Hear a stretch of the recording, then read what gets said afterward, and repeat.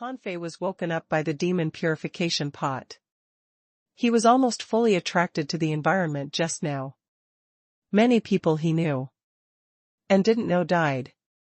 Old Bai, Xiao Zhan, Wenrenyu, Zhang Xuanyu. All of them seemed to be dying. Hanfei was desperate back then. But when the demon purification pot caused the throbbing pain, he became hopeful again, as he realized that Old Bai and Zhang Xuanyu weren't around. After Hanfei opened his eyes, he found that he was already on the top of the 9 levels of stairs, and his hands were bleeding hard. There was intense stench of blood in his mouth too. Pooh. Hanfei vomited blood. He felt that his internal organs were rolling, and his body was almost broken. Damn it. Do you really have to make it so hard? It's just some stairs. Hanfei hurriedly cast the divine healing technique on himself. At the same time, he stuffed a spiritual fruit as well as some healing pills into his mouth. It was not until 4 hours later that Hanfei finally felt better. He tried to sit straight, only to find that the bones all over his body were cracking. Hiss. How badly was I wounded just now? Why do I feel that I was beaten up? Hanfei looked at the stairs behind him and saw no anomalies, but they couldn't have seemed creepier in Hanfei's eyes. He didn't understand why he saw the Thug Academy when he climbed the steps into the sea. Was what he saw an event of the past? He naturally knew the Thug Academy's tragedy 30 years earlier when countless heavenly talents were killed. But if it was a replay of the tragedy, why did he see Zhang Xuanyu, Lu Renquang, and Luo Xiaobai?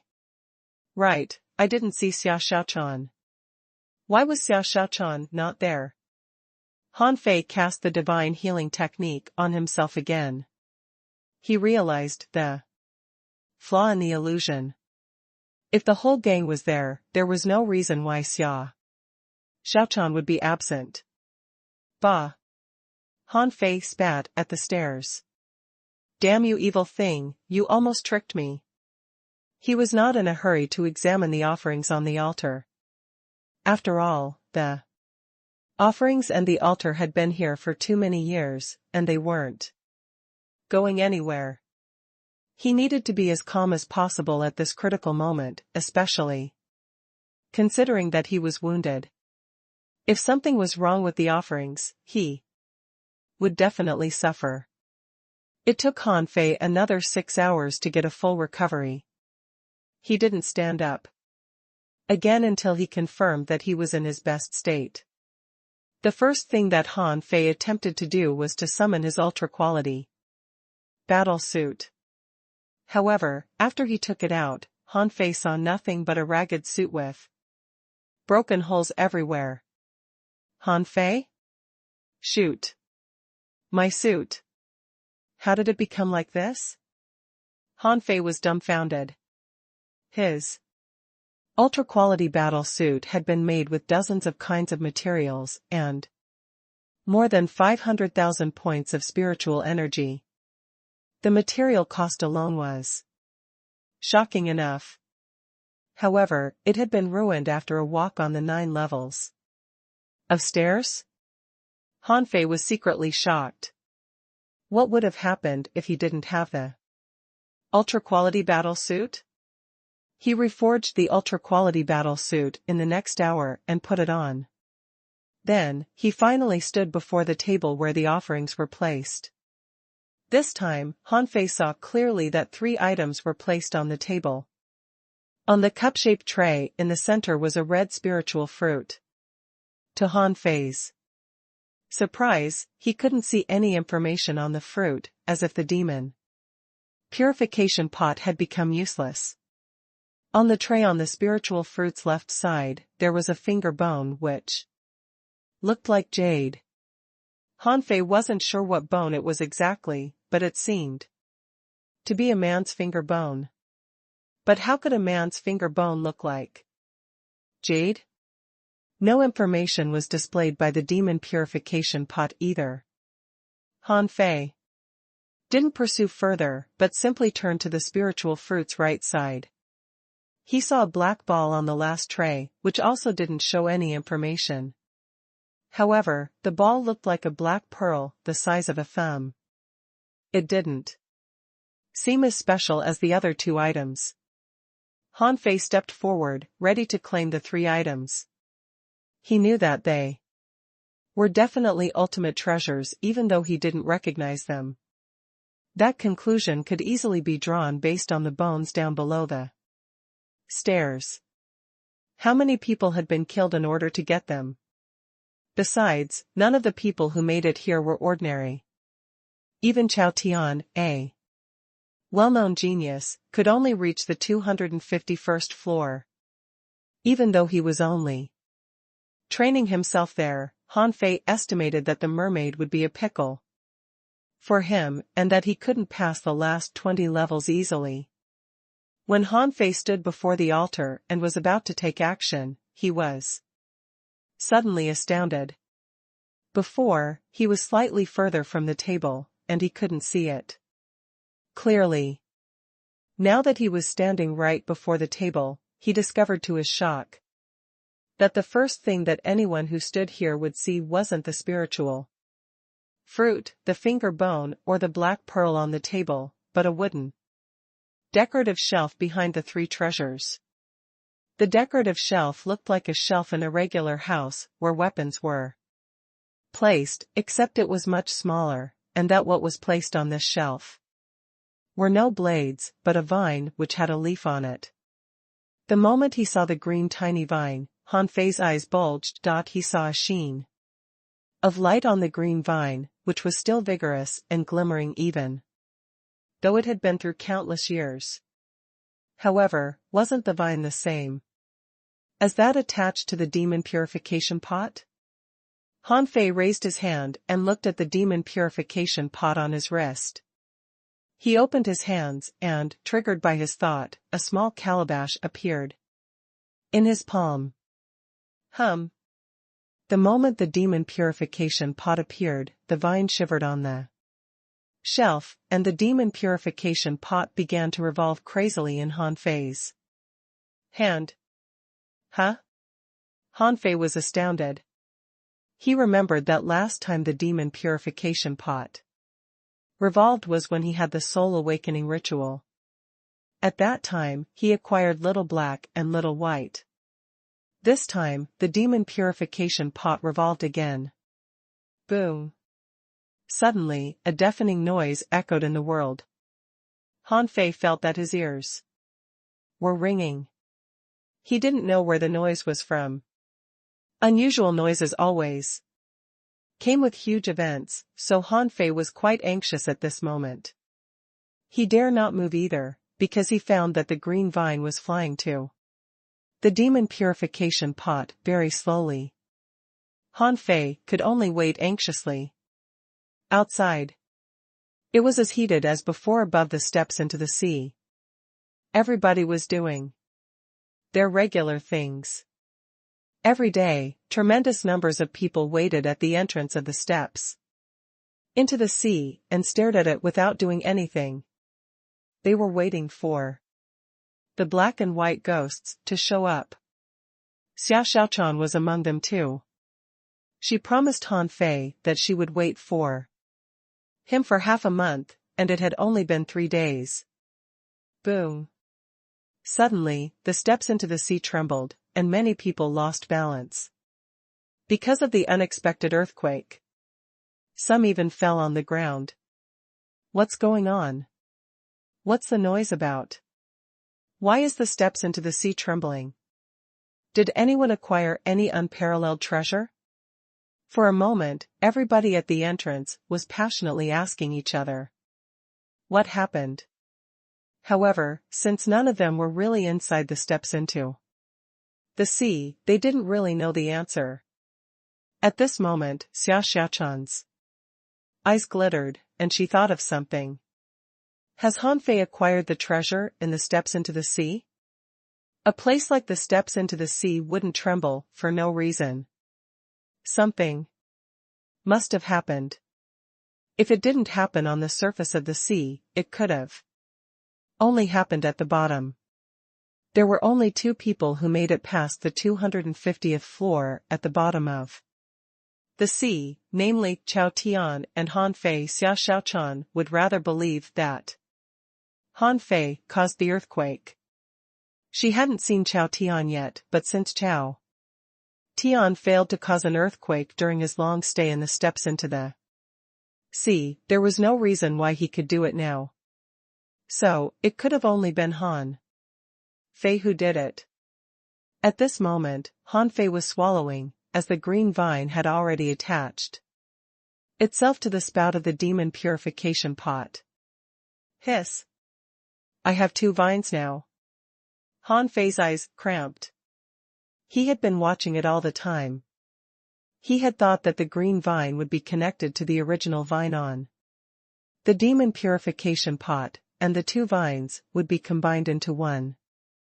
But the green vine had circumvented the original vine on the calabash and fell on the spout. Therefore, Han Fei looked quite puzzled at this moment, as the demon purification pot had changed from one vine with one leaf into two vines with two leaves. The demon purification pot slowly stopped revolving. Right when Han Fei thought that it would become his tattoo again, the demon purification pot suddenly ran into the center of Han Fei's eyebrow. Shoot! Where is it? Now? In the next second, Han Fei could sense that the green calabash was slowly revolving in the middle of a gray fog inside his head. The demon purification pot seemed different with the additional vine now. Han Fei felt that something trembled in his head. He was fully refreshed as if he had just taken a cool peppermint. Something seemed to have been added to his mind. Han Fei subconsciously looked at his own data, only to find that something had indeed changed. Owner, Han Fei. Level 39, Advanced Dangling Fisher. Spiritual Energy 128,526, 5,999. Spiritual Power 999/999. Perception Range 5,000 meters. Spiritual Heritage Level 5, High Quality. Spiritual Beast Twin Yin-Yang Spirit Swallowing Fish, Level 30. Main Art Void Breaking Technique, Volume 4 of Void Fishing, Demon Level. Divine Quality. There wasn't information on his weapon anymore, but the data of his spiritual power and his perception range had popped up. That was rather new. Han Fei knew that his perception range had reached 5,000 meters, but he didn't really know the amount of his spiritual power. When he saw that his spiritual power was 999, he knew that it must be the limit. Although Han Fei knew how much spiritual power he had now, it was rather useless, because he didn't know other people's. If he couldn't compare himself to anyone else, what would the point of this piece of information be? Han Fei didn't pay more attention to his stats, because another earthquake was going on. The treasures were more important than the secrets of the demon purification pot.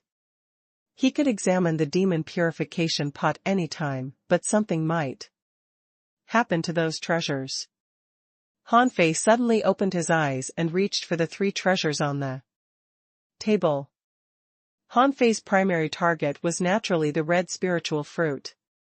After all, it was the most glittering and appealing one. Suddenly, he saw that new data popped up in his eyes. Name: Heritage Stealing Fruit. Introduction: This is a forbidden fruit in legends that can steal spiritual heritages in nature for yourself. Level Heavenly, Quality Divine. Spiritual Energy 1,000,000 points. Effect: This can steal the heritages of the heavens and change your fate. Note: This can only be taken by fishers. Anyone of other levels will infuriate the heavens, and be burnt alive if they take this. F***ck. Hanfei was shocked at first. Then he burst into a fury. When he saw the name of the heritage-stealing fruit and its introduction, Han Fei was completely thrilled that the fruit could steal the heritage of the heavens. Earlier, Han Fei had heard that fortunes and blessings of a country could be stolen, but he always considered the stories to be rumors and folklore. But he was convinced at this moment that such unbelievable spiritual fruit did exist in this world. At that moment, Han Fei felt that he was going to rise to be a real unparalleled heavenly talent. Then, the note that the fruit was only usable for fishers struck Han Fei's head like a thunderbolt. Han Fei let out a crazy laugh. Who 0000? Do you know how depressing it is to have a bad spiritual heritage? You son of bi***ch. It's only usable to fishers? Are you expecting me to abandon my cultivation to become a fisher again? I'll be an idiot if I do that. Oh, my heart is broken. My heart pains so much that I can't breathe. But this was an ultimate treasure even though he couldn't use it. There was no way that he would leave it here. He simply put it into the demon purification pot. Collecting the heritage-stealing fruit, Han Fei immediately moved his eyes to the finger bone that was as smooth as jade. A string of data appeared in his eyes. Name: Sky Dissecting Finger. Introduction: This is a finger bone of a king-level expert. It has been too worn out by time to be embedded in your body, but it can still be used as a weapon. When launched with tremendous spiritual energy, this weapon can deal damage equal to that of a king-level expert's attack. Quality: Ultra-quality divine weapon, current state. Maximal usage 1. Unforgeable. Unrefined. Note: This weapon consumes too much spiritual energy. Don't try to use it unless you have more than 10 million points of spiritual energy. Shoot. Shoot. Shoot. Han Fei was thrilled again. Everybody said that the steps into the sea had marvelous weapons, and Han Fei thought so too. But he didn't know that this was what a marvelous weapon would be like. Han Fei didn't know how strong a king-level expert could be, but he did know that void fishing was exactly created by 9 king-level experts together. It was not hard to infer how precious the finger bone must be. This could be an ultimate lifesaver for him. The attack of a king-level expert could crush any enemy who wasn't king-level. All he needed to do was to toss out the finger bone. Voodoo. Han Fei hurriedly collected the jade finger. This was an incredible treasure that could kill anyone. In the end, Han Fei's heart was pounding. He had almost peed himself because of the first 2 treasures. What about the third treasure? Han Fei swallowed and subconsciously moved his eyes to it. Then, Han Fei was dumbfounded. A string of data appeared in his eyes. Art of Invincibility, unrated. Introduction: This is a boxing technique created by an unknown expert during his fights in a chaotic world.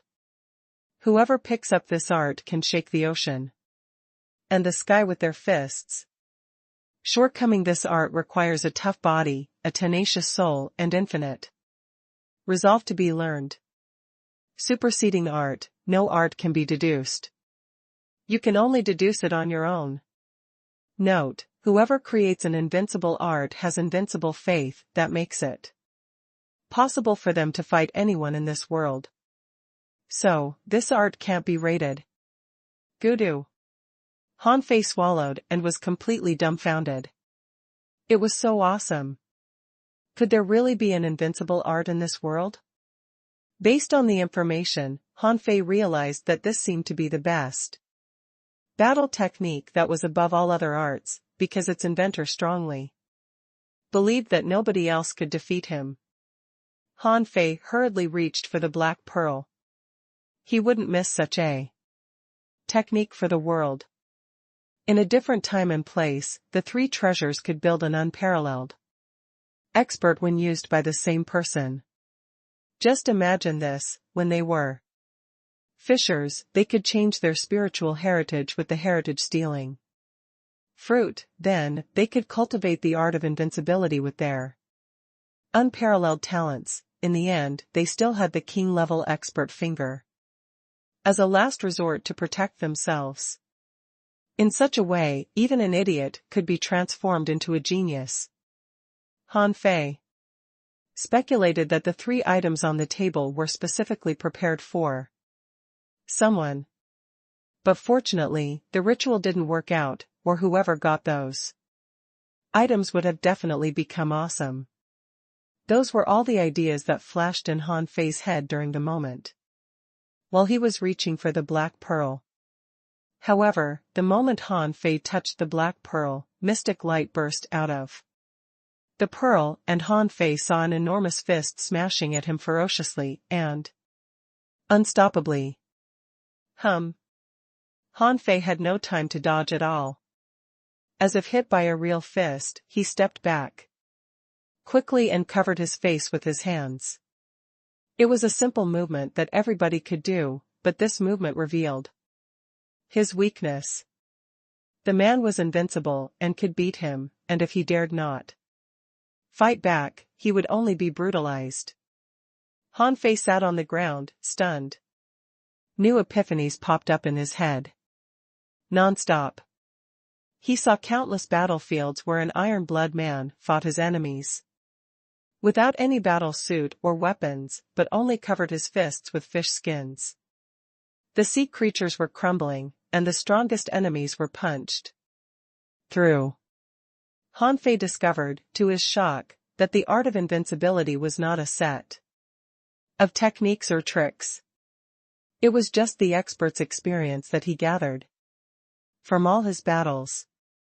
At first, the expert was dealing with sea creatures, sea monsters, and various heavenly talents in the pictures.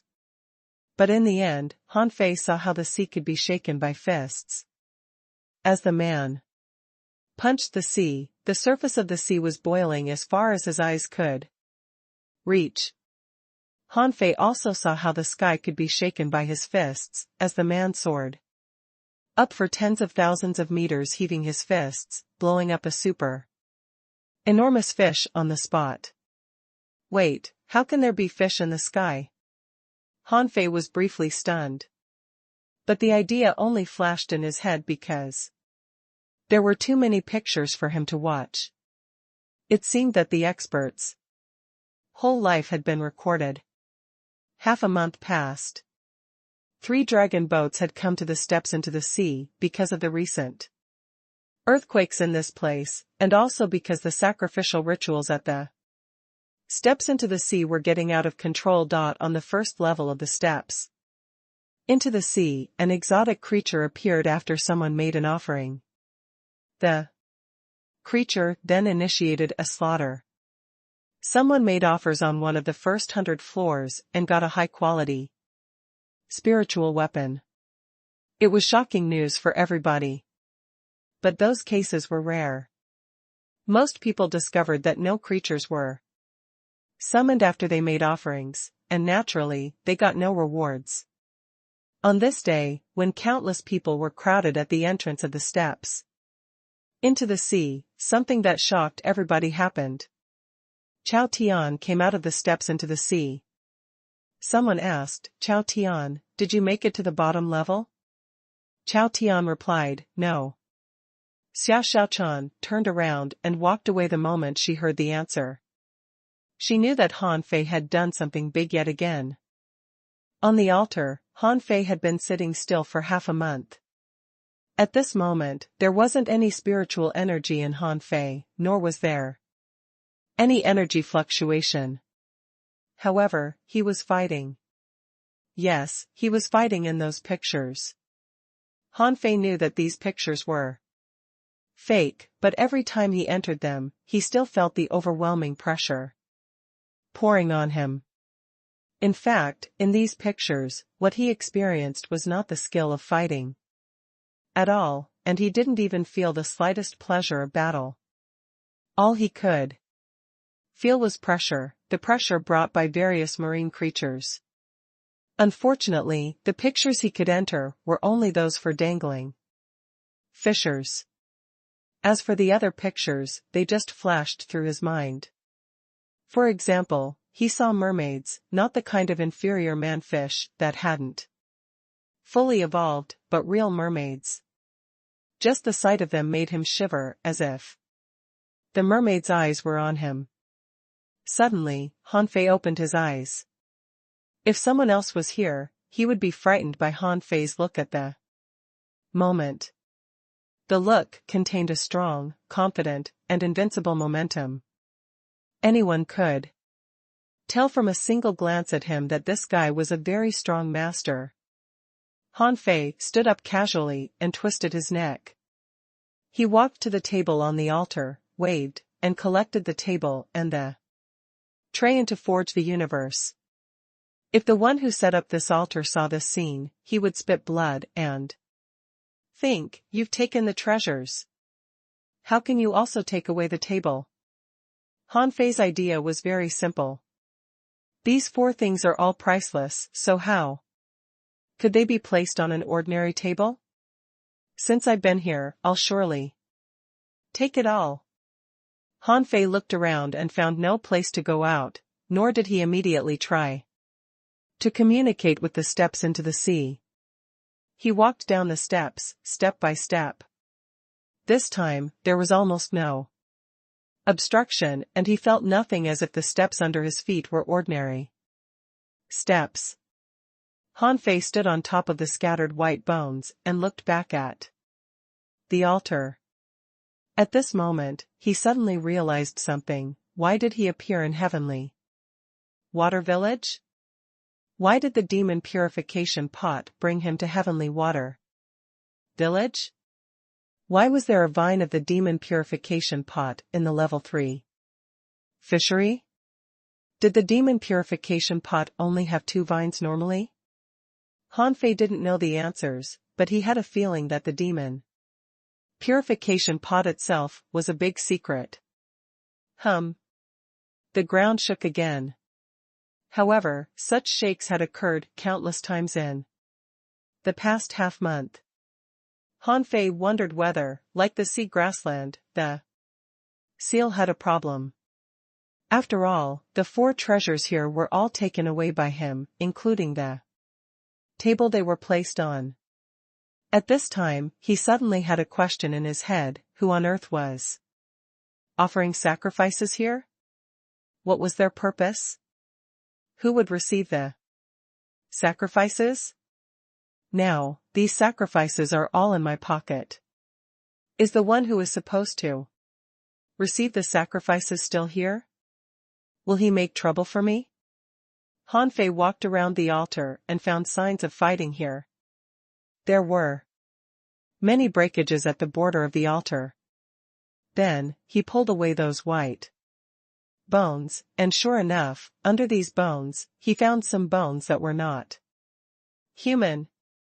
Hanfei climbed up the altar again. There was still no obstruction. He walked to the 2 broken fish bones and chopped them with the blood-drinking knife, only to find that they were not damaged at all, not even a scratch. Hanfei's eyes lit up immediately, and he directly stuffed the 2 pillar-like fish bones into Forge the Universe. They must be good. They were stronger than the blue sea wandering dragon bone and felt as smooth as jade. They were definitely not ordinary fish bones. Unfortunately, there were only 2 broken fish bones. Hanfei counted, and there were still 20 fish bones left. Hanfei was very happy at the discovery. According to the size of the fishbone, 1 fishbone could make at least hundreds of weapons, which was very likely to be ultra quality. Then how many weapons could be made of the 22 fish bones? 2,200? Han Fei was overjoyed. The fish bones were really valuable. Although he had already gotten enough benefits, the more treasures, the better. Han Fei used the drawing technique against the fish bones on the altar. With a clang, he was shaken back. When he leaned forward to take a closer look, he found that there were still no scratches on the fish bones. F***ck. Are these fish bones used to refine divine weapons? At this time, it seemed that some kind of chain reaction had occurred, and the steps into the sea suddenly vibrated violently and didn't stop until dozens of minutes later. Seeing the fish bones remain unharmed at all, he immediately ran down the steps and summoned 9 tails. Come on, pull these bones apart, and see if this place can be dug up. 9 tails? If 9 tails could speak, he would definitely complain. Every time it was called out, there was a hard job for it. Either digging a hole or digging up the ground. Even now, its master's interest was becoming more and more peculiar, as he now wanted to dig up bones. This altar was not big, only with an area of more than 50 meters. Unlike the big red trunk, it was all broken bones here, which were quick to be cleared. Han Fei and 9 tails spent about half an hour clearing the circle around the altar. Then Han Fei was shocked to find that the bones stacked here were more than 3 meters high. He couldn't imagine how many geniuses had died here. At this moment, Han Fei was lying on the ground in front of the altar, trying to thrust the blood-drinking knife into the bottom of the altar. However, to his disappointment, he found that he couldn't even insert the tip of the knife in. Han Fei plunged the blood-drinking knife into the ground, but the ground was not made of soil but water, under which nothing could be seen clearly. It seemed that his hand could penetrate through the water, but in fact, the water didn't move at all. If the hexagon starfish were here, he would have told Han Fei, "This is a super seal. As long as the seal is not removed, you won't be able to poke the knife through." Seeing that the ground couldn't be dug through, 9 tails used its claws to furiously bombard the seal. 9 tails hit the seal so hard that he was exhausted soon and simply went on strike. It is not that it refused to dig, but it couldn't be dug at all. Han Fei bared his teeth, still refusing to leave, and every few seconds, he would try to collect the altar and forge the universe. Master Calabash, look, I helped you find your long-lost vine leaves. How about helping me collect this altar in return? Collect. Collect. After he tried hundreds of times, suddenly, the altar shook. Han Fei was immediately overjoyed. It worked. Collect, collect, collect. Buzz. Bam. Suddenly, Han Fei heard a loud noise, which seemed to come from under the altar. Was the foundation broken by me? Hiss. Boom. Suddenly, Han Fei heard a violent bang as if something was attacking under the altar. Ew. Han Fei was dumbfounded and 9 tails had already swum quickly to Han Fei's side. From time to time, he also touched the altar with its claws, and he seemed to notice that there seemed to be something under it. Han Fei opened his eyes wide. Damn. Are there living creatures below? As a spirit gatherer, he was sensitive to the fluctuation of spiritual energy. Han Fei suddenly felt that there were wisps of spiritual energy circulating on the altar. To be precise, they might not be on the altar, but from the bottom of the altar, slowly infiltrating from a distance. Han Fei instantly jumped back 2 or 3 meters, staring blankly at the dynamics of the surrounding spiritual energy. After a while, he was finally quite sure that something under this altar seemed to be absorbing the flowing spiritual energy. Oh my God, something bad is going to happen. Han Fei was horrified. Is there something scary being sealed under this altar? Although these wisps of spiritual energy converged very slowly and didn't seem to be a lot, the problem was that they were starting to add up. For example, if Han Fei set up a large spirit gathering formation on the altar, at this time, even if the spiritual energy gathered slowly, it wouldn't be a problem to gather 20,000 points of spiritual energy a day. Seeing that Nine Tails was still bombarding the altar from time to time, Han Fei kicked him. Are you crazy? What if the seal is broken by you? Come on. Let's leave here. Quick. Outside, there were more and more people on the steps into the sea, and everyone was curious. The situation on the sea grassland hadn't returned to normal yet, where only the worm tide had subsided. Someone walked through the seaweed city wall, only to find that the lotus fish had refused to carry people across the wormfish abyss. Besides, the undersea city had collapsed. Good Lord, now the steps into the sea had a problem also. Some people went in, but some also left.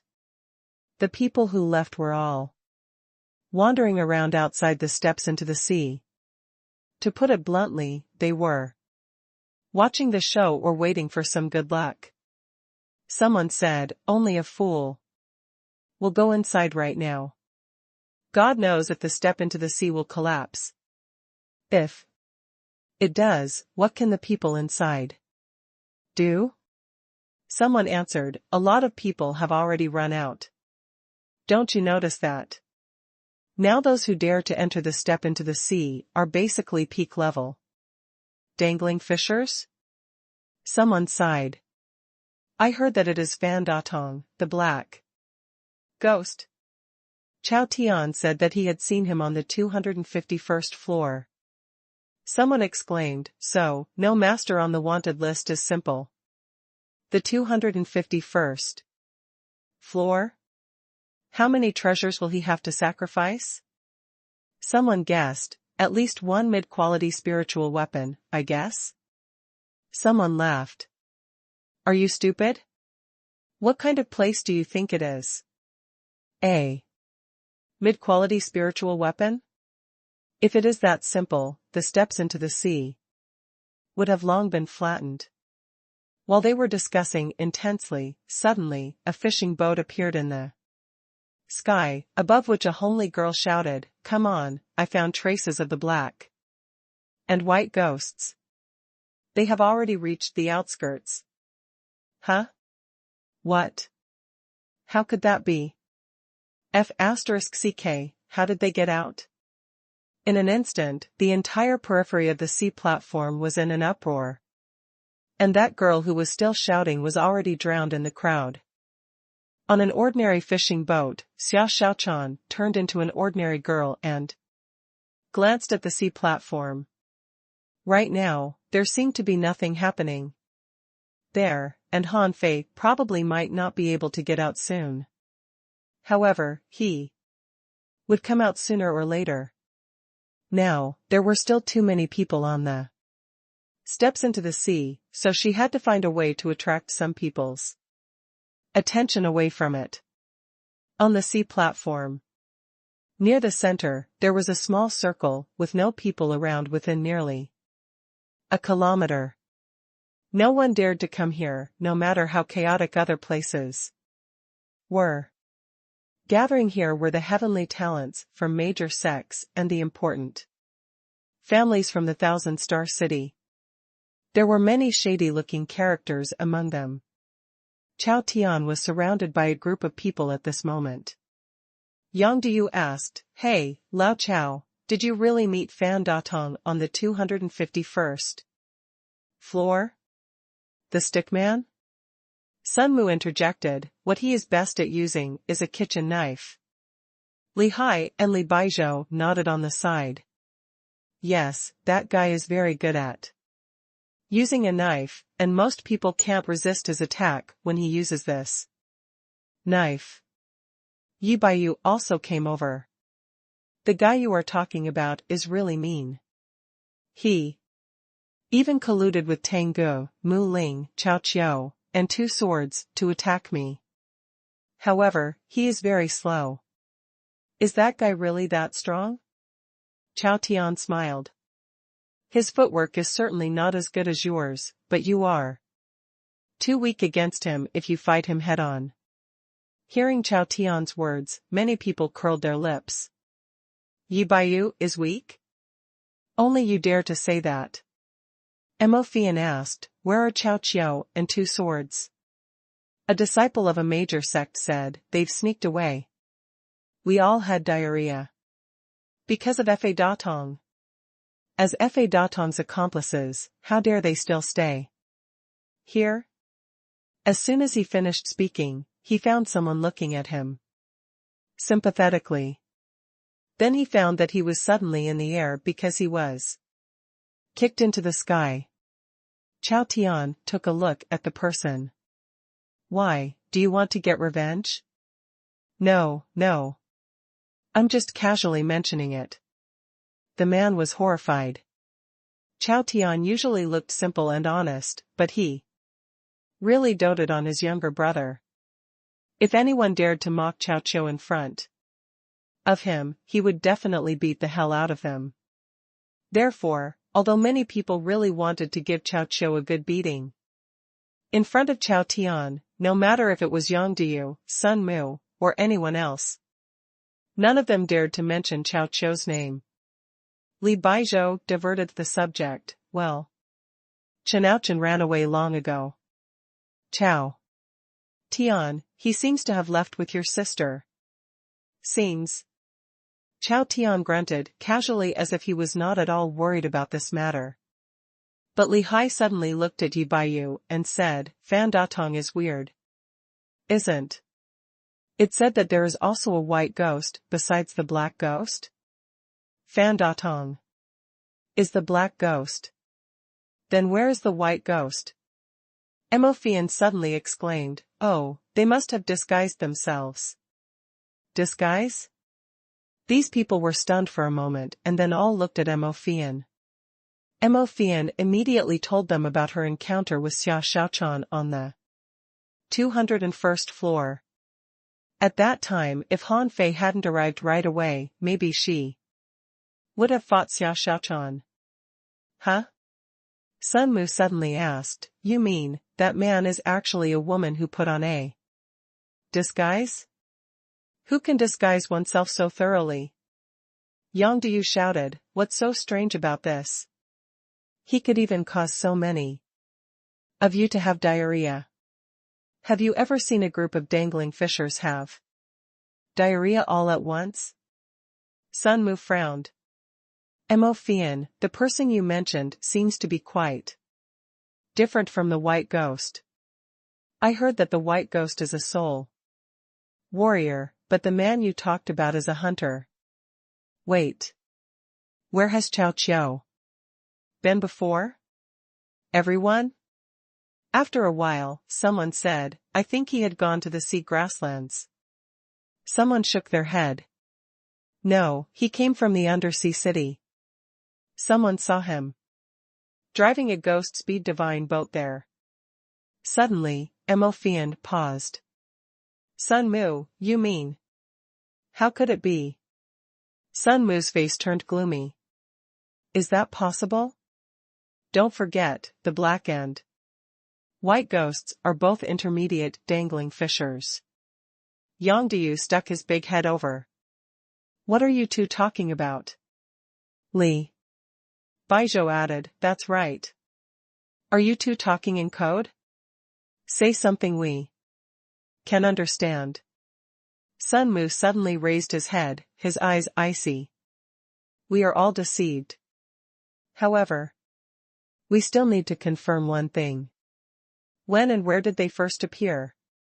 The others were not familiar with Han Fei, but Sun Mu was. His eyes were icy. If the black and white ghosts were really Han Fei and Xia Xiaochan, then these two people were too terrifying. In the case of completely abandoning their own advantages, they could still kill all the way into the steps into the sea, which showed how talented these two people were. After a while, one of Sun Mu's subordinates arrived carrying an advanced, dangling fisher in his arms. If Han Fei were here, he would have been surprised. Why is Li Hani still in the steps into the sea? Li Hani almost burst into tears.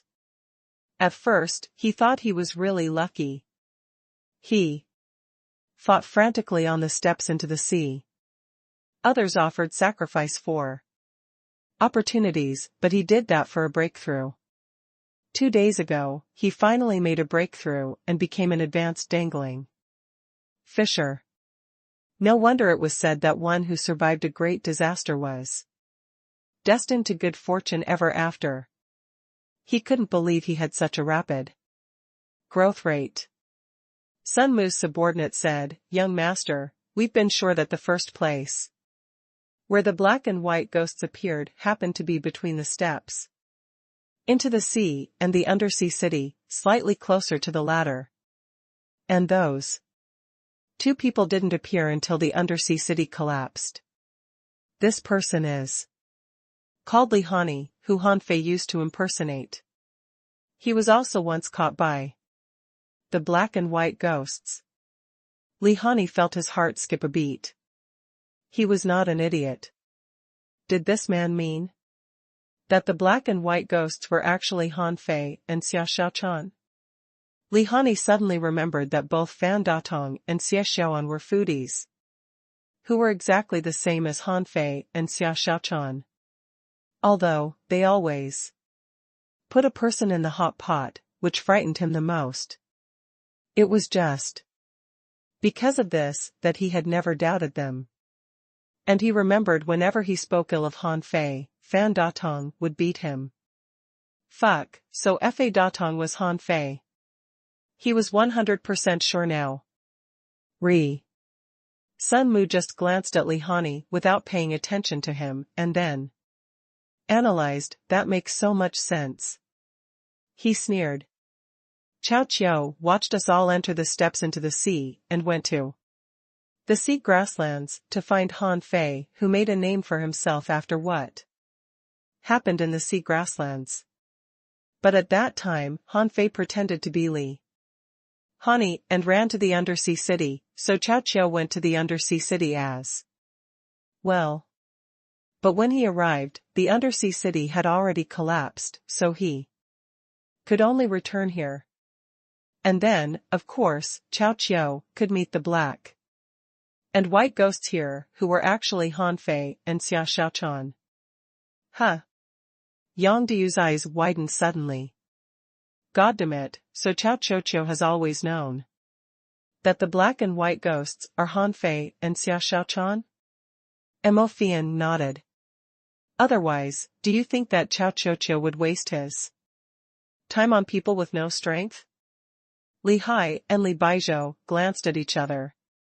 We got it, so Fan Datong is the person your Sun family has been looking for. Chao Tian still looked simple and honest. Qiao has got a good eye. Everyone. But no one dared to protest.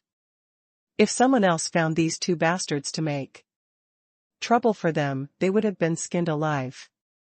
But Chao was Chao Tian's brother, so they didn't even dare to say a word. Chao Tian was not interested in this, so he asked, "Where is Tango? I want to fight him." Someone said, Tango and Mu Ling left almost 10 days ago. Chao Tian nodded slightly. Then forget it. It's boring here. I'm leaving too. Yi Baiyu said, Chao Tian, I'll come with you. Yi Baiyu was a free and easy person. After meeting Han Fei, he felt that person was very strange. As for this kind of person, he could either kill him or ignore him. He just excelled in speed, but in terms of combat power, he might be even worse than Li Hai and Li Baizhou. Therefore, Yi Baiyu wasn't obsessed with winning against Han Fei. In the future, if there was a chance, he could even have a drink with Han Fei and be friends with him. Okay. After that, Chao Tian left without looking back, as being with these sophisticated people made him feel very tired. He didn't like this very much. After Chao Tian left, many people let out a sigh of relief. Yang Diyu carried his big axes. Now what should we do? Still wait here? Okay. When that bastard, Han Fei, comes out, I will kill him. F***ck off. Mo Fian rolled her eyes at Yang Diyu. Can you beat him? Kill him? In your dream? Sun Mu was still pondering, if Fan Datong is really Han Fei, then Han Fei has grown up too fast. When they were on the sea grasslands, his subordinates who were only peak level dangling fishers could almost kill him, but now. How long has it been? More than a month? Han Fei was already able to crush his immortal slaying formation alone. Yang Diyu seemed to be also defeated by him. Mo Fian also failed to win against Xia Shaochan, and even Yi Baiyu was not their match. At this moment, it suddenly became noisy outside. Someone shouted, "We found traces of the black and white ghosts. Come on. Don't hesitate." Sun Mu and the others were all astonished. When did Han Fei and Xia Shaochan come out? Why did they come out? Mo Fian's face turned dark. Damn. These two people are both capable of disguising themselves. They must have slipped out amongst the chaos. Yang Diyu immediately waved his two big axes. F***ck. Let's go and hack those. 2B** starts to death. Among the crowd, the disciples of the Grand Void Academy were all stunned. At this moment, Ji Wenxuan and Tian Yishan were surrounded by a group of people who were yelling and shouting at them. Ji Wenxuan, are you an idiot?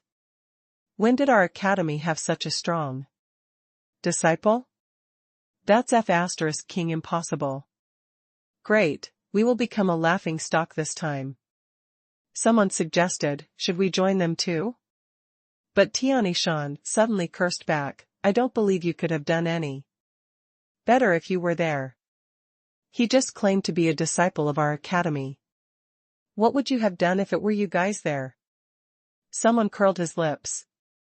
I would have definitely seen him through and then beat him. Ji Wenxuan scoffed. Shut up, you braggart. Who can you beat? Can you survive a single blow from Gong Yuehan? He can. Gong Yuehan is not on par with him at all. These people fell silent. After a while, someone suggested, then should we join them or not? Tian Yishan said grumpily, of course not. But if you think you can crush the immortal slaying formation alone too, then follow them. No disciple from the Grand Void Academy followed them, nor did the other sections. Although many of them had been robbed by Han Fei, most of them had experienced Han Fei's strength. After they left the steps into the sea, the rumors about the black and white ghosts became even more bizarre. Such as, they were cannibals, they beat Gong Yuehan with 3 blows, the black ghost crushed the immortal slaying formation alone, drew a tie with Tang Ge, and even won against Kai Tian. These rumors stunned everyone and no one dared to chase them.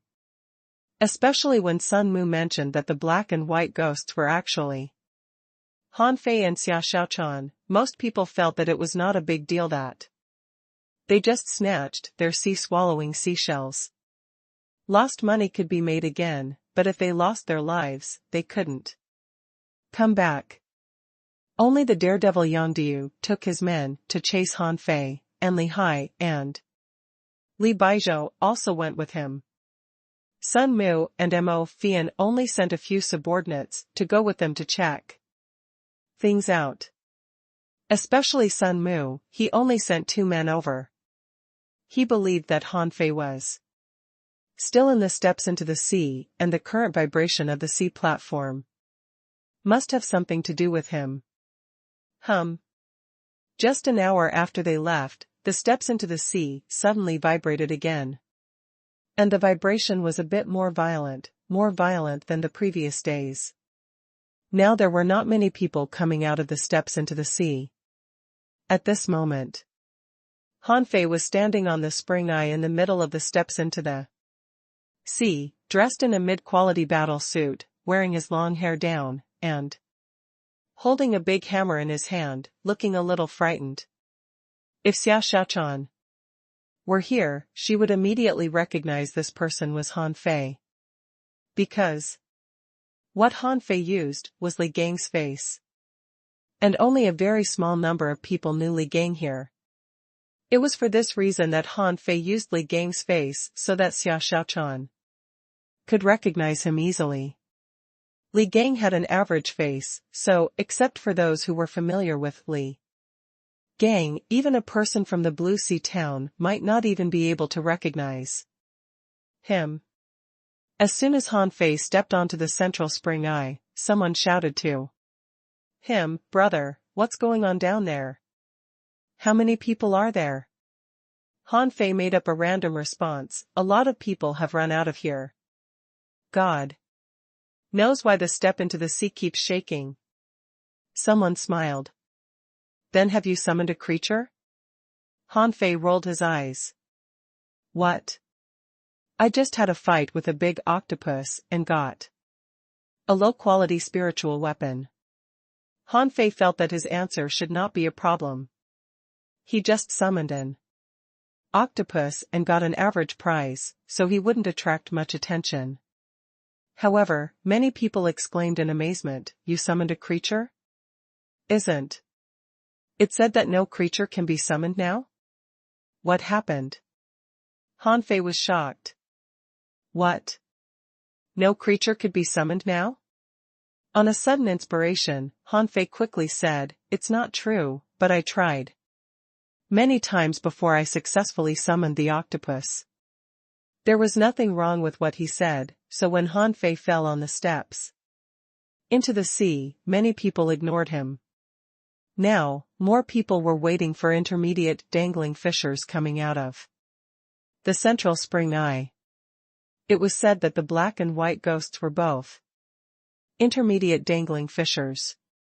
Therefore, Han Fei, an advanced dangling fissure, was naturally ignored. Han Fei walked among the crowd and found that there were fewer people in the steps into the sea now. After a while, someone came over from outside, yelling while walking, "Who the F***CK said that the black and white ghosts have come out? I chased them for a long time, but couldn't even see a ghost." Someone laughed. "Aren't you talking nonsense? Didn't you hear that the black and white ghosts are Han Fei and Xia Xiaochan? They've got a ghost speed divine boat, but what do you have?" Han Fei was shocked again. "What? When were our identities exposed?" Han Fei hurriedly grabbed the person and asked, "Brother, when did the black and white ghosts suddenly become Han Fei and Xia Xiaochan?" The man glanced at Han Fei. Don't you know it?" Han Fei looked confused. "I don't know. I was robbed by Han Fei. That be **starred. Said to me that he wanted money not life. And then he took my sea-swallowing seashell." The man patted Han Fei's shoulder sympathetically and said, "Brother, I'm sorry to hear that. But you are not the only one who has been robbed by him. Almost everyone here has been robbed by him. But don't think about revenge. disciple from a large family in the Thousand-Star City, said that the black and white ghosts are Han Fei and Xia Xiaochan. It said that the vibration from the steps into the sea is also related to them. Han Fei exclaimed, "Really?" The man clicked his tongue. "Sure.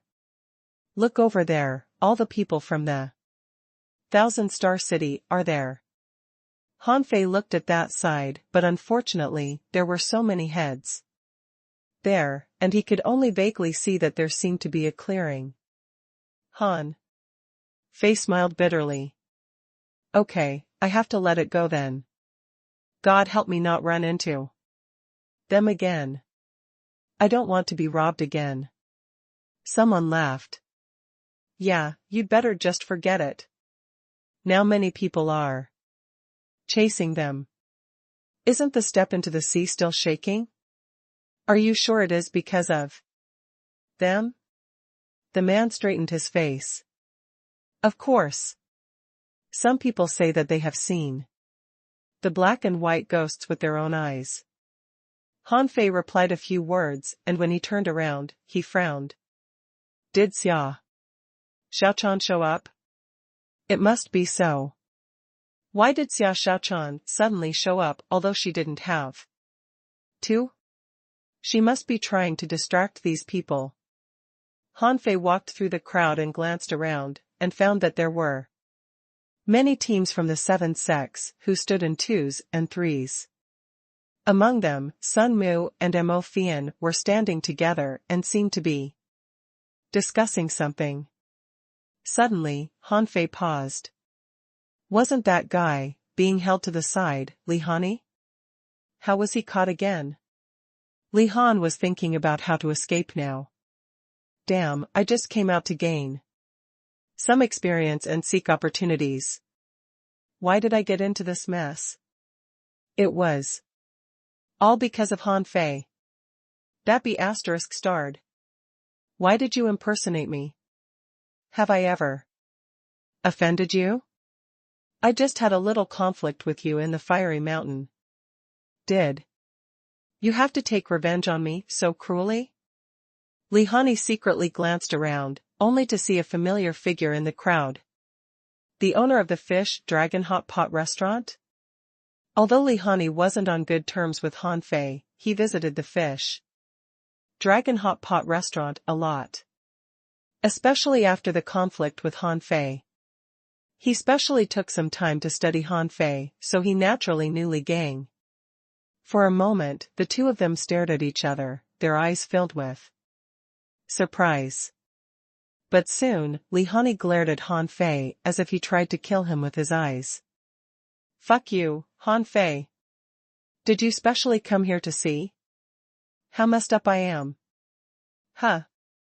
Hey. What are you doing? What are you staring at?"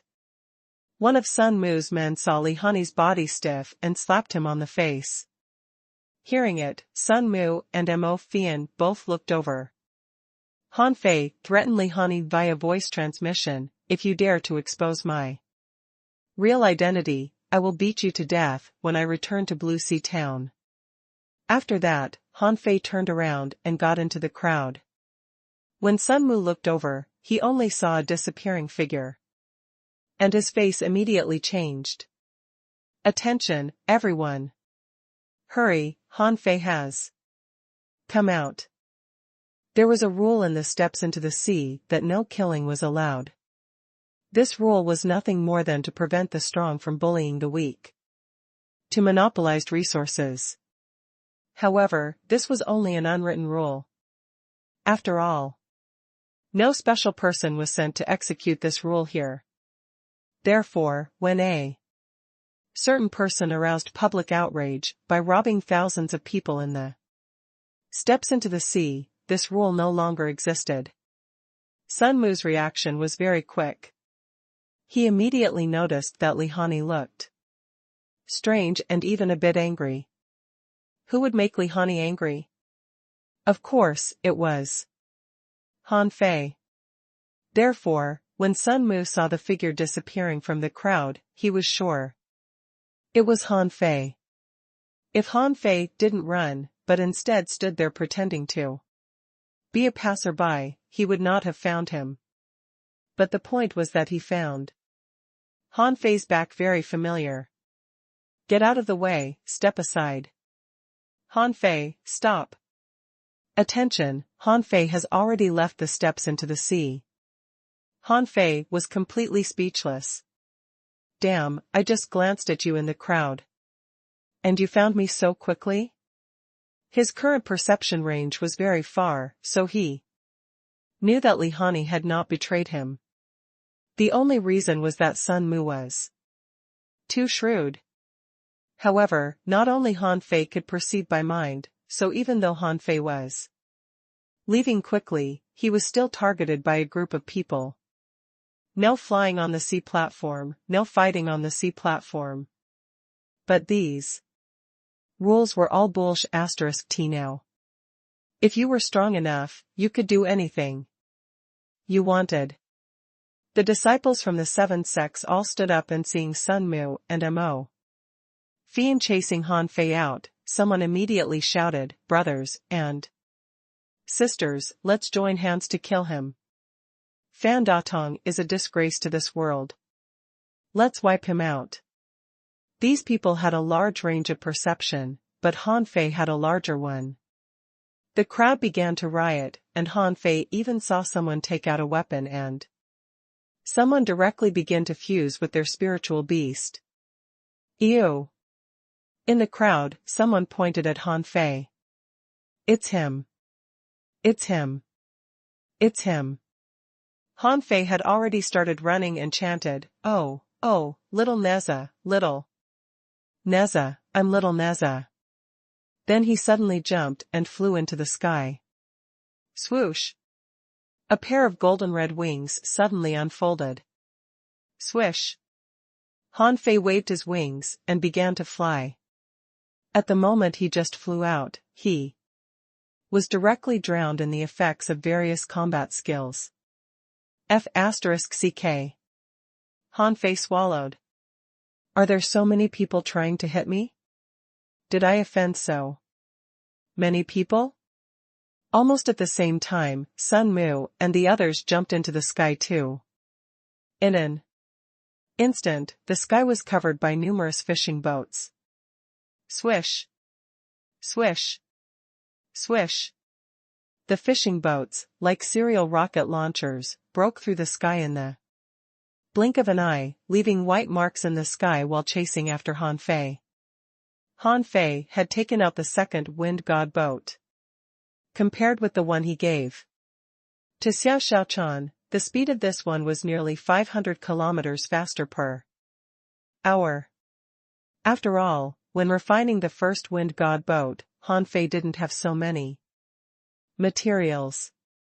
As soon as he used the wind god boat, Han Fei directly turned into a red ray of light in the sky. However, not long after Han Fei ran out, he found another fishing boat with extremely fast speed chasing from the side. Huh. A ghost speed divine boat? Where did this come from? Han Fei had snatched Sun Mu and the other sea-swallowing seashells, but there weren't any ghost speed divine boats in them. From what he knew of Xiao who hated Sun Mu and the others so much, it was not likely for him to give them a ghost speed divine boat. However, even ghost speed divine boats were incomparable to the wind god boat in speed. Although the wind god boat was 15,000 kilometers faster than a ghost speed divine boat a day, just as a car with 120 horsepower and another with 100 horsepower, Han Fei couldn't get rid of the opponent completely at first. When Han Fei took a closer look, he found it was a young boy that he didn't even know, and he was bald.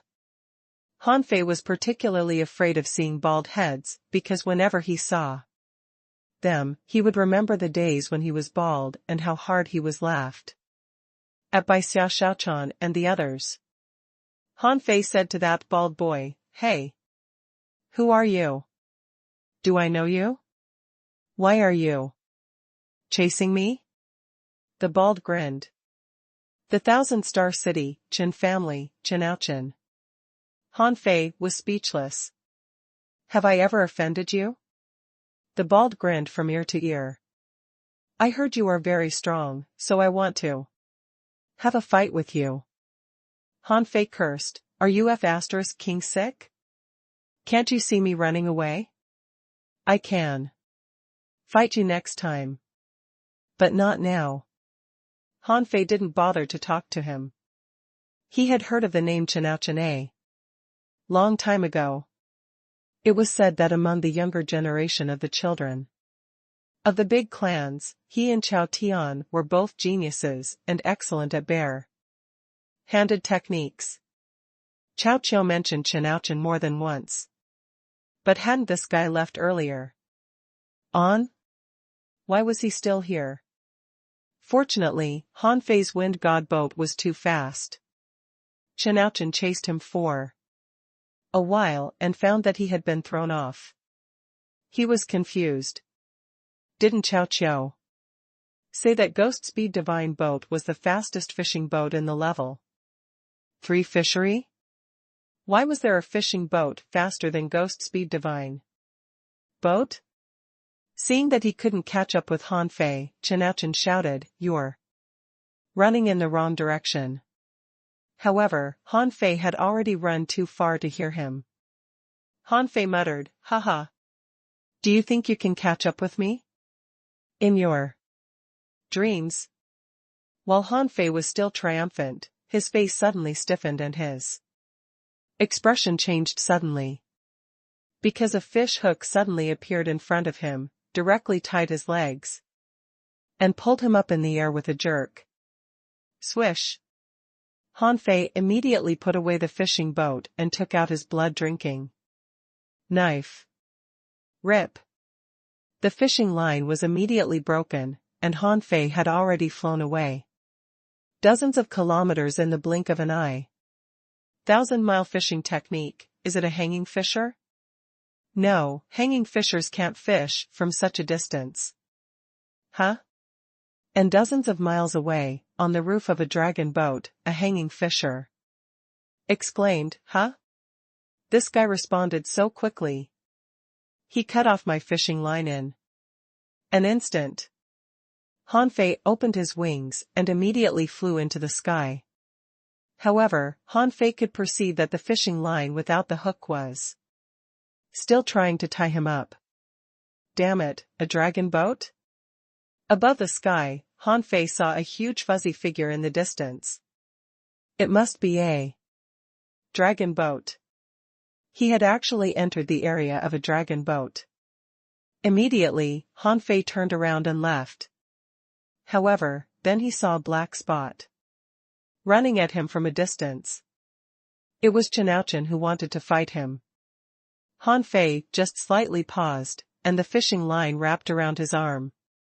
Again. Obviously, it didn't want to let him go. Let me go. This hanging fisher is interfering with affairs not related to the dragon boat. Majestic mystic spell. Bam. Han Fei's body was exuding terrifying energy, his face flushed, his muscles slightly bulged, and the blood in his body was constantly surging. I know you're a hanging fisher, but so what? Go the hell away. Han Fei grabbed the fishing line, and the huge force from the fishing line pulled on the hanging fisher from the dragon boat. The moment Han Fei grabbed the fishing line hard, the hanging fisher's face changed, and he was dragged into flight by Han Fei, almost leaving the dragon boat. Come back. The hanging fisher thundered, and billowing spiritual energy erupted at the top of the dragon boat. On the dragon boat, many people were stunned. What's going on? Did the top of the ship explode? On the other end, seeing Qin arrive in the blink of an eye, Han Fei smiled coldly.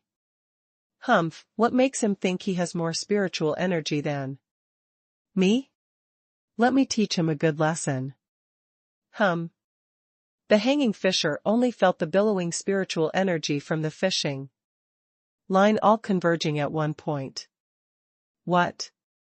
He can already break the void? Boom. On the top of the dragon boat, a large amount of spiritual energy burst out. Many people had already noticed that at the top of the dragon boat, some people were having a fight. Chinouchin shouted, "Han Fei, come and fight me." Han Fei scolded, "Fight my *s. Can't you see that I'm in a fight already?" Chinouchin grinned ferociously. "I don't care. I just want to fight you, even. The hanging fisher has to wait." After that, when Han Fei was still fighting with the hanging fisher, Chin Ouchin blasted Han Fei with a punch. Bam! Han Fei was sent flying upside down, flying hundreds of meters in the sky. The sky was not in the sea, so Han Fei could only use his wings to relieve the impact. Being punched by Chinouchin, the wrestling between him and the hanging fisher was interrupted and he was pulled in the direction of the dragon boat. At this moment, the dragon boat was already clearly visible. After all, during their wrestling, the dragon boat did not stop moving. And it was only a mere dozen kilometers away, which was a short distance whether for a dragon boat or a fishing boat. From a distance, Han Fei saw the top of the dragon boat and immediately shouted, "Hey, the guy on the dragon boat, if you can't kill me today, I'll kill you." Humph. Nonsense, let's see who'll die today. Han Fei's eyes turned cold and when Chinouchin rushed at him again, he no longer reserved his strength and hundreds of knives shot at Chinouchin, leaving countless rays of light in the sky. "I, Han Fei, want to leave now. Who can stop me?" Above the sky, knives were flying like migratory locusts, and hundreds of blades pierced the sky and went straight at Chinouchin. Ultra-quality spiritual weapons? So many? Chinouchin's face kept changing and he just wanted to retreat, but how could he be as fast as the million knife art? Almost in the blink of an eye, he was swept by the knife stream. A protective barrier appeared in front of him. However, it only lasted less than 5 seconds before it was shattered by the million knife art. Rip. Rip. Rip. In an instant, dozens of wounds were cut on Chinouchin's body. It was a pity that Chinouchin had already used the 5 seconds to escape. Otherwise, Han Fei felt that he could kill him directly. On the other side, the hanging fisher's eyes almost popped out when he saw this scene. Good Lord, is this guy a professional refiner? 100 ultra-quality spiritual weapons? Seriously? Han Fei was holding the embroidery needle in his hand. At this moment, the embroidery needles were enlarged, hanging in the air and pointing at the hanging fisher on top of the dragon boat. At that moment, the embroidery needle even made sparks in the air. Han Fei sneered. "I'll remember you. You'd better not let me go. Otherwise, when I come back, I will beat the hell out of you." On the dragon boat, countless people were looking up in the sky and watching the fight, and many of them were only great fishing masters. They were horrified at what they saw. Even peak-level dangling fishers dared not make a sound at this moment. This guy is so **king fierce. Who is he talking to? Someone exclaimed, "Oh my God. It's a hanging fisher, the controller of the dragon boat. This guy is talking to the controller of the dragon boat." Someone gasped in shock. "He's so strong. No ordinary peak-level dangling fisher can survive his single blow." Someone else made a loud gulping sound. "Is he third place on the wanted list? So strong. How is it possible for us to get him? His strength had been increased 5 times with the help of the majestic mystic spell, plus the weight of the embroidery needle, which was at least tens of thousands of caddies, in addition to the fact that Han Fei was falling from the sky. So how strong was his power at that moment? Even Han Fei himself didn't know. The hanging fisher's face suddenly turned cold, and in the blink of an eye, a crab-claw phantom rose into the sky and collided with Han Fei's embroidery needle. Boom! The entire dragon boat was shaken, and pieces of wood flew across the top of the dragon boat. The hanging fisher slid back on the top of the dragon boat. While he didn't pay attention, he accidentally stamped a hole on the top of the boat and fell into it. Han Fei's situation was even worse. The gap between a dangling fisher and a hanging fisher was too great. Although Han Fei had experience fighting against the inferior manfish, they were very low-level sea demons, and their combat power was not that strong. If compared with humans, inferior manfish were far worse than humans in terms of spiritual heritage, contractual spiritual beasts, combat skills, and response capabilities. The hanging fisher on the dragon boat was very powerful. After his first blow, Han Fei flew back several kilometers, feeling that his hand was about to be broken. He quickly put away the embroidery needle. If he didn't, he would definitely be unable to take the stick back. Flash! Because of the delay of the moment, Han Fei had already seen the countless fishing boats chasing him, which almost blotted out the sky and covered up the earth, which looked frightening. Flash, flash, flash. Han Fei kept crushing flash stones in his hand and almost turned into a phantom in the sky. He appeared near the dragon boat twice, and the third time he appeared, he was already far away from the dragon boat. After dozens of times, even Han Fei himself didn't know where he was. Anyway, Han Fei had a lot of flash stones. After crushing hundreds of flash stones, he saw no one in the sky, and Han Fei took out the wind god boat again and began to rush away. Han Fei ran so fast that he didn't give others a chance to catch him at all. On the dragon boat, after Han Fei ran away, the hanging fisher did not go to pursue him. At this moment, he was horrified in his heart. How powerful was that Han Fei just now? He glanced up, then looked at his fist, and found that blood was dripping down. How is that possible? He is only an advanced, dangling fisher.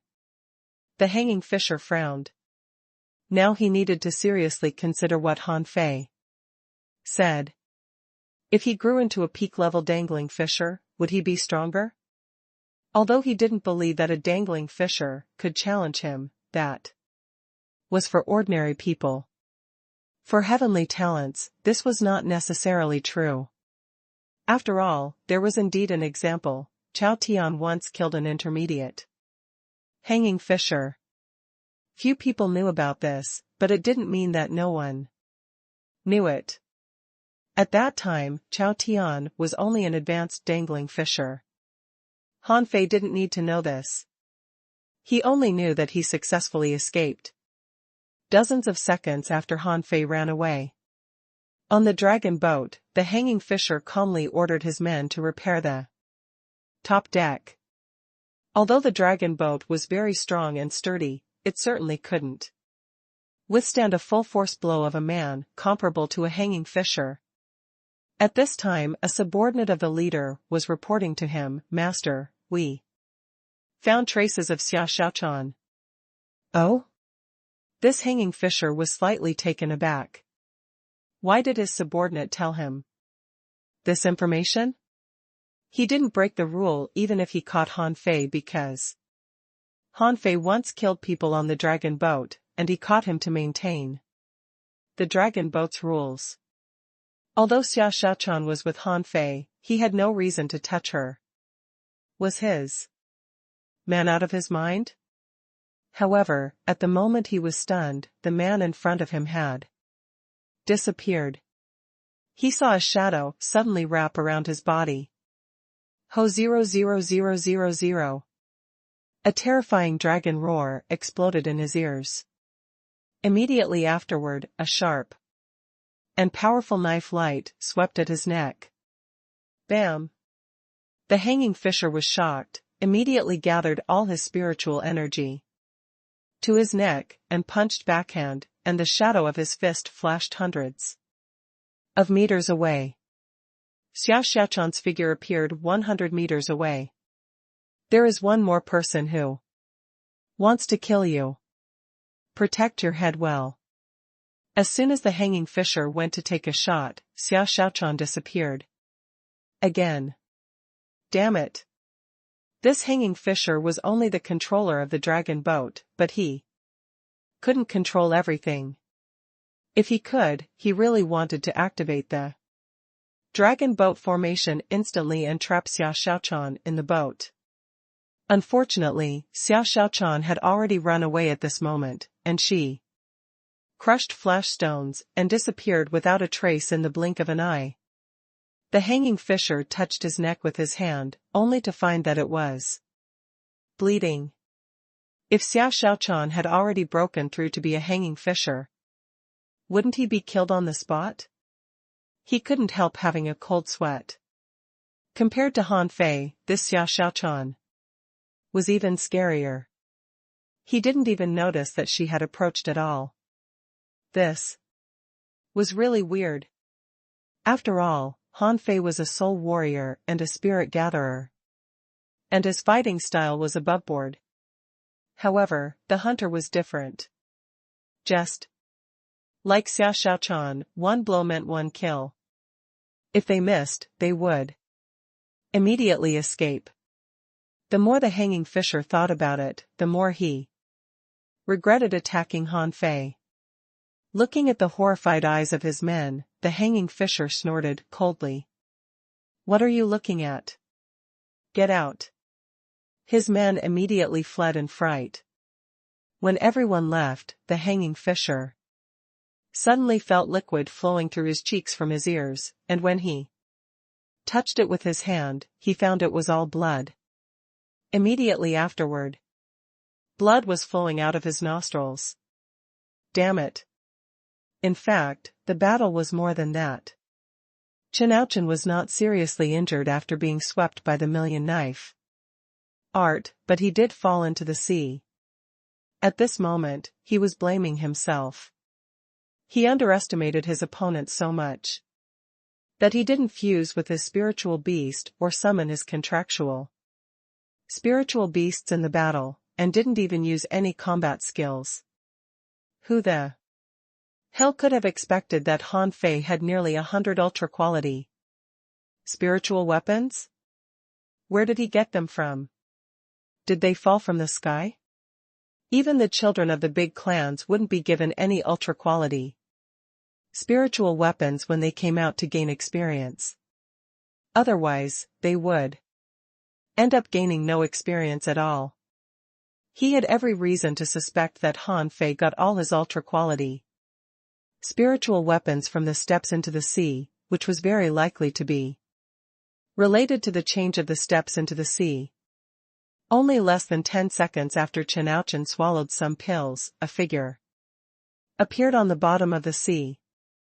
The man was holding a large halberd, breaking the waves across, and a red and white dragon shadow accompanied him. On the side. Huh. A dragon feather lobster, Tengu? With a twinkle, the halberd hacked at him violently like a white dragon swimming in the seabed. Hey! Tengu, what the?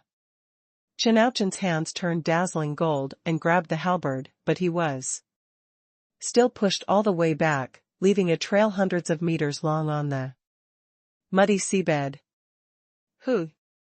The halberd in Tang Ji's hand suddenly gave off a dazzling light, and the top exploded before Chinauchin was served with a beating. Tengu was full of fighting spirit, and every time he attacked, he saved no strength. Explosions were heard on the seabed constantly. Chinauchin's injury hadn't fully recovered, so he could barely resist Tang Ji's fierce blows. Thanks to his enriched combat skills and extremely strong physique, he wasn't killed by Tengu. Chinauchin shouted angrily, "Tengu! What do you want?" Tengu stood in the muddy sand, holding the halberd erected in his hand. It is said that in the Thousand-Star City, there are two geniuses good at fist techniques, one is Chao Tian, and the other is you, Chinauchin. Today, let me try your strength. In the end, Han Fei and Xia Shaochan got separated. Now, Han Fei didn't want to conceal his whereabouts at all. Therefore, he deliberately let others see him when he was escaping. Compared to Xia Shaochan, he was the one who stayed at the steps into the sea the longest and even walked to the end of the steps into the sea. If anyone wanted to unearth the secrets about the steps into the sea, the first person to look for was definitely not Xia Shaochan, but Han Fei. In fact, Han Fei was not worried about Xia Shaochan's safety. In terms of the ability to escape and hide, Xia Shaochan was almost unparalleled now. In addition to the Thousand Faces technique, she also had the metamorphosis water, which could transform her into anything. Xia Shaochan could turn the metamorphosis water into a big fish and wrap herself in it, and then no one would be able to find her. Of course, Han Fei also intentionally separated from Xia Shaochan. There were some things he could share with Xia Shaochan, but he also wanted to keep some secrets of his own. After entering the steps into the sea, Han Fei was even more eager to find the treasure left by Ren Tianfei. Although Han Fei's physique was greatly enhanced after he got the art of invincibility, he was almost sure that Ren Tianfei must have left something about body refining. After all, one's greatest achievement was one's own creation, and Ren Tianfei certainly wouldn't want to see the skills he created buried with him. If Han Fei could find it in the level 3 fishery, coupled with the art of invincibility, God knew how strong he would become.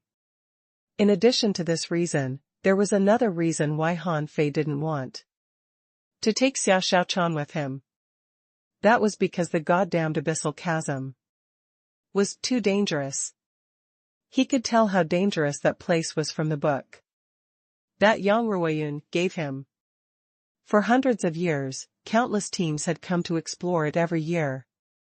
At first, these people were lured to go with great profit, but then people found that no one came back, so in the end, no one was willing to go there. The level 3 fishery once dispatched a whole dragon boat with nearly 200,000 people on it to explore the abyssal chasm. As a result, the dragon boat disappeared and no one had ever seen it in the level 3 fishery again. Since then, all dragon boats in the level 3 fishery would keep a distance of 50,000 kilometers from the abyssal chasm and no longer advance towards it. Of course, the book he got from Yang Ruoyun also recorded that some people had returned from the abyssal chasm. However, most of them were either crazy or became morons. These people had one thing in common, that was, they had all become extremely skinny. In addition to this, the book also recorded a lot of stories and anecdotes about the abyssal chasm. For example, someone once chased a golden fish near the abyssal chasm and strayed into it. As a result, when he came out, he had become a middle-aged man and a moron. Also, someone once explored the abyssal chasm.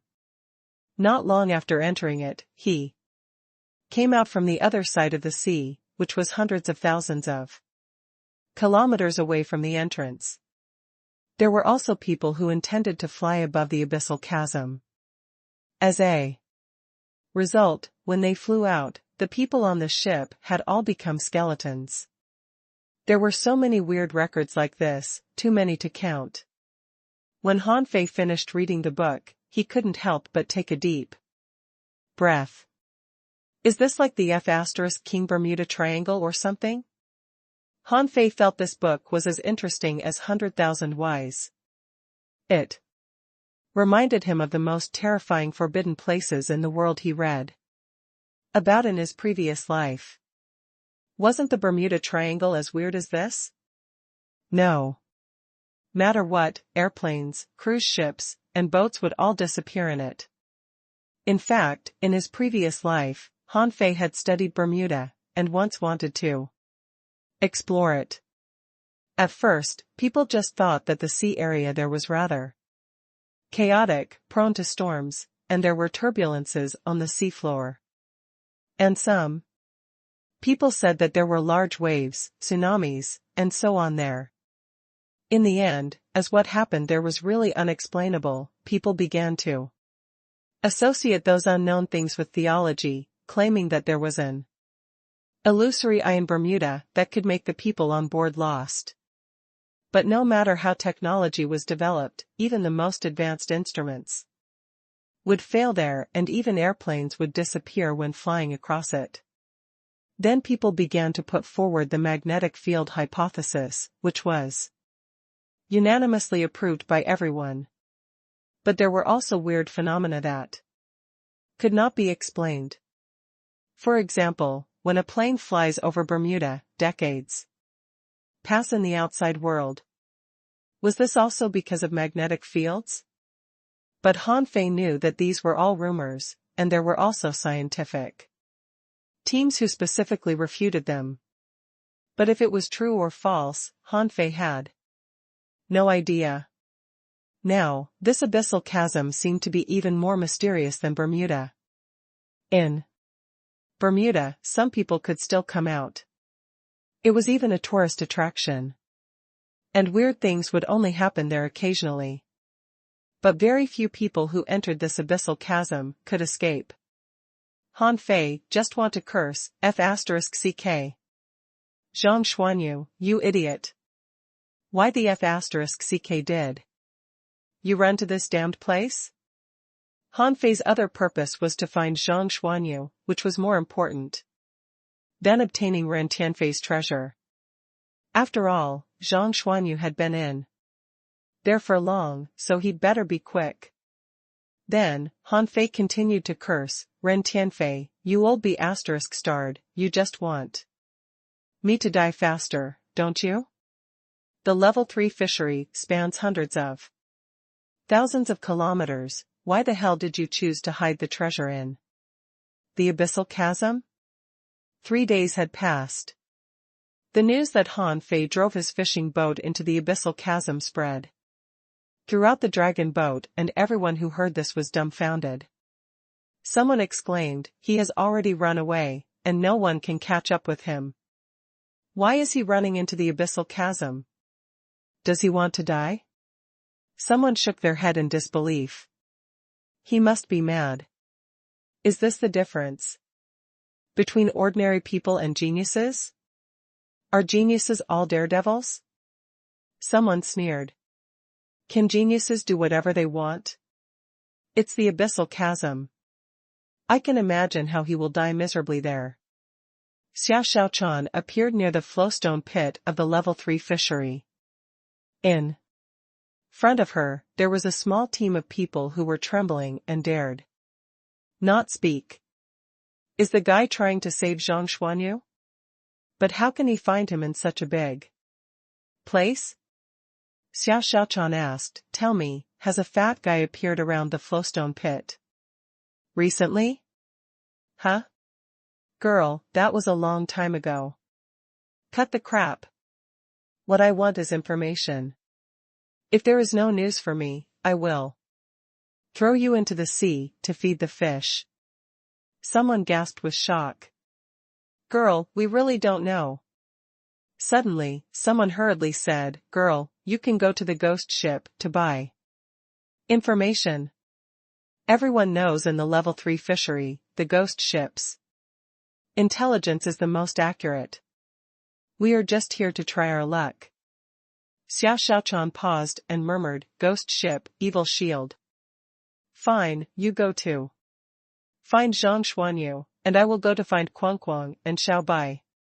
Chao Qiu and 2 swords were drifting near the 10,000 Smoke Valley in the level 3 fishery.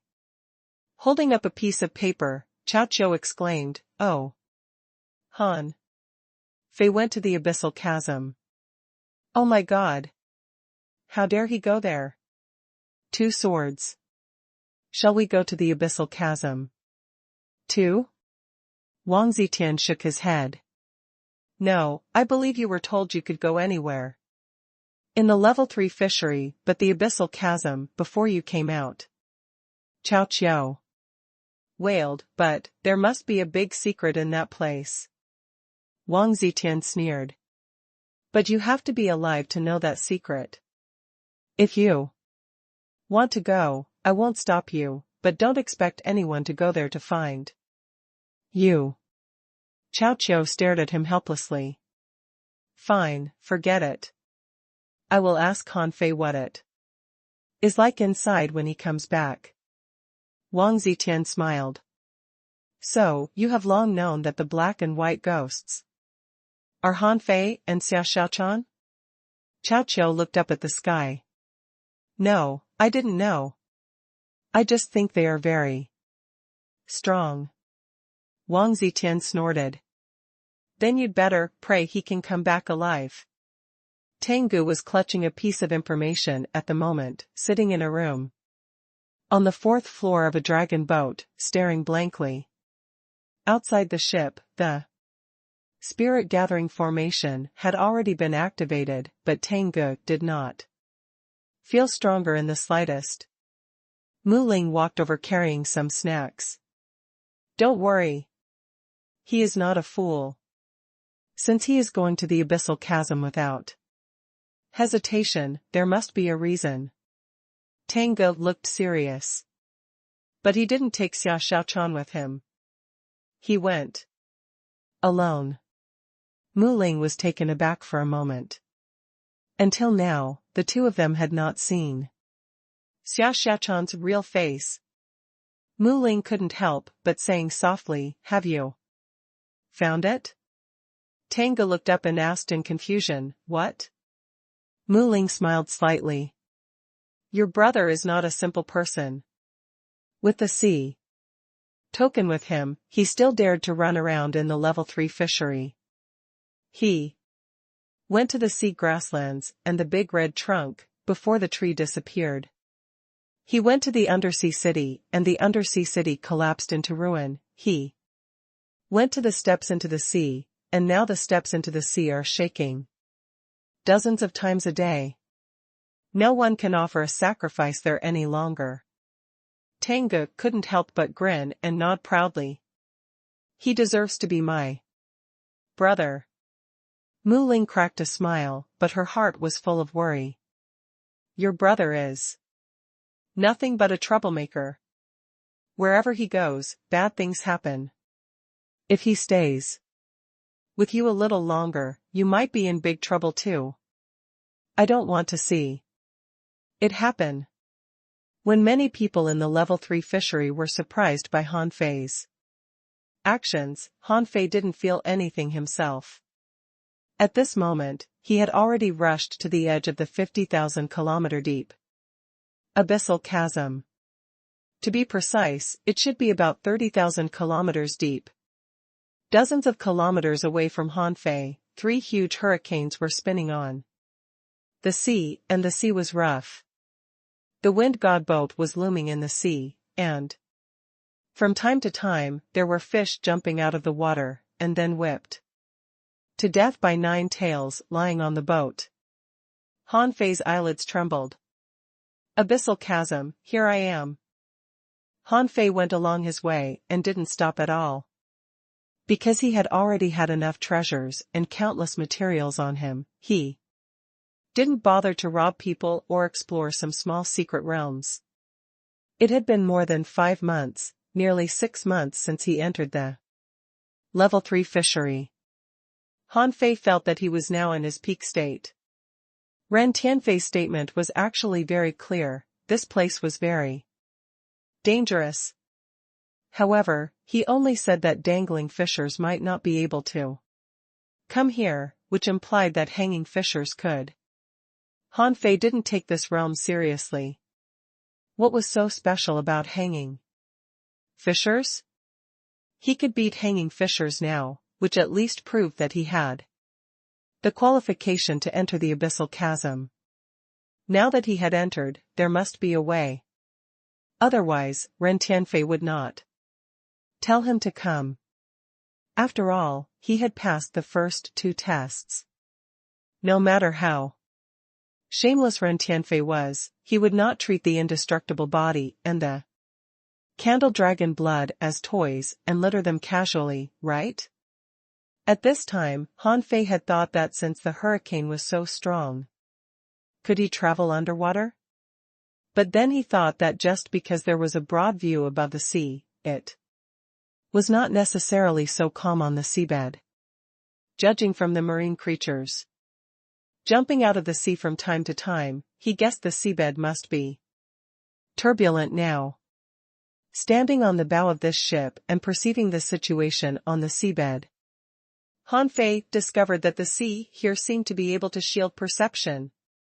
His perception range was 5,000 meters, but now he could only perceive within 500 meters of himself. Even at a depth of 500 meters, Han Fei saw many rare and even exotic creatures. Within the nearest 50 meters from the sea, there were mostly squids, some translucent small fish, and some ugly predatory fish. They were floating with the waves and seemed to be too lazy to swim. Han Fei controlled the wind god boat, braving the wind and the waves all the way. This level of tornado was strong and would definitely pose a great threat in the level 2 fishery. But here, with Han Fei's current physique, even if he was sucked in, he was not afraid. The power of the storm could not shake him at all. Half a day later, Han Fei traveled another 10,000 kilometers. Along the way, he braved the wind and waves, and the wind god boat was like a missile, traveling through the sea without any problem. Han Fei looked up at the sky. At this moment, the waves were rolling everywhere, and the sky, enveloped with thick black clouds, was not visible at all. Han Fei didn't even know whether it was day or night, let alone the sun, moon and stars. He couldn't see anything at all. It was neither the day nor the night. The sky was not dark, but ash black, which looked very strange. Suddenly, the rushing wind god boat slowed down. Han Fei leaned forward because of inertia and was stunned. Huh? What happened? Han Fei injected spiritual energy into the fishing boat, but no matter how hard he tried, the wind god boat still didn't move. F***ck.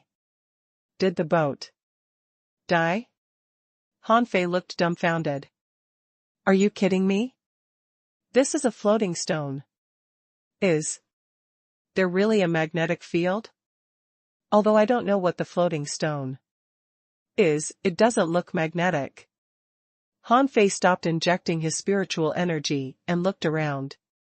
Except for the tornadoes, there was only darkness in front of him. Should I swim over?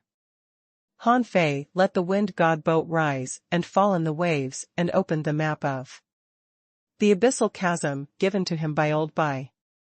On the map, Han Fei quickly found the storming area where he was because this spot was circled by tornado signs on the map. And under this sea area, it was full of secret realms. Han Fei took a casual look and found a total of 20 or 30 secret realms.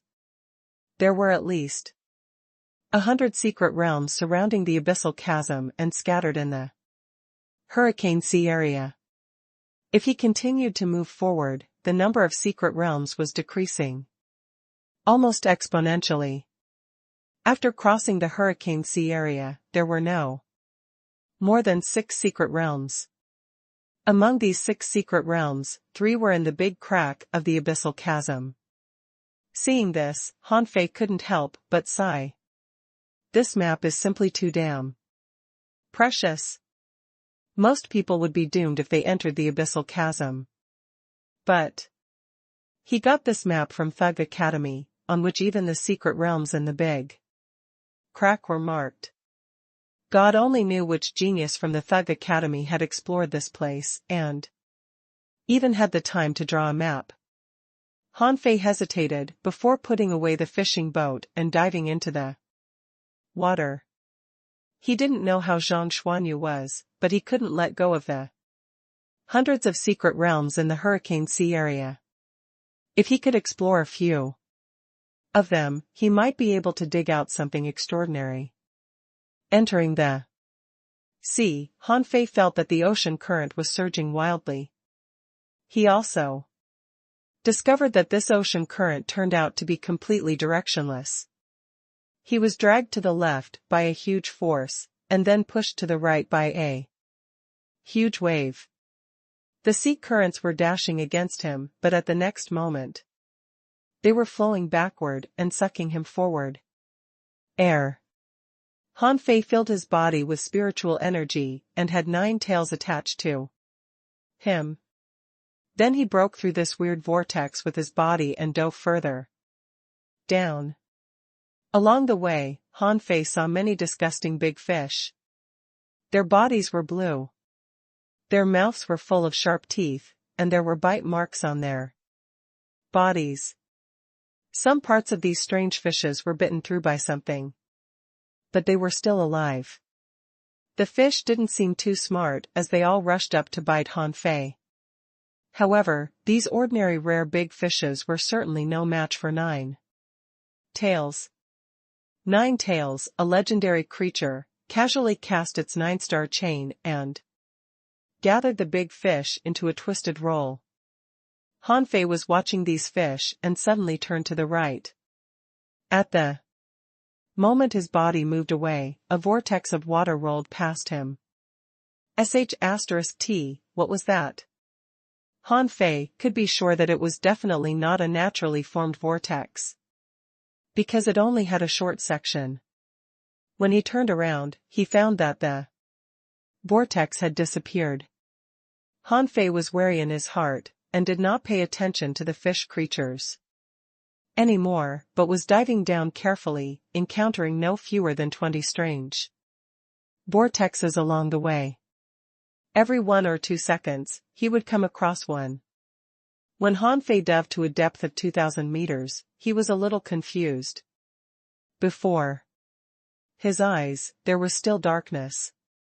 The feeling of turbulent waves had long since disappeared.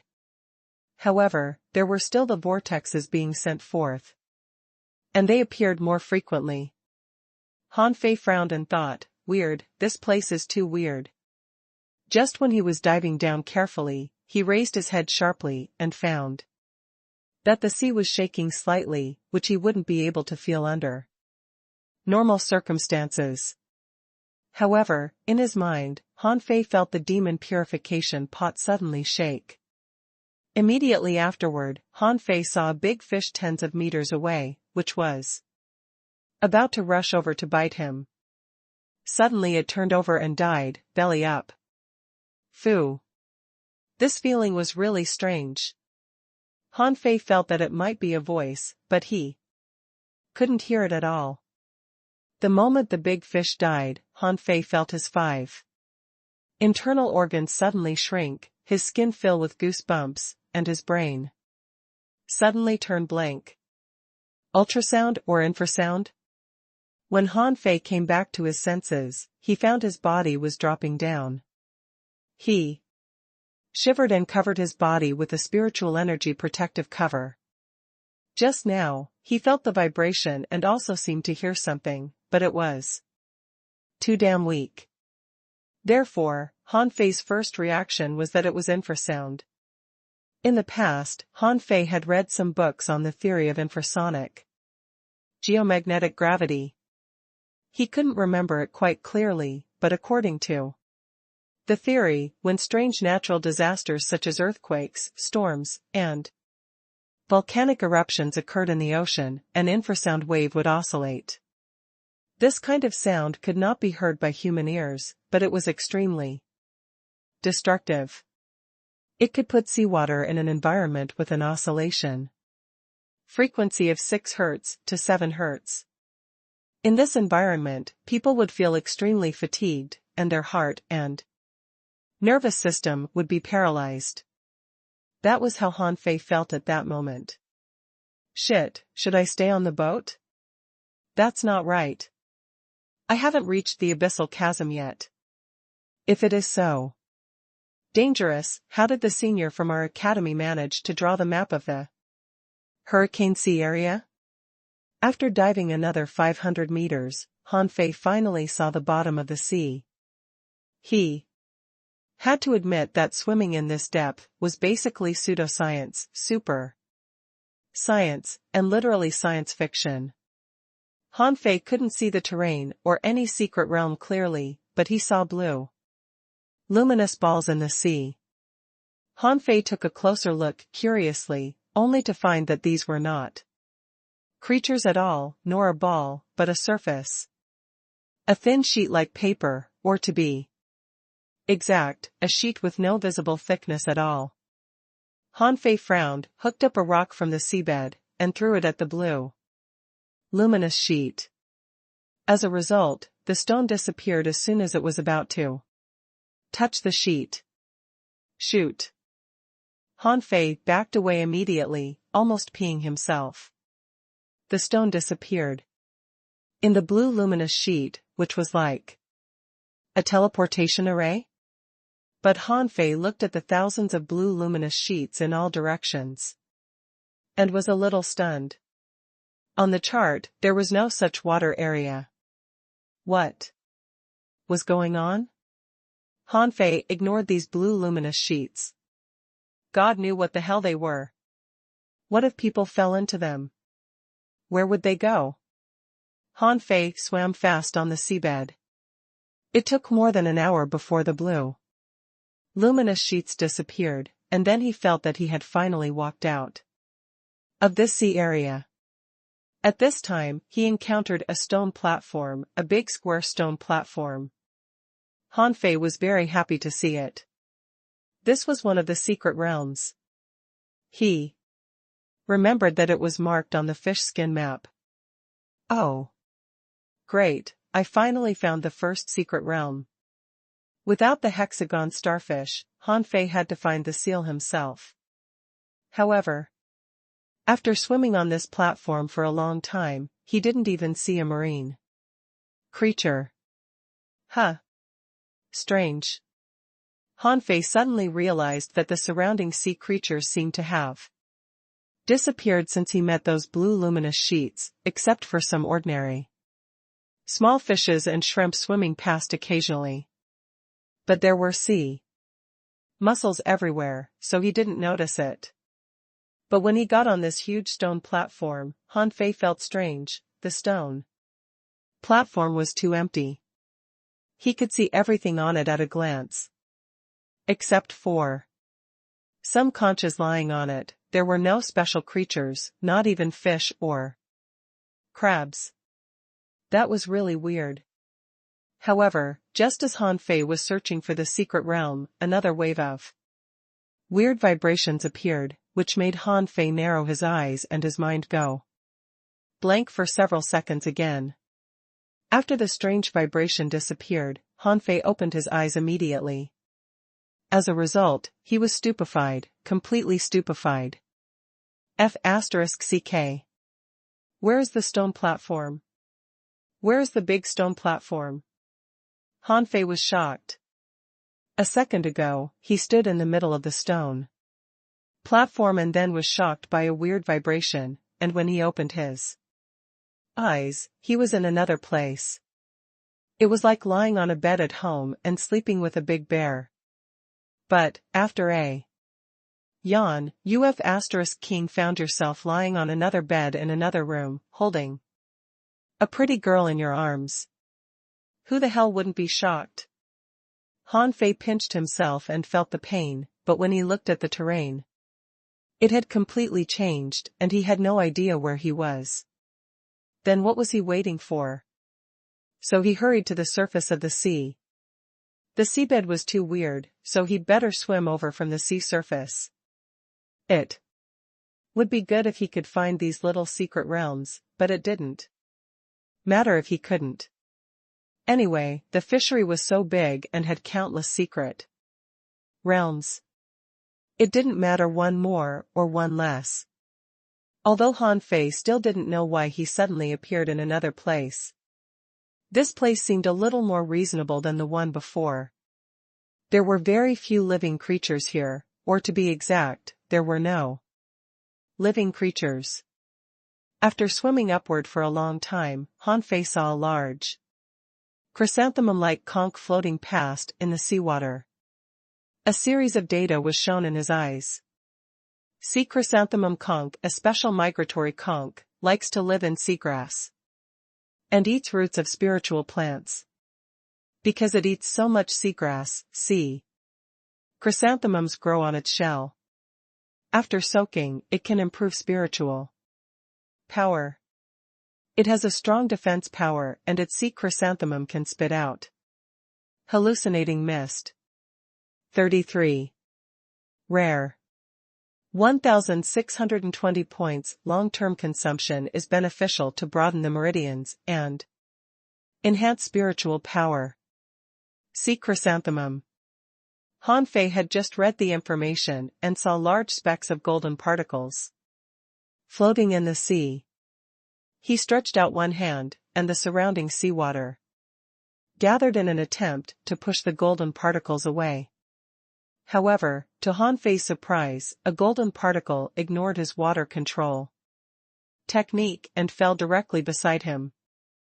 Then, Han Fei saw Xia Shaochuan pouting and saying, "You can kiss me, but only once." Han Fei immediately got excited and was about to kiss her, but the next second, he saw Xia Shaochuan turning into a big ferocious fish with a mouth full of fangs. Shoot! Han Fei regained consciousness and found that the sea chrysanthemum conch had run far away.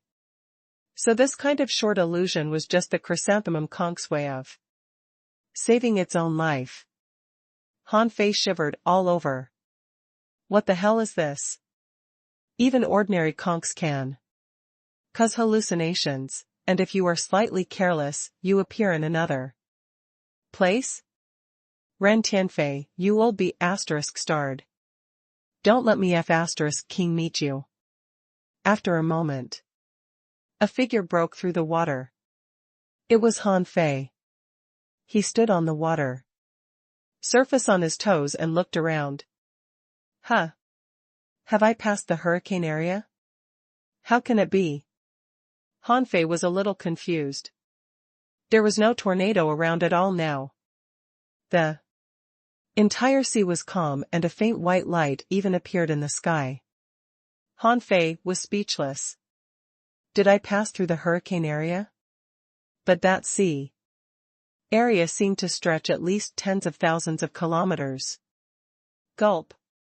Han Fei swallowed and took out the wind god boat. Han Fei tried to control the wind god boat. However, as before, it was still not working. Immediately afterward, Han Fei tried to perceive whether there was any abnormality under the nearby seawater that he hadn't noticed. However, he perceived nothing at all, and his spiritual perception couldn't extend even half a meter. F***CK. What's going on here? Han Fei was dumbfounded. When he was in the hurricane area, he could still perceive 500 meters. Although his perception range had shrunk by 10 times, at least he could still perceive some things. However, here, his spiritual perception was not working at all. How scary was this? When Han Fei was panicking, his eyes suddenly turned ahead. In his vision, there was a dark boat shadow coming towards him. At that moment, Han Fei felt a chill down his spine. How could there be a boat in this place when no one had been here for so long? However, the boat bore down on him fair and square. Han Fei squinted his eyes. The blood-drinking knife appeared on his waist, the blue sea wandering dragon. Daggers were about to come out of his body, and the embroidery needle was held in his hand. The boat came very slowly, and it took about 10 minutes before it floated up to Han Fei. Huh? At the first sight of the boat, Han Fei felt all his hair stand on end. There was no one on this boat, it was covered with water weeds, and some parts of it had even decayed as if it had been abandoned here for hundreds of years. But why did this boat float towards him? Why? Was it the ghost boat? Han Fei didn't believe it. There must be a reason for this abandoned broken boat to float towards him. If it was not because of the boat, then the cause must be underwater. The embroidery needle in Han Fei's hand was immediately replaced with the blue sea wandering dragon pole, and he immediately threw the fishhook into the water. However, to his dismay, he couldn't perceive anything although he injected his spiritual power into the fishhook. When he used spiritual perception directly, the fishhook had become his eyes. But now, since his spiritual perception was not working, it was like he was blind. However, Han Fei did not immediately put away the fishing rod.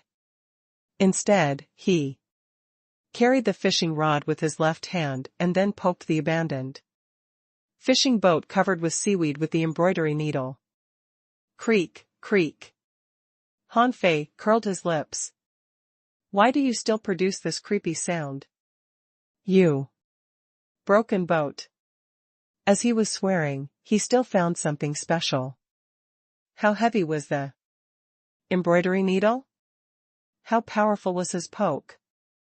However, being poked by him for a long time, the boat only creaked, indicating that the boat was actually very sturdy and tough.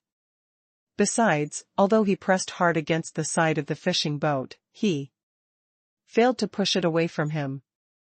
This was really weird. Han Fei suddenly stood up. The sea was too calm. The floating stone became completely useless, so the fishing boat couldn't move at all. Therefore, he needed to consider whether he should get on this abandoned fishing boat or leave.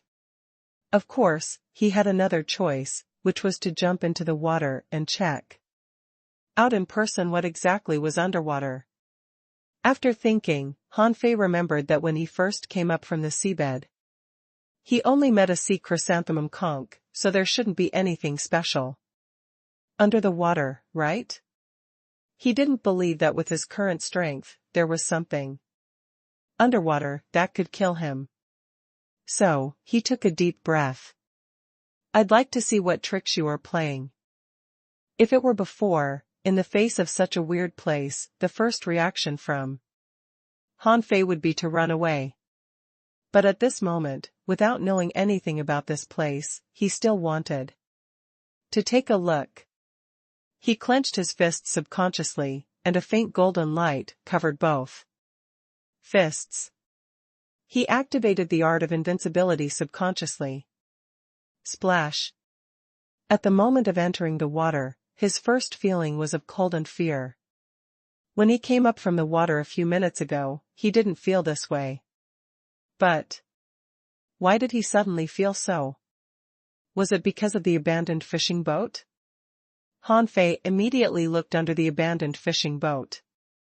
However, what he saw made his hair stand on end. On the bottom of the abandoned fishing boat, there was a person. To be precise, this creature couldn't be called a person. He was extremely skinny, his eyes had become two big black holes, and the bones on his body were all visible. He was a mere bag of bones. Who are you? There was already information in Han Fei's eyes before the person answered. Ghost ferryman. A corpse controlled by an unknown power.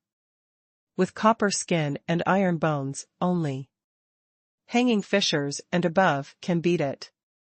It's a kind of undead creature, but with no intelligence at all, and only exists as an underwater ferryman. None. No. None. Han Fei's eyelids kept jumping and he tried to calm himself down.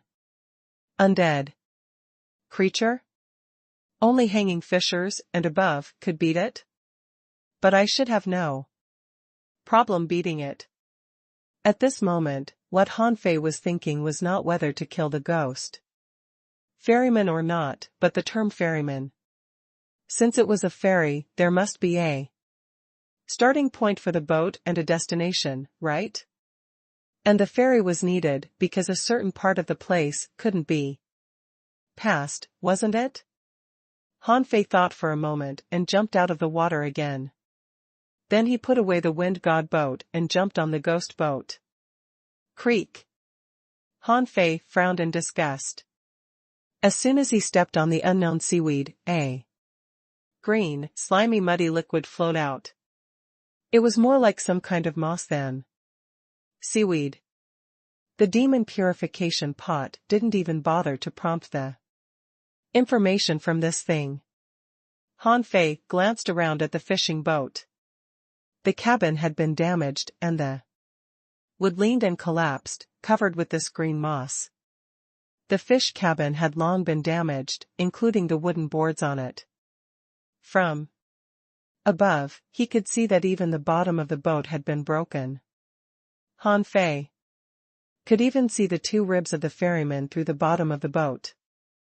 F***ck, I'll just take things as they come. The abandoned fishing boat at his feet had already begun to move, and on this calm and slightly undulating sea, it steadily sailed into the distant darkness. Han Fei had been standing on the bow of the ship like a sculpture, with one hand on his waist, but if anything happened, he could draw his knife immediately. He stood still for 3 hours. Although the speed of the fishing boat was slow, it had probably driven more than 2,000 kilometers. Han Fei guessed that this might have been close to the core area of the abyssal chasm. Anyway, it was impossible to be 20,000 kilometers away. Han Fei estimated that it was about 10,000 to 15,000 kilometers now. This was not a wild guess. After crossing the hurricane area, he was already within 20,000 kilometers of the abyssal chasm. According to the sea current, if he was still close to the hurricane area, the water surface wouldn't be so calm. Gurgle. Suddenly, Han Fei looked down at his stomach. Han Fei had felt that something was wrong with him. When his stomach growled, he suddenly found himself hungry. Han Fei hadn't felt the feeling of hunger for a long time, for as long as there was enough spiritual energy, people wouldn't feel hungry. Although he and the others ate hot pot in the school every day, they just satisfied a craving for good food. Even if they didn't eat anything, they wouldn't be hungry. And no matter how much they ate, they wouldn't feel fed. The spiritual energy in their bodies could easily digest the food. However, at this moment, Han Fei's body was full of spiritual energy. He glanced at the sky. There were wisps of spiritual energy falling down, and there were a lot of them. Now that it was full of spiritual energy here, why did he feel hungry? As Han Fei was thinking about it, he suddenly saw a small blue fish swimming past. Splash! Han Fei saw one of them jump out of the sea. It was palm-sized and blue colored, its beautiful fins were like wrinkled petals, and its belly bulged like a pregnant woman, which looked a bit strange. What fish is this? But no information appeared in his eyes, which made Han Fei's heart skip a beat. This kind of fish didn't seem to be high-leveled. Han Fei even suspected whether they had any combat power or not, because the updated demon purification pot didn't give any information about it. But the fact was before his eyes. These small blue fish swam happily before his eyes, looking at him from time to time. Han Fei snorted. "Are you inviting me to fish? You?" Immediately, he took out his fishing rod and cast the fishhook at them. He thought he could easily catch them no matter which technique he used. However, when the hook fell into the water, these little fish directly turned into blue light, scattered like streams of light in the sea, and the fishing rod couldn't catch them at all. Han Fei tried hooking the blue light several times, but every time he felt that he was going to catch the fish, no fish was hooked in the end. Huh. Interesting. Void-breaking technique. Han Fei put away his fishing rod.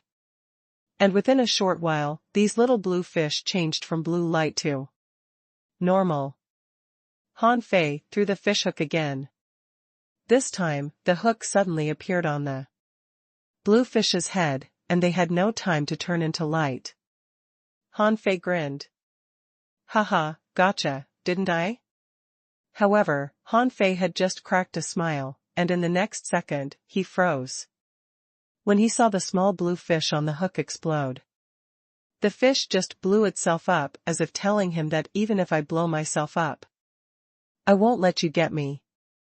A large number of light blue, slimy stuff splashed on Han Fei's body. Han Fei put away the fishing rod in disgust and didn't plan to fish again. When he was about to shake the sticky stuff away, he suddenly set in. Surprise, huh? Fish roe? Fish roe was fish eggs. Uncooked fish eggs were like small grains of sand, round and small. But what surprised Han Fei was that there was so much fish roe in the belly of this fish. Han Fei was amazed. The world was so full of wonders. Each of these small blue fish had a round belly.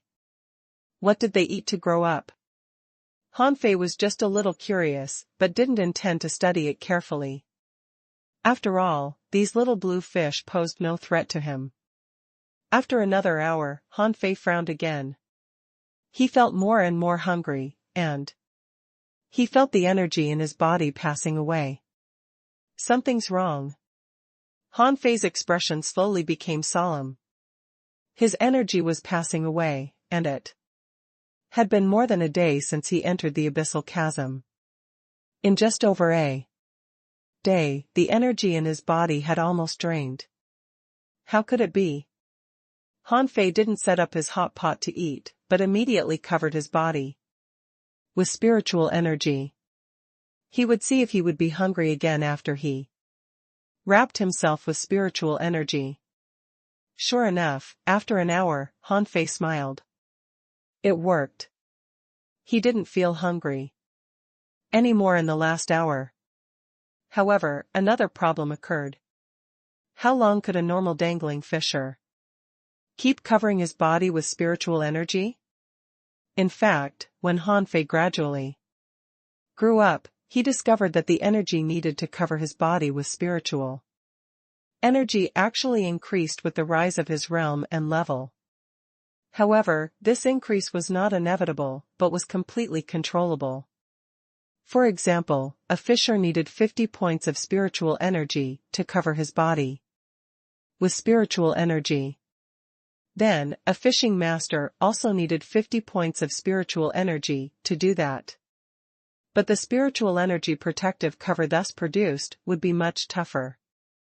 Although it was the same 50 points of spiritual energy and the effect produced was doubled, it was still not enough to block an attack from an opponent of the same level.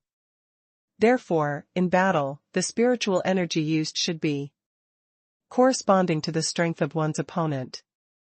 If it was assumed that Han Fei would consume 50 points of spiritual energy at every breath, then he would have to consume at least 50,000 points of spiritual energy in an hour. Han Fei couldn't help taking a breath. Damn it. A normal spirit gatherer wouldn't be able to hold out. If I weren't a spirit gatherer, I wouldn't be able to hold up for long. The best tactic Han Fei could think of was having two spirit gatherers standing face to face, transporting spiritual energy to one another. In this way, both parties could use the spiritual energy between heaven and earth to keep their bodies covered with spiritual energy. But even with this method, it still wouldn't work. Although theoretically speaking, a spirit gatherer was just a spiritual energy bridging device, using his own body as a conductor to control the flow of spiritual energy. But this didn't necessarily mean that the spiritual energy that passed through his body would become his own. On the contrary, when a spirit gatherer kept gathering spiritual energy, in fact, he was constantly consuming the spiritual energy in his body. Although it wouldn't consume much, it would eventually add up. All the spiritual energy in his body would definitely be consumed within 8 hours, or even within a shorter time. Because when a spirit gatherer continuously gathered spiritual energy, he consumed not only the spiritual energy in his body, but also his spiritual power. No wonder. Han Fei curled up the corner of his mouth, showing a slight smile. No wonder very few people could return from the abyssal chasm. It would be strange if they could easily get out of here. The energy in their bodies disappeared inexplicably, so did they have another choice except to die after a few hours? If he went out immediately after he entered the Hurricane Sea area, he might still have a chance to go back safely. But he accidentally got stuck in this damn place. Now his fishing boat was not moving. Would he have to starve to death here? Even if he tried to swim back, who the hell had the ability to swim tens of thousands of kilometers in a few hours? Maybe he would starve to death halfway. When Han Fei removed the spiritual energy protective cover from his body, he was seized by hunger again. However, Han Fei still did not eat but was waiting to see how long he could hold up. As a result, only 2 hours later, Han Fei couldn't hold out any longer. He took out a bunch of dried fish and stuffed it into his mouth.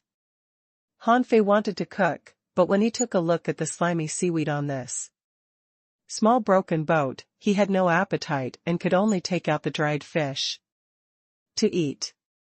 There was still a piece of yellow-blooded sea cucumber in the cauldron in Forge the Universe. With a single bite of that thing, he could hold up for half a day. 6 hours. Han Fei had calculated that with his physique, he could last about 6 hours. And then he would feel a little hungry. By the 8th hour, hunger increased. By the 10th hour, he would become very hungry. And by the 12th hour, he would probably be starved to death if he still didn't eat. Han Fei suspected that most of the people who came in before were starved to death. However, he didn't panic at all. His food was piled like a mountain in Forge the Universe. There were still hundreds of yellow-blooded sea cucumbers. He could get out of here even by swimming. 2 days later, Han Fei was no longer averse to this dirty fishing boat floating in the sea. For 2 full days, except for the small blue fish, he didn't even see a King ghost. Han Fei couldn't help shouting into the hole in the fish cabin. Hey! Ferryman, can you be faster? You know what, I can swim faster than this boat. It has been almost 3 days. Why are you getting slower and slower? What's King wrong with you? Han Fei was helpless. In the beginning, the ferryman was quite fast. Especially in the first 5 hours, it traveled almost 5,000 kilometers. But then the speed was halved, then halved again. Damn, it was as slow as King tractor now. Just as Han Fei cursed and was about to go swimming in the sea, a faint mist drifted in front of him. Huh? Han Fei looked around. It was indeed mist, but not very heavy. But immediately afterward, he saw a large cloud of gray mist ahead. Han Fei immediately spirited up. Finally, he was switched to a new scene. Han Fei was very excited. If he was still in that place, judging from the speed of the ferryman, he would have starved to death soon. The new scene might be dangerous, but it might also be a chance. Han Fei didn't believe that he would die here. He hadn't reached the big crack of the abyssal chasm yet. Who could say he would die here? After almost half an hour, the abandoned fishing boat slowly entered the thick mist. Han Fei found that he could see a distance of about 20 meters. Flop. Not long after entering the mist, Han Fei heard flopping sounds. He knew these were the sounds of the blue fish jumping on the surface of the sea. However, in this mist, they jumped more frequently. After traveling about hundreds of meters, Han Fei suddenly pulled up his fishhook and sent it out with a swish. When he withdrew the fishhook, he saw a pale yellow bug with wings hanging on the hook. In his eyes, a string of data appeared. Yellow-winged flying insect. A kind of bug that lives on the surface of the sea.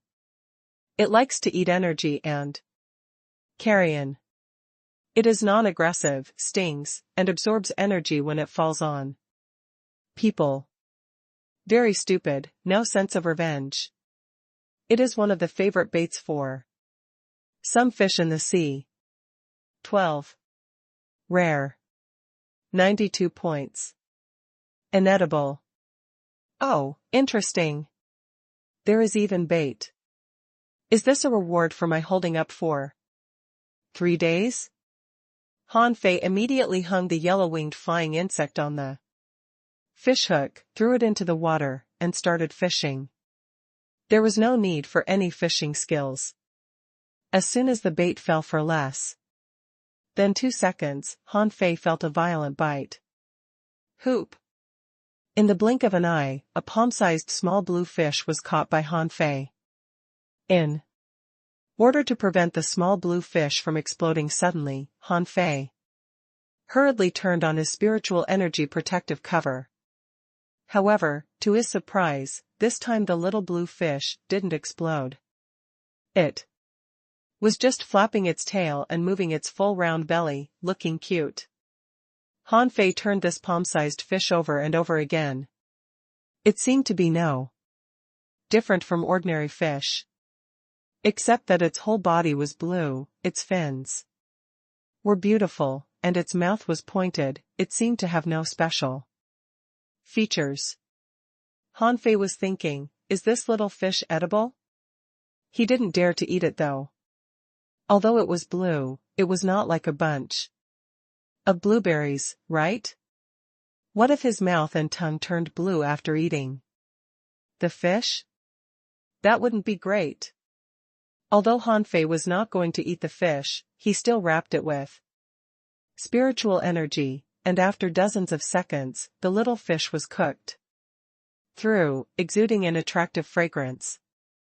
The blood-drinking knife became a kitchen knife, with which Han Fei cut open the little fish's belly and took out a large mass of blue fish roe. Han Fei threw the little blue fish away after taking out the roe. Han Fei pinched the fish roe, then smelled it, and was very sure that the fragrance just now came from the fish roe. Sure enough, the fish roe is the key. Han Fei threw away the roe. From the beginning, he felt that something was wrong. Coming along the way, he saw no creatures at all, but then why were there the blue fish here? After all, when he was in the hurricane area, there were all kinds of creatures in the sea, but then they all disappeared. Therefore, shortly after entering the sea, Han Fei began to suspect that the blue fish had a problem. It was just that he couldn't catch any little blue fish at that time, so he didn't know where the problem was. Now, looking at the yellow-winged flying insects flying around in the mist, he seemed to figure out something. Only by using this insect as bait could the little blue fish be caught. And most people couldn't hold back their hunger during the 3 days of the ferry, so they'd dive into the sea to find food. Or even if they could make it. Here, they had almost starved to death. When people were on the verge of starving to death, they couldn't resist the temptation of food. Therefore, Han Fei was sure that this little blue fish was 100% problematic. And they were deliberately tempting him to eat them. Unfortunately, Han Fei wasn't tricked by them. He laughed with his arms in the air. Interesting. Is this the characteristic of this sea area? If so, there should be other abandoned specters nearby. Han Fei had a conjecture in his mind, and he needed to confirm it. The first step was to wait for the next specter.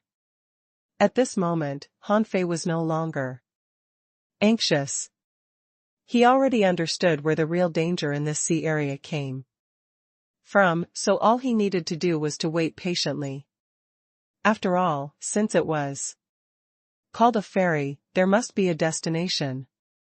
Han Fei directly took out the cauldron and grabbed a yellow-blooded sea cucumber, sliced it, and put it into the cauldron with seasonings and spiritual fruits. He prepared to eat while waiting. When Han Fei met the next specter, it was the 6th hour of his entering the misty area. At this moment, Han Fei jumped into the water again. As expected, there was also a ghost ferryman under this specter. However, this specter was going out of the misty area. Han Fei guessed it went to pick up the next human entering this sea area. In the next 2 days, Han Fei encountered 7 such specters. And in one of the fishing boats, he even found a human skeleton. Han Fei guessed that that person must have starved to death when he was taken in or out of the sea area by the specter. It was more likely the latter. If it were him, if he couldn't hold back his hunger as he came in, he would definitely have dove to the bottom of the sea as soon as possible, and then he might have had a chance to survive. Han Fei did not dive into the water on the way, not because of fear, but simply because he worried that once he entered the water, the ghost ferryman would carry the abandoned fishing boat away, and then he would swim to death in this strange sea area. After all, in this damn place, he couldn't even tell directions. What if he swam in the wrong direction? At this moment, Han Fei murmured, "Zhang Xuanyu. Why the f***ck did you come here? I just hope that your sea-swallowing seashells are filled with food. Otherwise, how can you survive here?" On the 3rd day, Han Fei was eating sea cucumber crisps. This snack was easy to make. He cut the sea cucumber into slices, mixed them with various seasonings in the pot, and cooked them. When the slices were fully cooked, he took them out and dehydrated them with the water control technique, and then the sea cucumber crisps were made. Han Fei created this snack in his boring journey in the sea area that could swallow energy. After all, the energy stored in the human body was limited. But he could turn energy into crisps and take 1 or 2 slices from time to time. You can go ahead and suck my energy. Anyway, I have plenty of crisps. Crunch. Han Fei suddenly smiled. Haha, the good show is finally starting. Crunch. Crunch. Han Fei hurriedly stuffed the crisps into his mouth, swallowed them, and folded his arms over his chest, waiting for the thing far away to come. Han Fei could not see it, but he could hear the sound of a large number of fish jumping out of the sea. It must be a big ship that could make such a big noise. At the same time, Han Fei looked up and saw that there were a large number of yellow-winged flying insects flying, and some even fell on him. However, after Han Fei shook them away with spiritual energy, there were not many yellow-winged flying insects left on him. Toot. Hoop. The sea was surging, and the waves rose and fell. Han Fei felt that the ghost ferryman under the boat no longer exerted force, and the fishing boat stopped naturally. Immediately after that, after dozens of seconds, Han Fei saw a huge wooden board floating by. Huh. Is this a dragon boat? Although this big ship was decayed, Han Fei still recognized it. To be precise, he recognized the interlocking spirit-gathering formations on the wooden boards. Although the spirit-gathering formations had been damaged, the carving traces were still there. Swish. Han Fei flicked his fishing pole, and when he felt the fishhook fall on the dragon boat, he stepped on the hull of the boat and jumped up to the boat. Bam! When Han Fei fell on the deck of the dragon boat, he frowned. The first thing he saw was an incomplete skeleton on the deck, not far from him.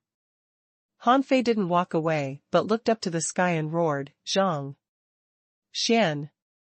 You!" Han Fei's voice spread far, but it could only be heard within tens of miles. He didn't expect to find Zhang Xuanyu so soon. But where was this guy most likely to go? That must be this dragon boat. Click. Crack. Han Fei heard the sound of wood breaking, and with the sound of footsteps, Han Fei knew that someone was coming. Sure enough, there are still people alive. Han Fei couldn't help being a little curious. How did these people survive? By rights, they had nothing to eat. Did he guess wrong? The blue fish were actually edible? How could it be? If he guessed right, the little blue fish should be inedible. Zhang Xuanyu. Han Fei shouted again without scruple.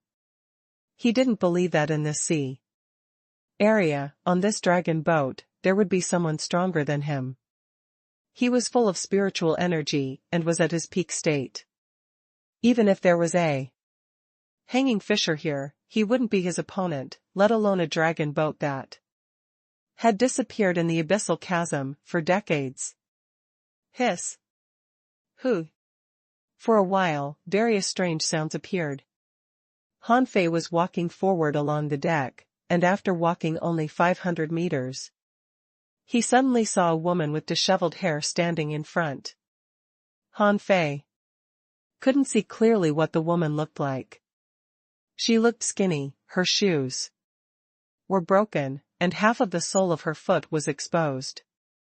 When seeing the sole of the foot, Han Fei frowned. Is this bag of bones still alive? Han Fei did not stop, but continued to walk forward. Hey! Young lady, do you mind being my guide? However, when the woman raised her face, Han Fei almost cried out in fright. Was this a human face?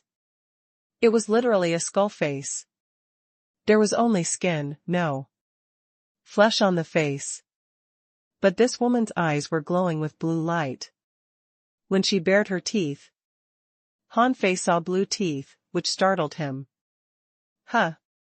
Did these people really eat the blue fish? Han Fei frowned. He should have guessed it. After all impossibilities had been ruled out, the remaining, no matter how impossible it looked, must be the answer.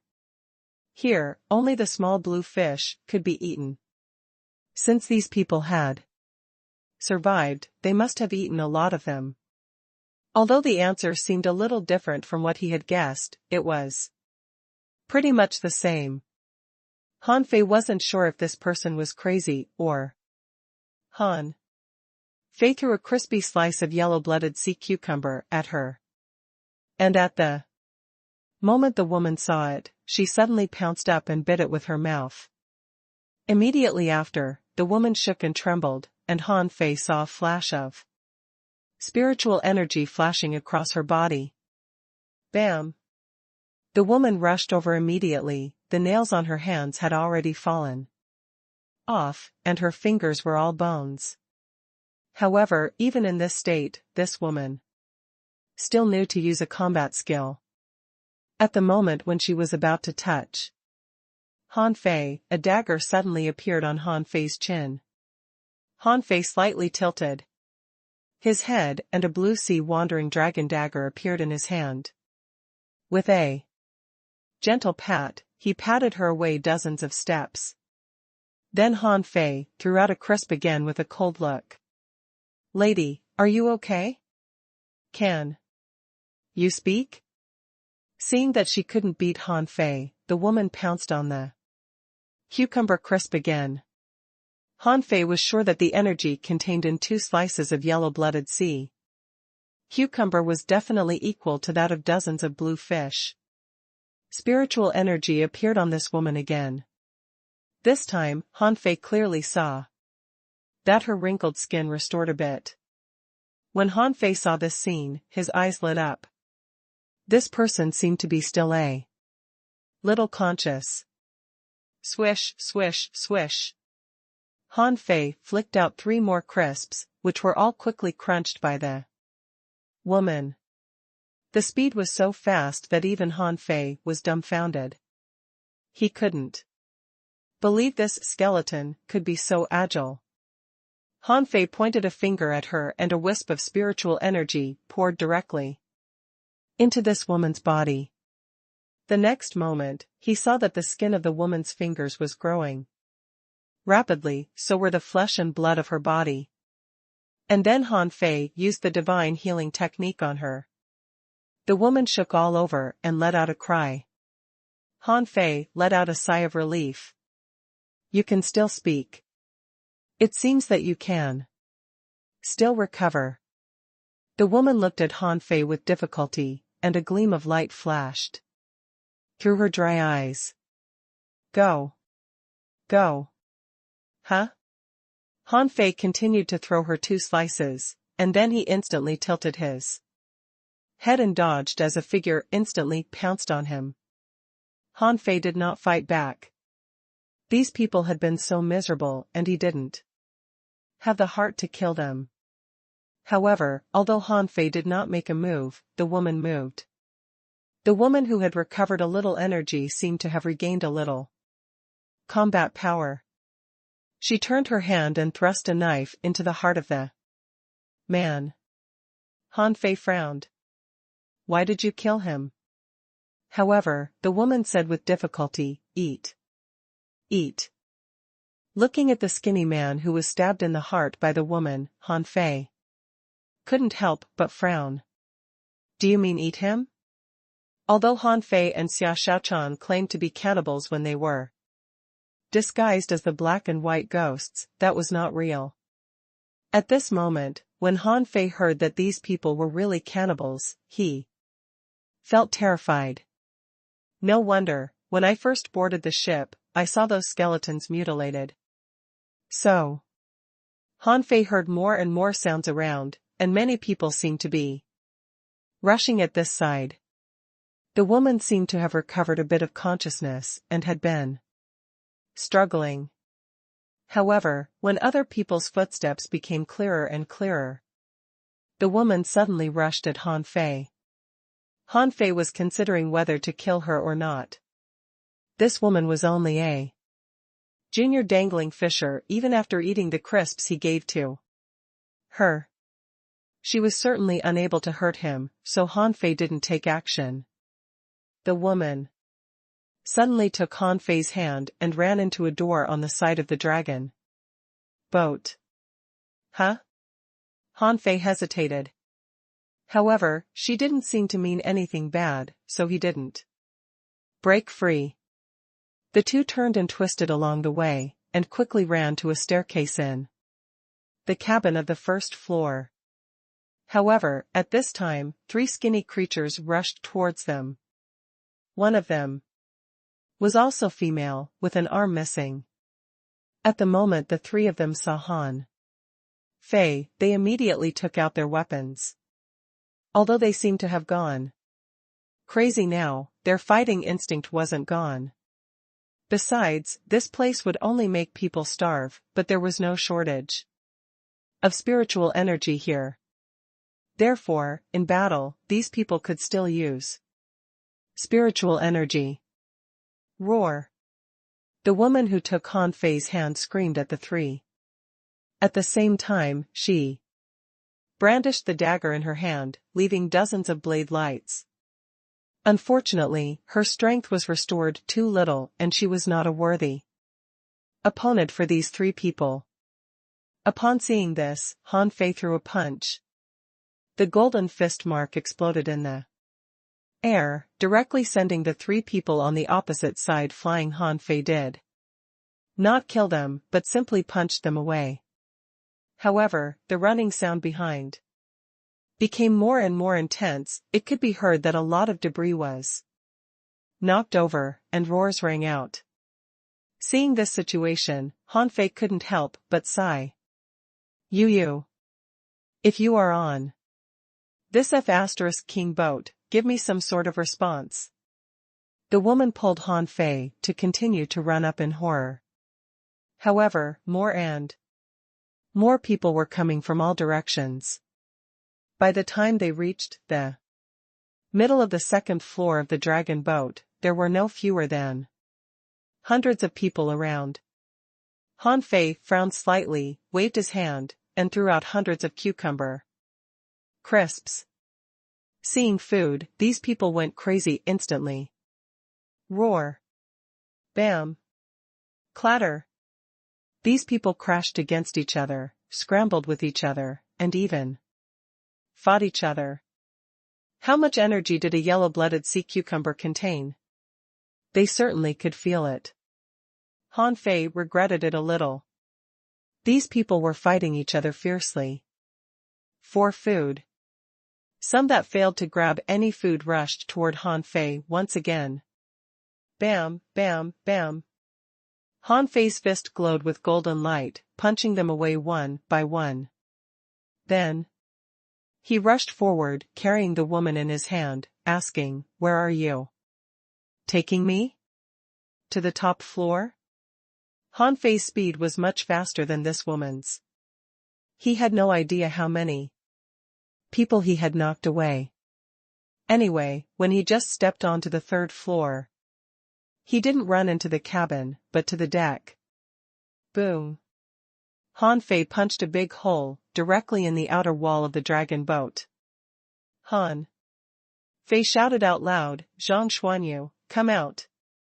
Tell me where you are, or you come to the top floor for me." Then he stretched out his hand and threw the fishing rod straight up. However, he suddenly felt a pain in his arm. Looking down, he found that the woman was biting on his forearm, seeming to have lost her mind again. F***ck. Han Fei was speechless. Do you think your teeth are ultra-quality spiritual weapon? It's impossible for you to bite through my skin. Swoosh! Han Fei quickly came to the top of the dragon boat. And this woman kept attacking Han Fei and stabbed him in the chest. Bam! Han Fei directly shook her away with spiritual energy and handed her 2 pieces of cucumber. You want to eat something, right? Just tell me. Why do you have to bite me? Han Fei felt that he could rescue this woman first. And then he could ask her about the situation on this dragon boat. After eating 2 slices, the woman seemed to be struggling again.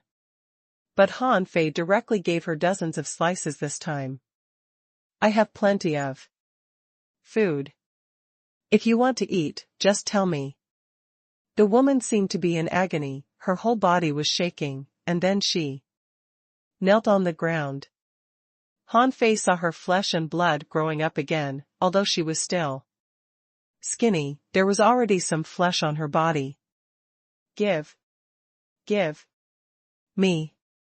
Seeing that she could speak again, Han Fei threw dozens of crisps at her at once. The woman's reaction was obviously much faster, and she hurriedly stuffed all the crisps into her mouth.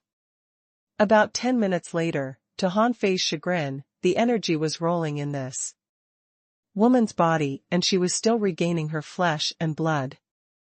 However, someone had already come at this moment. Swoosh! This time, there were arrows shooting at them from the sky and a big sword flying across the sky. Huh? This power is comparable to that of an advanced dangling fisher. In the mist, Han Fei easily blocked the spiritual arrows and the huge sword and then suddenly shouted, "Come out! There are still conscious people on this boat. Right?" However, only sounds were heard, but no people were visible. Han Fei's face changed slightly. Those people were just testing him out, which showed that at least some people on the boat were not crazy. Han Fei grinned. You don't want to come out, do you? Then Han Fei directly took out the cauldron and started to fry the sea cucumber. When the rich fragrance began to diffuse on the top of the dragon boat, roars rang one after another. Even the woman who was saved by Han Fei was stunned at this moment.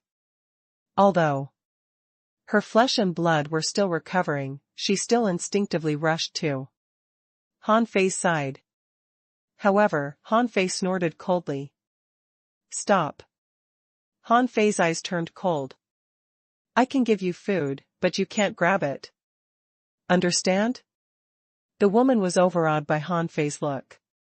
She knew that she couldn't beat Han Fei. Besides, at this moment, her senses had recovered a bit. Although she really wanted to eat, she fought back the desire, just staring avidly at the cauldron. Han Fei shouted loudly, all those who are not crazy, listen to me. If you want to eat, no problem. But send someone to talk to me. Hiss, hiss. Ho 0000000. Han Fei heard that many people around were trying to rush over, but were stopped by the roars. After a while, Han Fei saw a lean man walking out of the mist. This person's eyes were not cloudy. Although he looked sallow and emaciated, he hadn't lost his sanity yet. Brother, I will talk to you. His voice was extremely hoarse, as if there was a mouthful of thick sputum stuck in his throat. Han Fei went straight to the point. Have there been any new people boarding this dragon boat recently? Yes, there were 13 of them and 9 of them have died. Han Fei asked, where are the dead people? Where are the living? The lean man was silent for a while. You should know where the dead are. As for the living, they are on the bottom floor. Han Fei frowned. The bottom floor? The lean man nodded. Yes, the lowest floor, the place where contractual spiritual beasts were raised.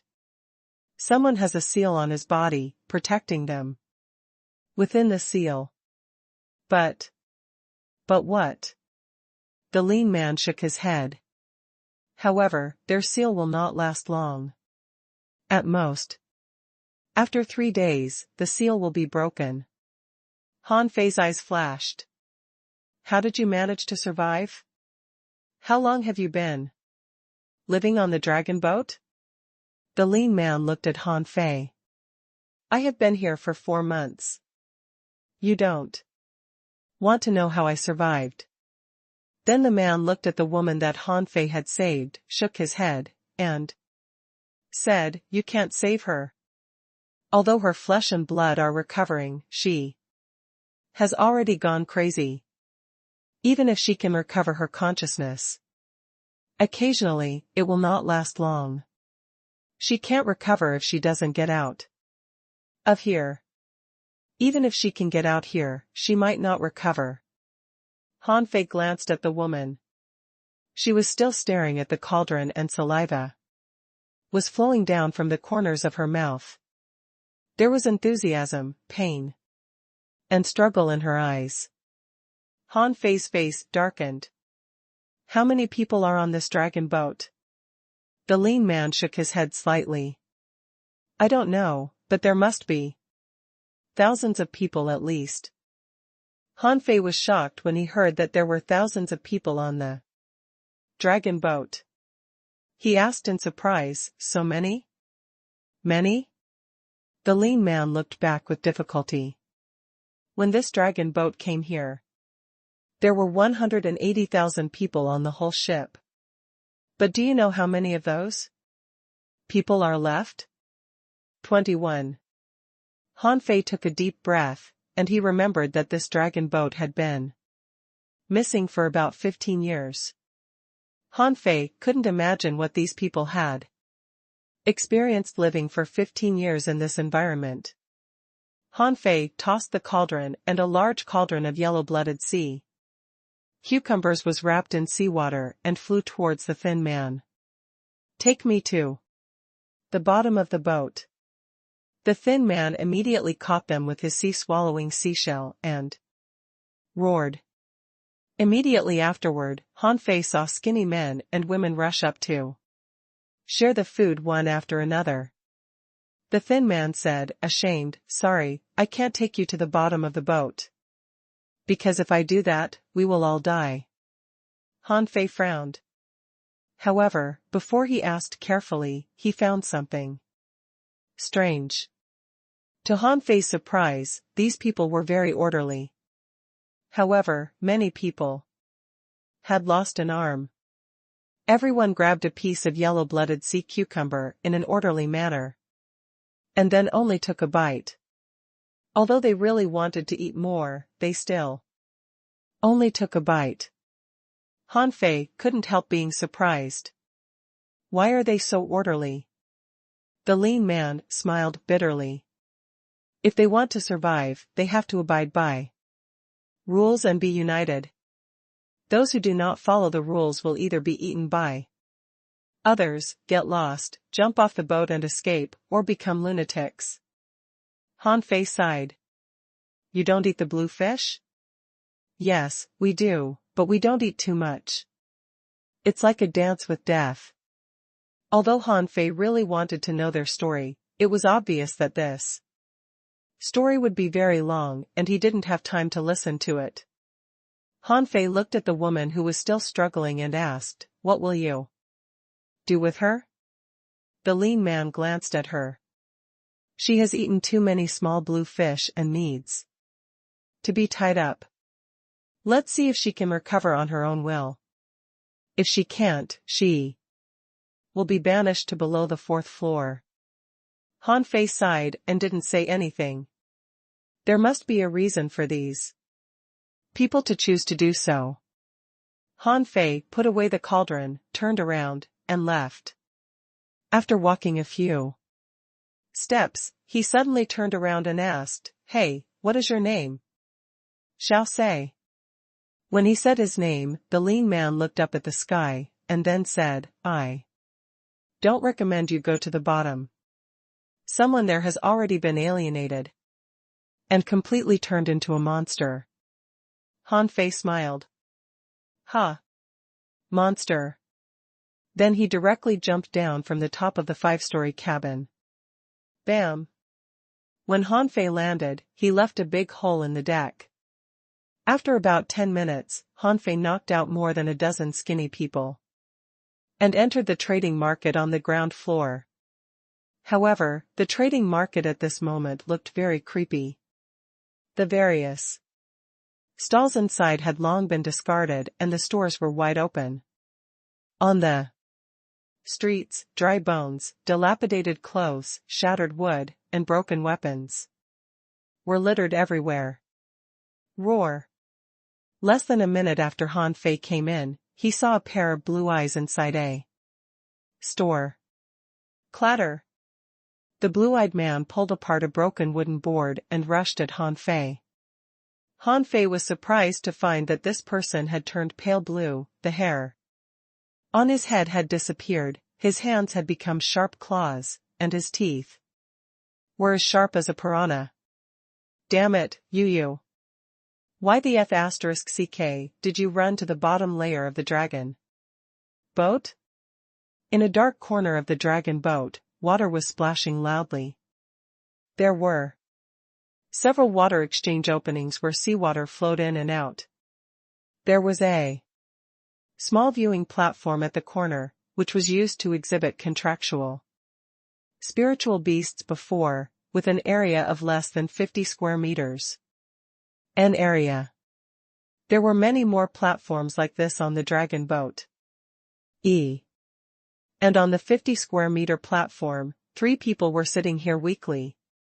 And one person was lying on the ground, curled up in a ball. Outside, there was a strange, net-like seal. Outside the seal, from time to time, weird blue mutant humans hit the seal, frantically. Boom. Boom. Boom. Among them, a woman smiled bitterly. We are really unlucky. Since we're destined to die, why don't we just go out and fight them? Next to her, a man laughed. I'm not afraid of death. Anyway, we've done something big. We've destroyed the flowstone pit. I've already had no regrets. This life.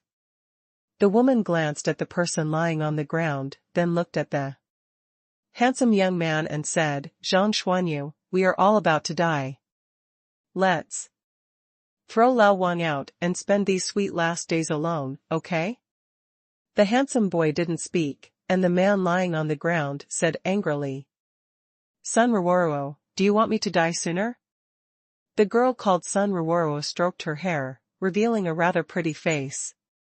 She said, I was busy cultivating just to become stronger and didn't even have the time to fall in love. As soon as I entered the level 3 fishery, I was caught by the flowstone pit, so I had no chance to fall in love either. Now I am going to die. Can't you satisfy my wish? Zhang Xuanyu weakly said, Shut up, both of you. Wang Baiwan, you sound quite energetic. How about you spare your food for us? The man's face stiffened. No. How can you have the heart to watch me starve to death? Zhang Xuanyu kicked the man on his leg. You should have F***king died long ago. If it weren't for you, how would I get stuck here? Zhang Xuanyu also glanced at Sun Ruoruo. If we were somewhere else, I would definitely satisfy your wish. But now I'm starving to death. I'm really not in the mood to fall in love. Sun Ruoruo giggled with difficulty. Well, at least give me a kiss. Zhang Xuanyu rolled his eyes. I'm afraid I can't help but eat your lips. Zhang Xuanyu supported himself with both hands with difficulty, cursing. Damn, I am such a peerless genius who could even dig out a great opportunity. In a place like the flowstone pit. I can't believe I am going to starve to death. It's simply outrageous. Tic. Then Zhang Xuanyu took out a crab about 3 meters long from his sea swallowing seashell. Ew. Brother. Why do you still have food? Wang Baiwan immediately shouted, Lu Fanfeng, you be ***starred, get up. There is food.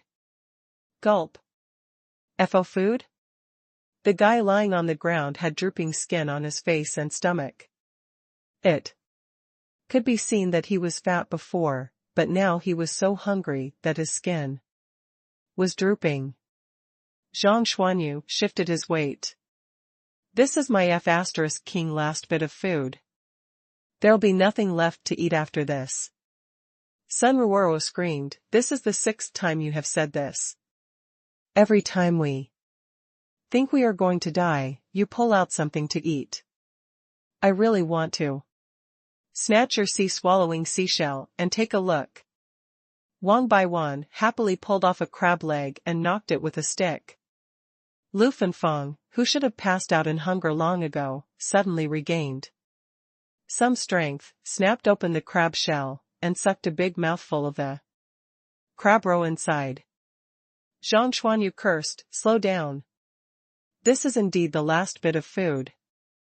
If the seal is broken, let's kill our way out. Lu Fanfeng said with a hoarse voice, Zhang Xuanyu, I admit that you are awesome. But, this is the abyssal chasm. Hundreds of thousands of people on the dragon boat have died. What makes you believe we can survive? We're still alive, aren't we? Now that we are still alive, we still have a chance to live. Who knows if the spirit-absorbing array will suddenly. Otherwise, we will definitely be able to catch some normal creatures to eat. Roar. While they were busy peeling the crab, the blue mutants nearby roared and rushed away. Wang Baiwan looked around. Huh? Did they give up on us? Sun Ruoro said, chewing, impossible. They're probably going to kill each other. Zhang Xuanyu was sucking the crab roe, without paying attention to those blue mutants at all. He said, you know what, I have a brother who can cook any creature in the world into delicious food. Take this crab for example, he can cook it in 108 ways, at least. It's just because of him that I put so much food in my sea swallowing seashell. Bam! As Zhang Xuanyu was reminiscing, a blue mutant slammed into the seal, making it shake several times. Zhang Xuanyu screamed, F***ck, what a great force. Eat quickly, the seal is going to be broken. The 4 of them hurriedly put their heads into the crab shell and began to swallow the crab roe crazily. However, just when the 4 of them were gobbling down, crunch, accompanied by a crisp chewing sound, a lazy voice sounded. Yo! You! How can you eat this crab raw? Didn't you even prepare a pot? Gee. It looks gross. Zhang Xuanyu's body suddenly stiffened and then began to tremble. It took a full 3 minutes before he turned his head around with difficulty, and his tears almost fell. Oh. Fei. I'm starving to death. Han Fei let out a sigh of relief when he saw Zhang Xuanyu. Fortunately, Zhang Xuanyu was still on the dragon boat. If he went into the ocean alone, he really didn't know where to find him. To be honest, Han Fei wasn't sure if Zhang Xuanyu was on the dragon boat or not. However, as long as he was brought in by the spectre, where else could he go except for the dragon boat? Therefore, he felt that Zhang Xuanyu was probably on the dragon boat. At this moment, Zhang Xuanyu had completely forgotten the crab, and even the crab roe in his mouth fell out. Zhang Xuanyu withdrew the seal with a swish, rushing at Han Fei, trying to give him a bear hug. Han Fei quickly avoided the embrace and kicked him in disgust. Go away, I don't want to hug a drooling idiot. Ha ha ha. Ha ha ha. Zhang Xuanyu happily laughed out loud. No one was more excited than him. Seeing this, the Sun Ruoro trio was stunned. Zhang Xuanyu slammed Han Fei's chest. Fei. If you had come a little later, I would have rushed out to fight them. Han Fei sneered. You're bragging. Rush out to eat the blue fish? Watch out. As Han Fei laughed and scolded, he heard Wang Baiwan's reminder. However, Han Fei threw a punch without looking back. Under the surge of spiritual energy, 7 or 8 blue mutants were directly sent flying, rolling several times on the ground. Han Fei grinned. Oh, you learned how to use a seal? Zhang Xuanyu looked at the mutant humans that were rushing at them in surprise, and asked in astonishment, how did you get here? Han Fei grunted. By foot.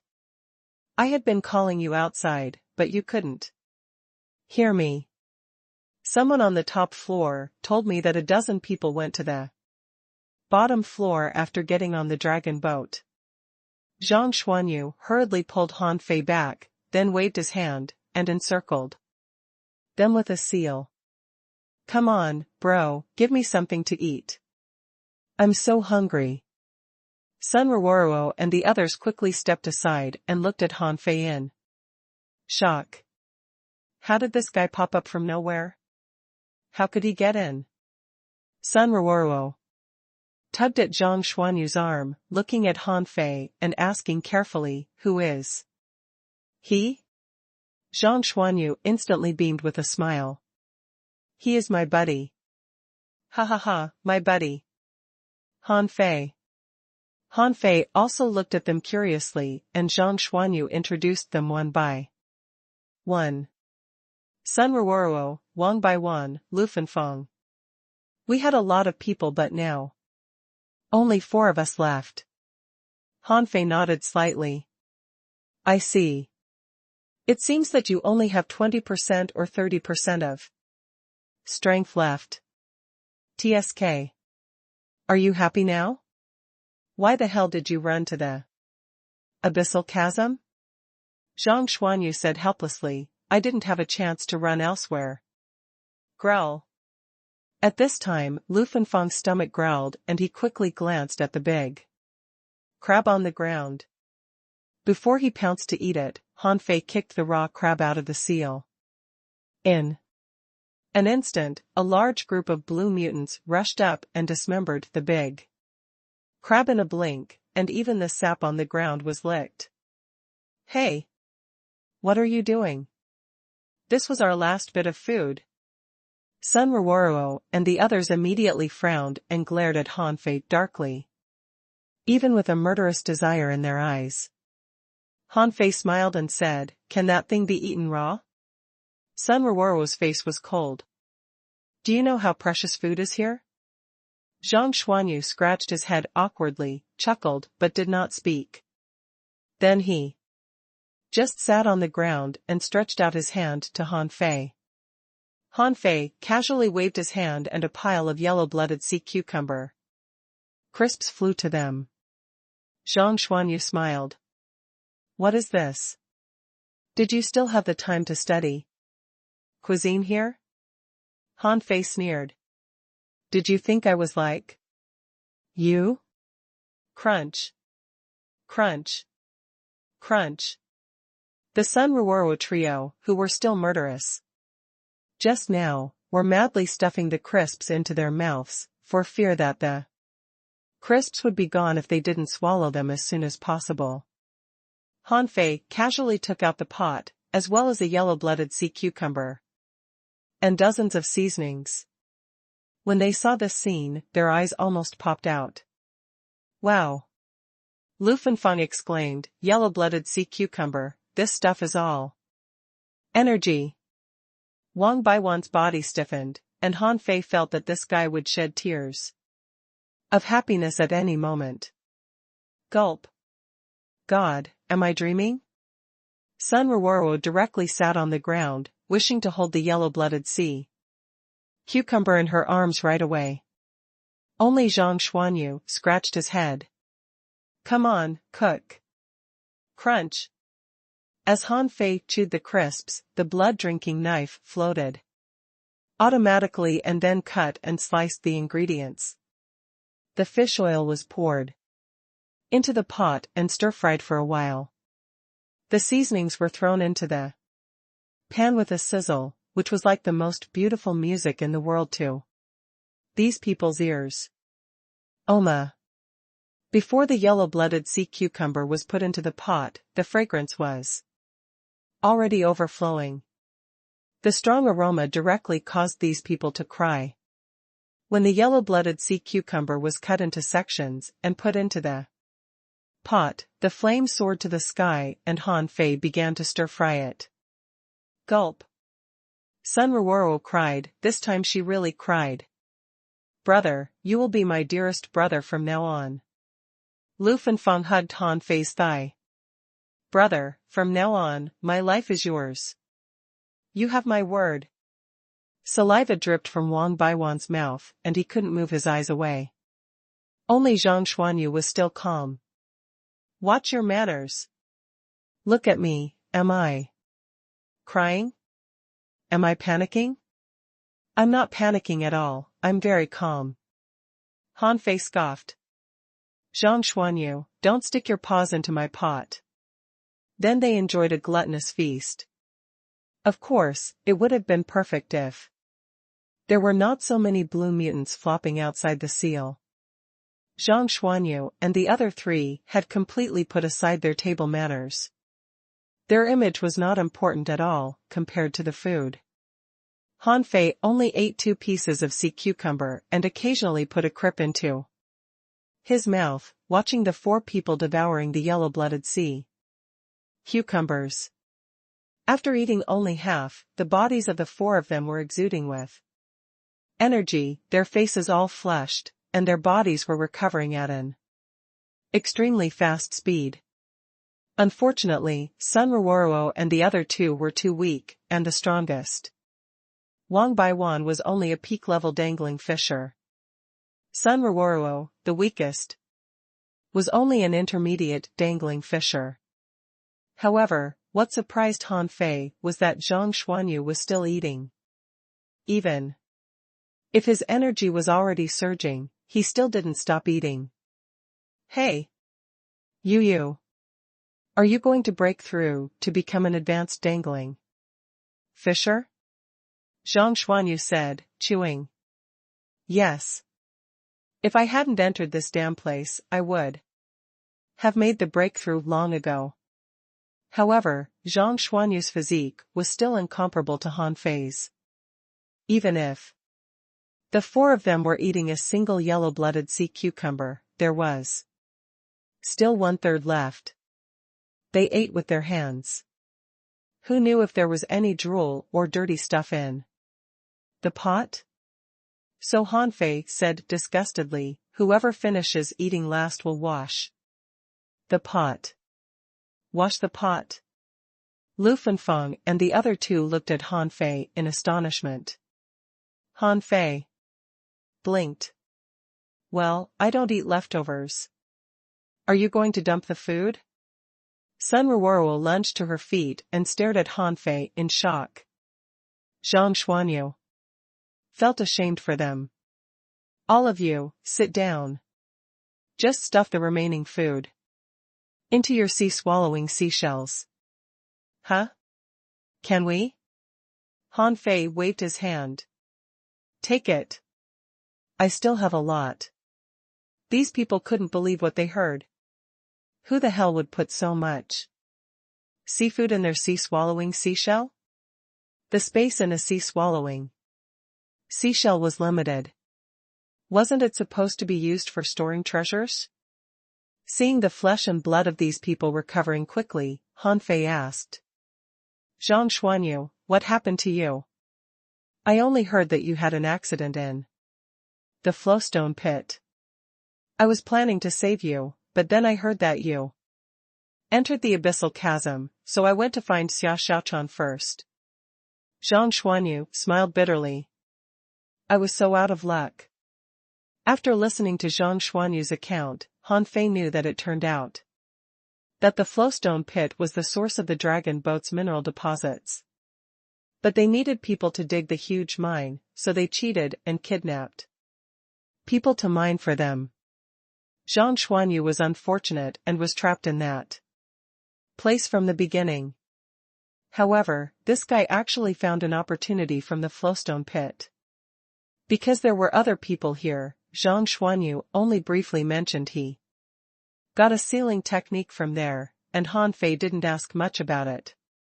And Han Fei also learned that Zhang Xuanyu didn't lead dozens of people to rebel, but more than 600. In that battle, nearly 400 people were killed on the spot and their blood even dyed the flowstone pit red, and no fewer than 30 peak-level dangling fishers died. But dragon boats kept this incident a secret, so it didn't attract much attention. In the end, Zhang Xuanyu led some people to escape, all of whom were very strong. Unfortunately, no matter how strong they were, they couldn't resist the hunting of a group of peak-level dangling fishers. Therefore, they could only hide in the abyssal chasm. Finishing his story, Zhang Xuanyu smiled. Fortunately, you've come and we can finally go out. However, Han Fei shook his head and said, you can go out, but I'm just passing by. Puff. Are you kidding me? What do you mean by passing by? Han Fei said seriously, I did just pass by and save you by the way. I still have to explore this place. Huh? Zhang Xuanyu was stunned. So were the other three. You are going to continue to explore this damn place? Are you trying to commit suicide? Han Fei said to Zhang Xuanyu via voice transmission, I have to go explore. I have my reasons. Zhang Xuanyu looked at him seriously. I'm going with you. Sun Ruoro exclaimed, are you crazy? Zhang Xuanyu smiled. It's okay. If I was a coward, I would have died a long time ago. How can I still live to this day? Han Fei shook his head. No, if you have a way, take these people out. Zhang Xuanyu's face changed slightly. Don't. I can't promise you this. If I didn't see you, I would not have been able to stop you from going in alone. But now that you're right in front of me, how can I let you go alone? Han Fei thought for a moment. It seems that it is more dangerous inside. Isn't the biggest danger of the abyssal chasm that the energy will be drained?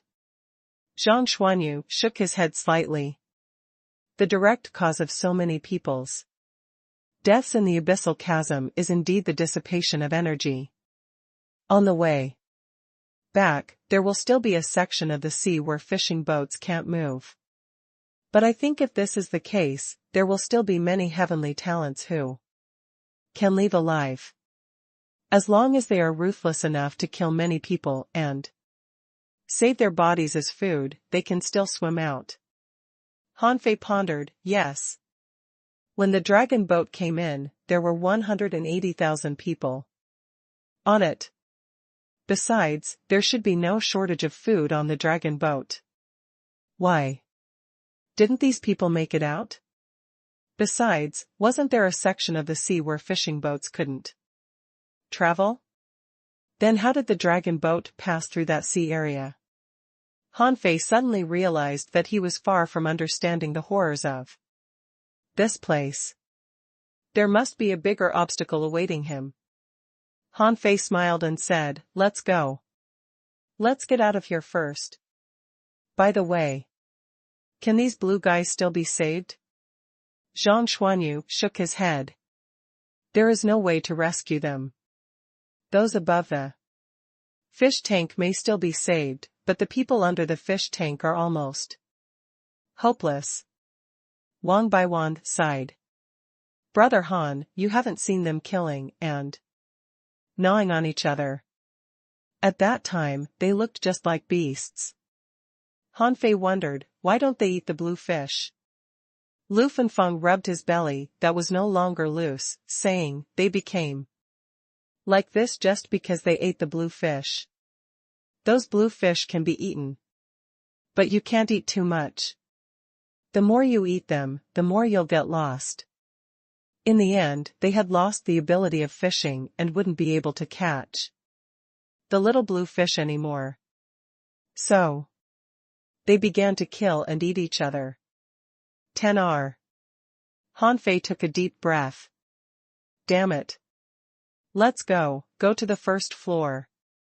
I think people above the first floor can still be rescued. Hanfei was surely not a saint, but these people were all innocent. They had no intention to hurt him, and most of them lost consciousness or even went crazy. In Hanfei's opinion, people could die in battle, be killed in robbery, or even be eaten by fish, but shouldn't starve to death. Since the four of them had recovered their peak state, they were no longer afraid to go out.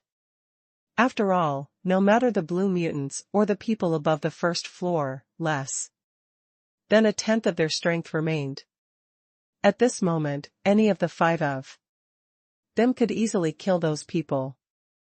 Hanfei couldn't help wondering, is there anything else strange below this level? Sun Ruoro suddenly said, yes. Wang Baiwan shot back, you are mistaken. Lu Fengfeng added, Ruoro, what you saw was not true. Among us, only you saw that. And for such a long time, that thing you said hasn't come to us. Indicating that it doesn't exist at all. You must have had an illusion at the time.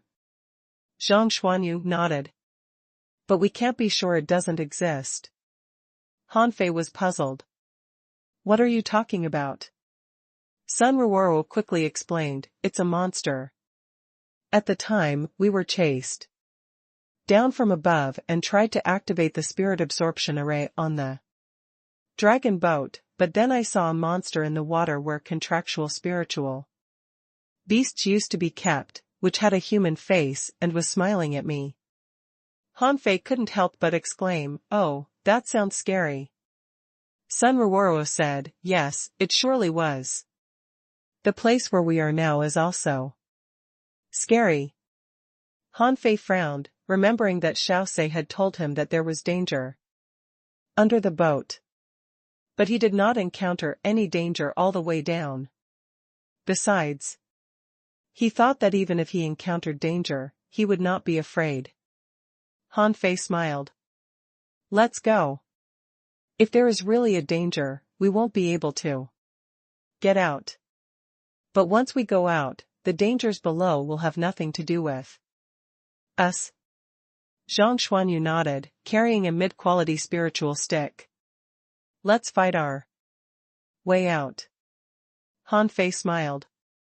Shit, why are you still using a mid-quality spiritual weapon? Zhang Xuanyu? Hanfei casually threw him a high-quality spiritual stick and a high-quality battle suit. I don't have time now. I will get you an ultra-quality spiritual stick later. Zhang Xuanyu was dumbfounded. Are you serious? An ultra-quality spiritual weapon? Wang Wanwan and the other two swallowed. F*CK, this guy is damn rich. It was a high-quality spiritual weapon. And he just casually threw it to Zhang Xuanyu. But this was not the time to be curious. They should get out of here as soon as possible. Hanfei smiled. Have you ever taken these people sea-swallowing seashells? Zhang Xuanyu nodded. Of course I did. But most of these people are not strong, and there is nothing good in their sea-swallowing seashells. I suspect that they had traded their treasures for food. Therefore, there is nothing good left in them. Yes, it made sense. If they were going to starve to death, what was the use of their treasures? Roar. Who? As soon as the seal was removed, Hanfei's fists were glowing with golden light, and he punched out as fast as the wind, sending dozens of people who tried to approach Hanfei flying in the blink of an eye. Boom. Boom. Boom. As Han Fei punched, a fierce huge gust of wind swept past. Wherever the wind hit, people flew across. Wow. Lu Fengfeng and the two looked at each other. So powerful, so fierce. Zhang Xuanyu was also shocked. Fei Fei, when did you learn a fist technique? Why didn't I know this? Han Fei sneered. As soon as we separated, you were locked up in the flowstone pit. It would be strange if you knew. Zhang Xuanyu frowned. No. I knew that you were on the wanted list. But I didn't have time to pay attention to it at the time. Where did you go after? Han Fei said lightly, after the sea grassland, I went to the undersea city to find Xiao Xiaochan. Then, I explored the steps into the sea with her. So, after you leave, don't go to these places. Hurry up and find your own opportunities. Zhang Xuanyu gnashed his teeth. Damn it, I was really out of luck. If I were outside, I would have been on the wanted list too. Han Fei laughed. Do you think you are not on the wanted list? Xiao Xiaochan and I are both on the wanted list. Although your name is not on it, if you dare to appear in public, I bet you'll be caught in the blink of an eye. Zhang Xuanyu rolled his eyes at him. Isn't that because of you too? Han Fei chatted with Zhang Xuanyu while fighting those people. Wang Wanwan and the other two were all dumbfounded. Zhang Xuanyu's buddy is really awesome. Is he also on the wanted list? Just as Han Fei and Zhang Xuanyu were chatting, suddenly Han Fei's face changed. He jumped away and punched out, and a golden fist shadow shot into the mist. Bam! Crack! Wooden boards were cracking, the mist was dissipating, and Han Fei saw a big tail whipping at him again. Humph! Die! As soon as he summoned the blood-drinking knife, the blade light swept along the way, shattering all the deck boards and splitting the mist into two vortices. Bang! A tail several meters long rolled down to the ground. In a flash, Han Fei had already jumped up to chase that thing. Zhang Xuanyu exclaimed, he's so *king strong. This bastard, how many opportunities did he get? How can he be so strong? Han Fei took the lead, only to see a black figure flash over in the mist. Where are you going? Come back. Swish, swish, swish. The blue sea wandering dragon daggers whirled in the sky frantically. Now Han Fei didn't need to know the exact location of the thing at all. He didn't believe that this monster could be faster than his daggers. Boo-hoo! But what happened next surprised Han Fei. He heard a baby's cry. Swoosh! With the blue sea wandering dragon daggers disappearing into his body, Han Fei turned to shout at Zhang Xuanyu, activate the seal.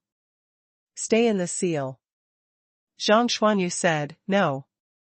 I have recovered my strength. Let me join the battle. Han Fei laughed. Fine, go ahead. That thing ran very fast and I couldn't even catch up with it. Sun Ruoro hurried over. Now you know what I said is true. I did see it. There was a monster. Han Fei put away the blood-drinking knife. More than one. The mist itself was a very creepy environment, in which hid many unknowns. Especially the cry similar to a baby's cry, in this kind of place, it made their hair stand on end. Han Fei frowned slightly and asked, did you find anything out about this creature? Zhang Xuanyu smiled. Of course. Since this thing came out, those blue mutants have disappeared. It seems that they are very afraid of this thing. Han Fei nodded. Let's go then. Go to the first floor. Don't worry about them. If they come again, we'll just kill them. None of the 5 people spoke as they seemed to be listening. All Sun Ruoruo. And the other 2 could do was to follow Han Fei and Zhang Xuanyu closely. There were actually 5 floors under the dragon boat, and Han Fei and the others were now on the bottom floor. However, because of the presence of Han Fei, they moved very fast. It only took them half an hour to reach the 3rd floor. This floor was where the black market was. Many people who couldn't afford to live on the 1st floor could live here for free, so it was also the messiest place on the whole dragon boat. When Han Fei stepped on this floor, a sharp pain suddenly shot through his brain, and then a fat human face popped up in front of his eyes. F***ck. Boom. Han Fei was really taken aback and immediately punched out. However, under the face, a big hole full of fangs suddenly appeared. As soon as Han Fei punched out, his fist was bitten. Zhang Xuanyu took a breath, activated the 9-layered waves in Furious Sea, and knocked the hole with his stick. However, to their surprise, the thing turned into a cloud of fog and disappeared. Han Fei's eyelids flickered. It's fake. Han Fei and Zhang Xuanyu immediately turned around, and Zhang Xuanyu suddenly struck out with his stick, and the point of the stick struck a large mouth behind Lu Fanfeng. Han Fei immediately had 9 tails attached to him and swung the chain at the big mouth. Bam! The human-faced monster was thrown to the ground by Han Fei. And Lu Fanfeng had been stupefied in horror with cold sweat on his forehead. He didn't feel anything at all just now. When Zhang Xuanyu took a shot, he looked back, only to see a black hole-like big mouth, which almost scared him out of pants. Lu Fanfeng staggered. Oh my god! Thank you for saving my life, Lao Zhang and Brother Han. Zhang Xuanyu patted him on the shoulder, while Han Fei was staring at the monster without speaking. In his eyes, a string of data was displayed. Name: Ghost Baby Salamander. Introduction: After a deep-sea salamander devours a human, it absorbs shards of the human's memory and creates a ghost face, which can be objectified. It is extremely fast and can transform food into energy and store it in the void. Level O. Quality: Exotic. Contained spiritual energy, 2,584 points. Eating effect: eating it will cause insanity. Collectible: Hallucinating Ghost Face. Absorbable. Han Fei curled his lips. This thing is simply disgusting. Almost comparable to the freak octopus. Zhang Xuanyu turned pale when he saw this thing. He shivered and felt his hair stand on end. Sun Ruoruo screamed directly and wrapped herself in seaweed, trying to protect herself from the creepy thing. Lu Fanfeng tremblingly lifted his armor box and was about to smash it on the fish's head, but Han Fei stopped him. Only Wang Baiwan said in surprise, "A dragon? Boo-hoo." This ghost baby salamander was flopping about. However, everyone was staring at its body at the moment. This thing was more like a lizard than a fish. Its body was blue and black. On its head, there was a distorted woman's face, which was squirming at this moment. Seeing this scene, everyone wanted to throw up. Han Fei took a deep breath and said, "You may not believe it. This is an exotic creature.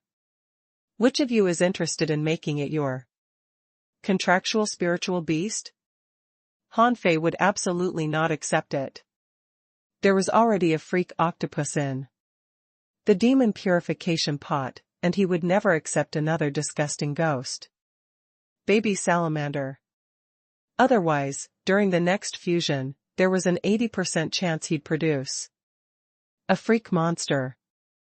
After all, there were 4 creatures hanging in the demon purification pot at the moment. Except for one ironwall lobster, none of the other 3 were normal. The mutant devilfish only had 1 layer of skin. The snake-tentacled shark-faced octopus was a sheer freak. The divine seaweed octopus, that looked like a big fat green pig intestine, was also ugly. If there came another, the ghost baby salamander, when could he get a third? Contractual spiritual beast? Zhang Xuanyu waved his hand quickly. No way. No, I don't want this thing. Sun Rororo shook with disinterest. Neither do I. EW. Lu Fengfang added, no, I feel dizzy when I see it, But Wang Baiwan squatted on the ground. I'll take it. You want it? Even Han Fei exclaimed in surprise. Is there something wrong with your aesthetics? Even you want it?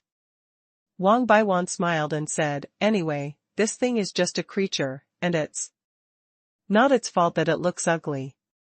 Since it is so strong, why don't I take it? Han Fei nodded. Okay, you can take it. There must be more than one of these things. You'd better hurry up. Without hesitation, Wang Baiwan began to conclude a contract with the fish. Han Fei was staring at the mist in a daze, and suddenly a faint voice came from his ear, help me. Help me. Who is it? Han Fei suddenly yelled, which startled the others. Zhang Xuanyu quickly looked around. Fei Fei. What's wrong? Han Fei stared at him. Did you hear someone calling for help just now? Help? The others looked at each other in confusion. It was so quiet here that you could even hear a pin drop. Where did he hear the cry for help from? Han Fei frowned when he saw the look of the others who obviously didn't hear anything. When he listened again, he could no longer hear the cry for help. This made Han Fei doubt whether or not he had an auditory hallucination. When the ghost baby salamander was taken by Wang Baiwan, they did not see other ghost baby salamanders appearing, and then they went straight to the first floor. On the 3rd floor, they finally heard the roars of the blue mutants, which made them let out a sigh of relief. After all, facing those blue mutants who had gone completely crazy was definitely better than facing those creepy salamanders. Hiss. Roar. Han Fei made his way with his fists, and Zhang Xuanyu dragged the stick to the floor and scrupulously, not minding being heard by those blue mutants at all. And the other 3 were not afraid at all either, because their strength had recovered. Although hundreds of blue mutants were rushing at them from all directions, they were soon solved by Wang Baiwan and the other 2, and Han Fei didn't even need to do anything. The 5 of them went straight up, and after nearly half an hour, they arrived on the deck of the 1st floor. Zhang Xuanyu took a deep breath, stretched out, and yawned. So comfortable. We've finally escaped. Lu Fengfang agreed, it feels so good to be back on the deck. Sun Rororo looked around vigilantly. Don't forget that these people on the deck haven't completely lost consciousness. They still have a little instinct. So they are much more difficult to deal with than the blue mutants. Han Fei raised his head and glanced over, saying, let's go directly to the top of the boat. Zhang Xuanyu was puzzled. Huh? Have you met Xiao Sei? Han Fei smiled. Otherwise, how would I have known your whereabouts?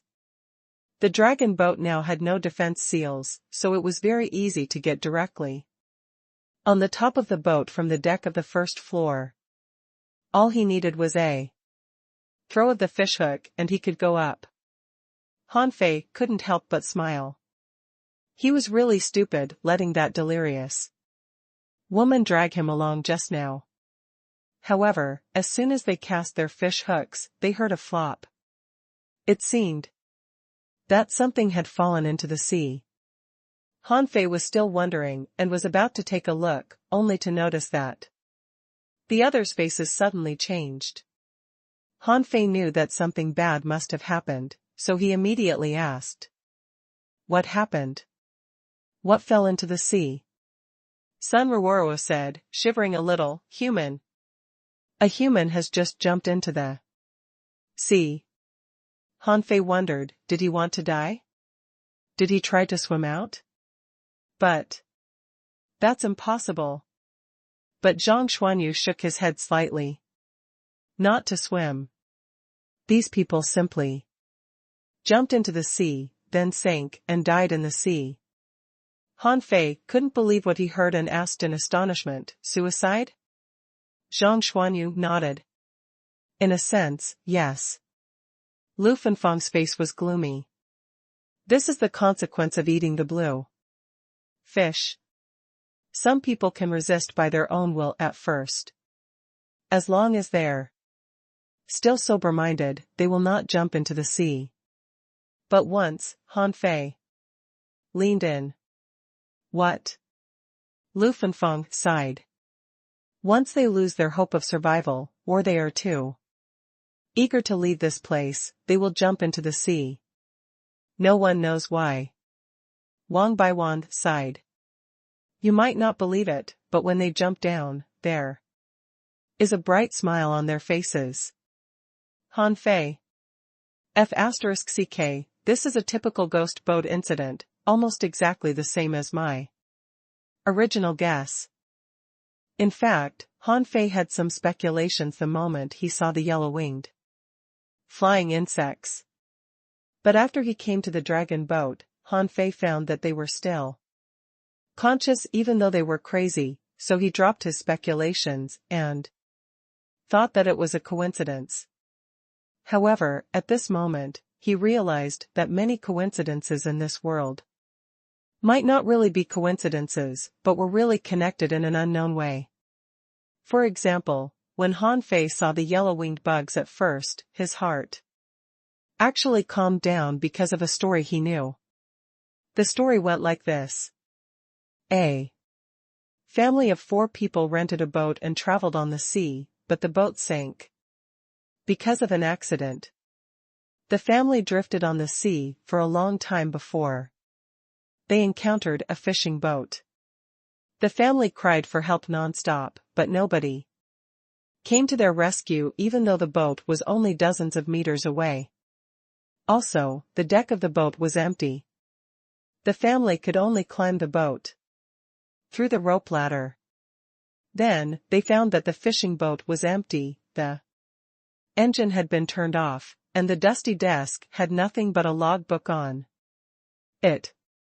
However, according to the logbook, this boat had set sail 27 years earlier. Then the family boarded it. The last item on the log was "Everything has gone well since we left the boat." Eventually, due to the lack of food, the family thought of fishing. But they needed bait for that. Then, they suddenly saw purple bugs that were flying above the sea. They caught some blue fish with the bugs as bait. At that time, they didn't think that there was anything wrong with the blue fish. They even found the fish extremely delicious.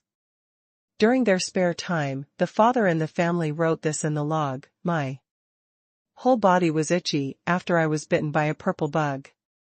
I hated them and used them as bait, but then I caught some blue fish that I had never seen.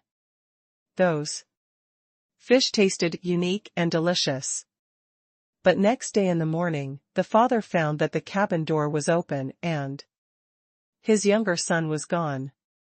He searched for his son, to no avail. He was very devastated, but his older son was gone on the next day too. Fearing that his wife would disappear, he simply pretended to be sleeping that night. As it turned out, he found that his wife walked to the deck at midnight while she was sleeping. She said, "This is the most wonderful place in the world." Then she was about to jump into the sea. Fortunately, she was rescued by her husband.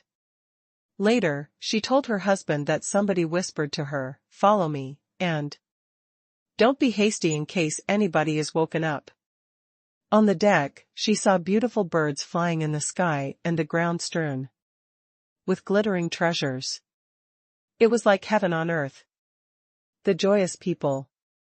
They're all called out to him when they saw her. The only passage to that heaven was the ladder at one side of the boat, so she jumped there without any hesitation, only to be stopped by her husband. From places unknown, she heard the strange voice saying, "Come again tomorrow." At this moment, while Hanfei was dumbfounded, someone descended from the sky. Hanfei released his fishing hook to him and dragged the man up. The bag of bones that had been having food crazily became still at this moment. With a brilliant smile. Hanfei's eyes cramped. "There's still hope for these guys. Let's see what we can do."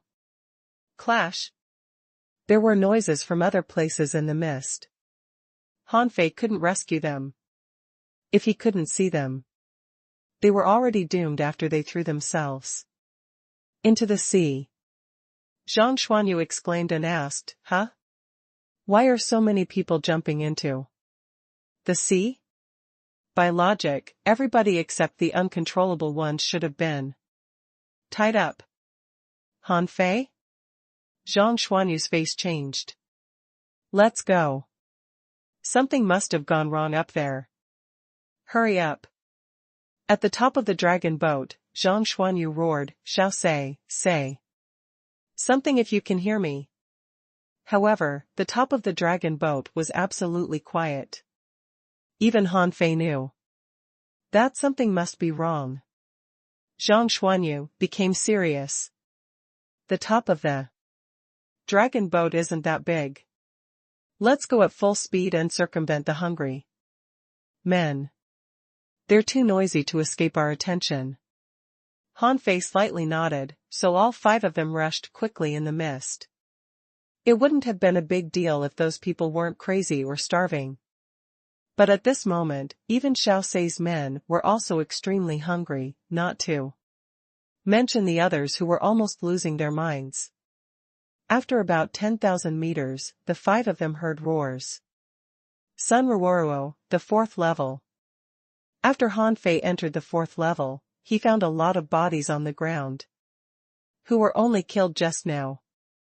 Hanfei suddenly said, "Wait, I'm smelling the scent of the yellow-blooded sea cucumber." Zhang Xuanyu nodded. "I was going to say that. Did you give any food to them?" "Yes." Zhang Xuanyu gasped. "That's not good." They had only been obedient because there was no food and the rules were strictly enforced. After you gave them food, even if Xiao Sei could hold back, the others might not be able to. Wang Baiwan gasped. Hiss. Many of Xiao Sei's men used to be peak level dangling fishers, right? After Wang Baiwan pointed that out, everybody pressed on quickly. However, Hanfei and his teammates caused a lot of noise, and they felt that someone was running 2,000 meters away from them. Hanfei bellowed, "Where do you think you're going?" When they passed the place where someone had food just now, they found a lot of people lying on the ground. Most of them were dead. Xiao Sei, on the other hand, was tied to a pillar. Hanfei said, "I'll chase them. You stay behind. Let's meet at the top of the boat." Like a ferocious beast, Hanfei penetrated through the walls.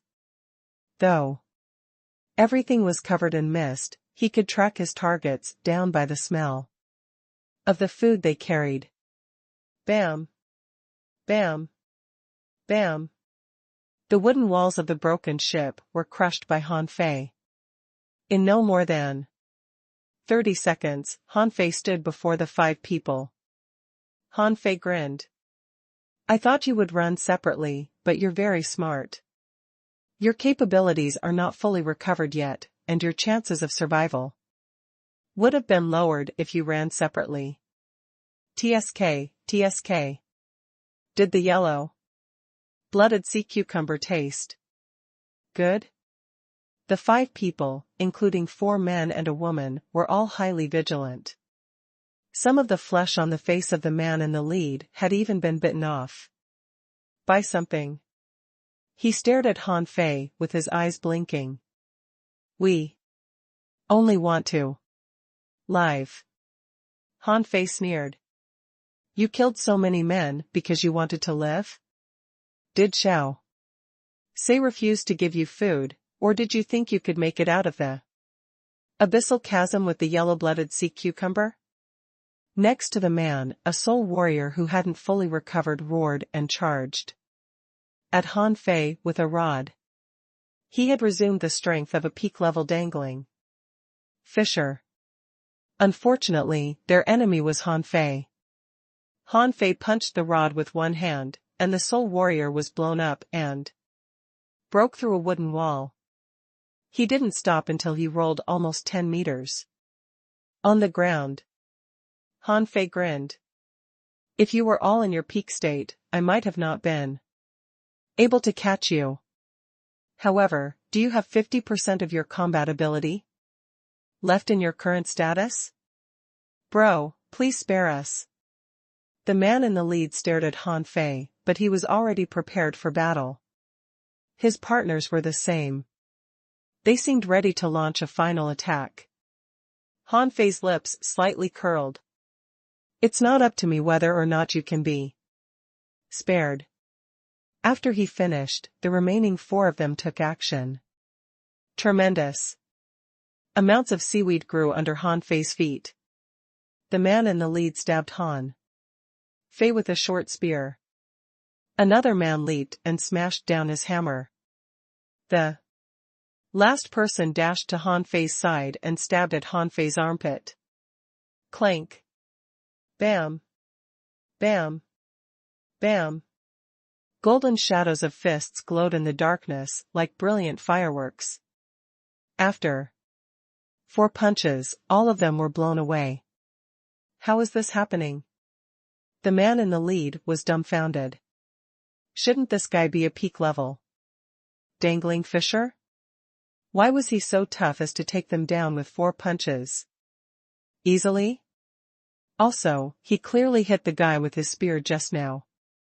Why wasn't the guy hurt at all? How sturdy was the guy's body? Han Fei dragged all 5 of them after tying them to his fishing pole. They were all silent and lethargic, like balloons that had lost all their air. On the top of the boat, Xiao Sei was recovering with his legs crossed. Many men were hiding in the mist and dared not approach him even though they were starving. When Han Fei returned, Xiao Sei suddenly opened his eyes and stared at the 5 of them. B*****. After dragging the 5 people back, Han Fei learned the reason for their betrayal from Xiao Sei.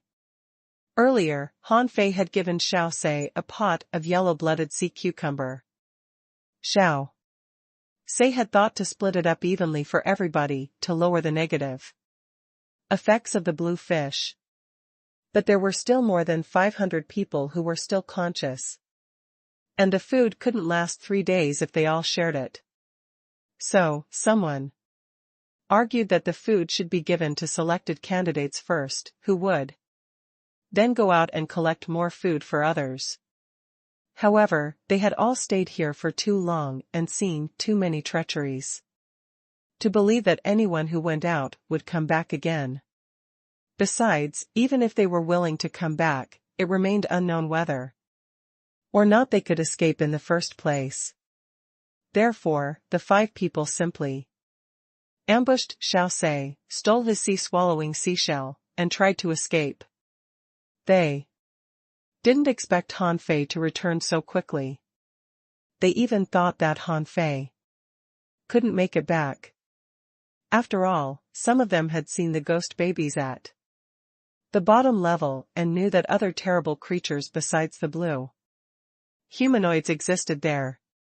Among the people that Han Fei caught, the man in the lead sneered. How many days can a yellow-blooded sea cucumber last? Xiao Sei, you know that I made the right decision. Xiao Sei looked awful. You shouldn't have killed so many people. They were in my way. The man in the lead roared crazily. They were almost going crazy.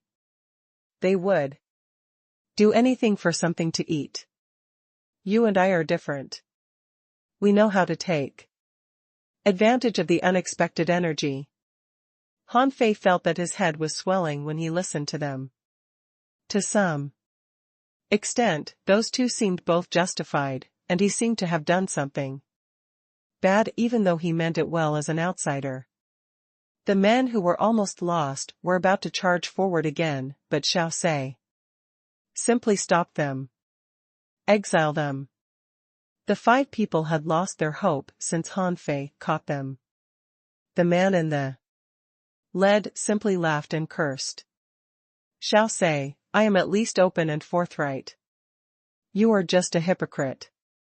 Have you forgotten how you survived in the beginning? After that, the man looked at Han Fei and Zhang Xuanyu. You're simply tricked by him. He's a liar, a liar. Xiao Sei was gloomy. Get lost. Have a safe journey. Xiao Sei didn't execute them, but simply threw them into the fog, not caring what would happen to them. But Han Fei thought of something. For some reason, he felt that something was weird. He knew too little about Xiao Sei, and he couldn't tell who was right and who was wrong. It was impossible for him to reason with the lunatics who saw nothing but food in their eyes. Xiao Sei, on the other hand, left Han Fei the impression that he was uncannily calm and steady.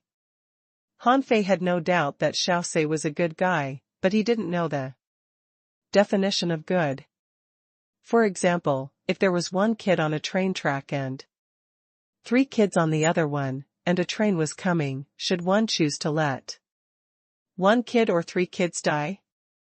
In fact, either of the choices was as good as the other one. Han Fei stepped back in the mist and threw a sea-swallowing seashell to the 5 people who were just exiled. He was thinking that he should have a backup plan. Whether or not the 5 people could escape, it wouldn't hurt to give them some help. If Xiao Sei was indeed a good guy, the 5 people couldn't do anything to him, even if they escaped. But if Xiao Sei was a hypocrite, the 5 people would be an obstacle for him. Han Fei's move escaped everyone's attention except Zhang Xuanyu's. The others didn't notice Han Fei's subtle movement, but Zhang Xuanyu knew Han Fei very well and paid attention to his barely noticeable action. Zhang Xuanyu asked telepathically, what did you give them? Han Fei replied, a yellow-blooded sea cucumber.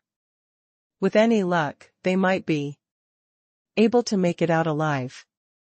Zhang Xuanyu immediately had a guess. You think there's something wrong with Xiao Sei? Han Fei replied casually, I'm not sure, but Xiao Sei has spent several months on this dragon boat, right? If he has been helping those people all the time, why has he never gone out? Briefly stunned, Zhang Xuanyu replied expressionlessly, got it. I'll keep an eye on him. After their communication, Han Fei said with a smile, Xiao Sei, can you count the number of the people who are still conscious? Xiao Sei heaved a long sigh. Yes, please wait a moment. Xiao Sei shouted at the other people, bring the people who are still tied up here. Everybody, gather. After that, Xiao Sei said with a bitter face, I didn't have a choice. Nobody knew what would happen after you ate the blue fish.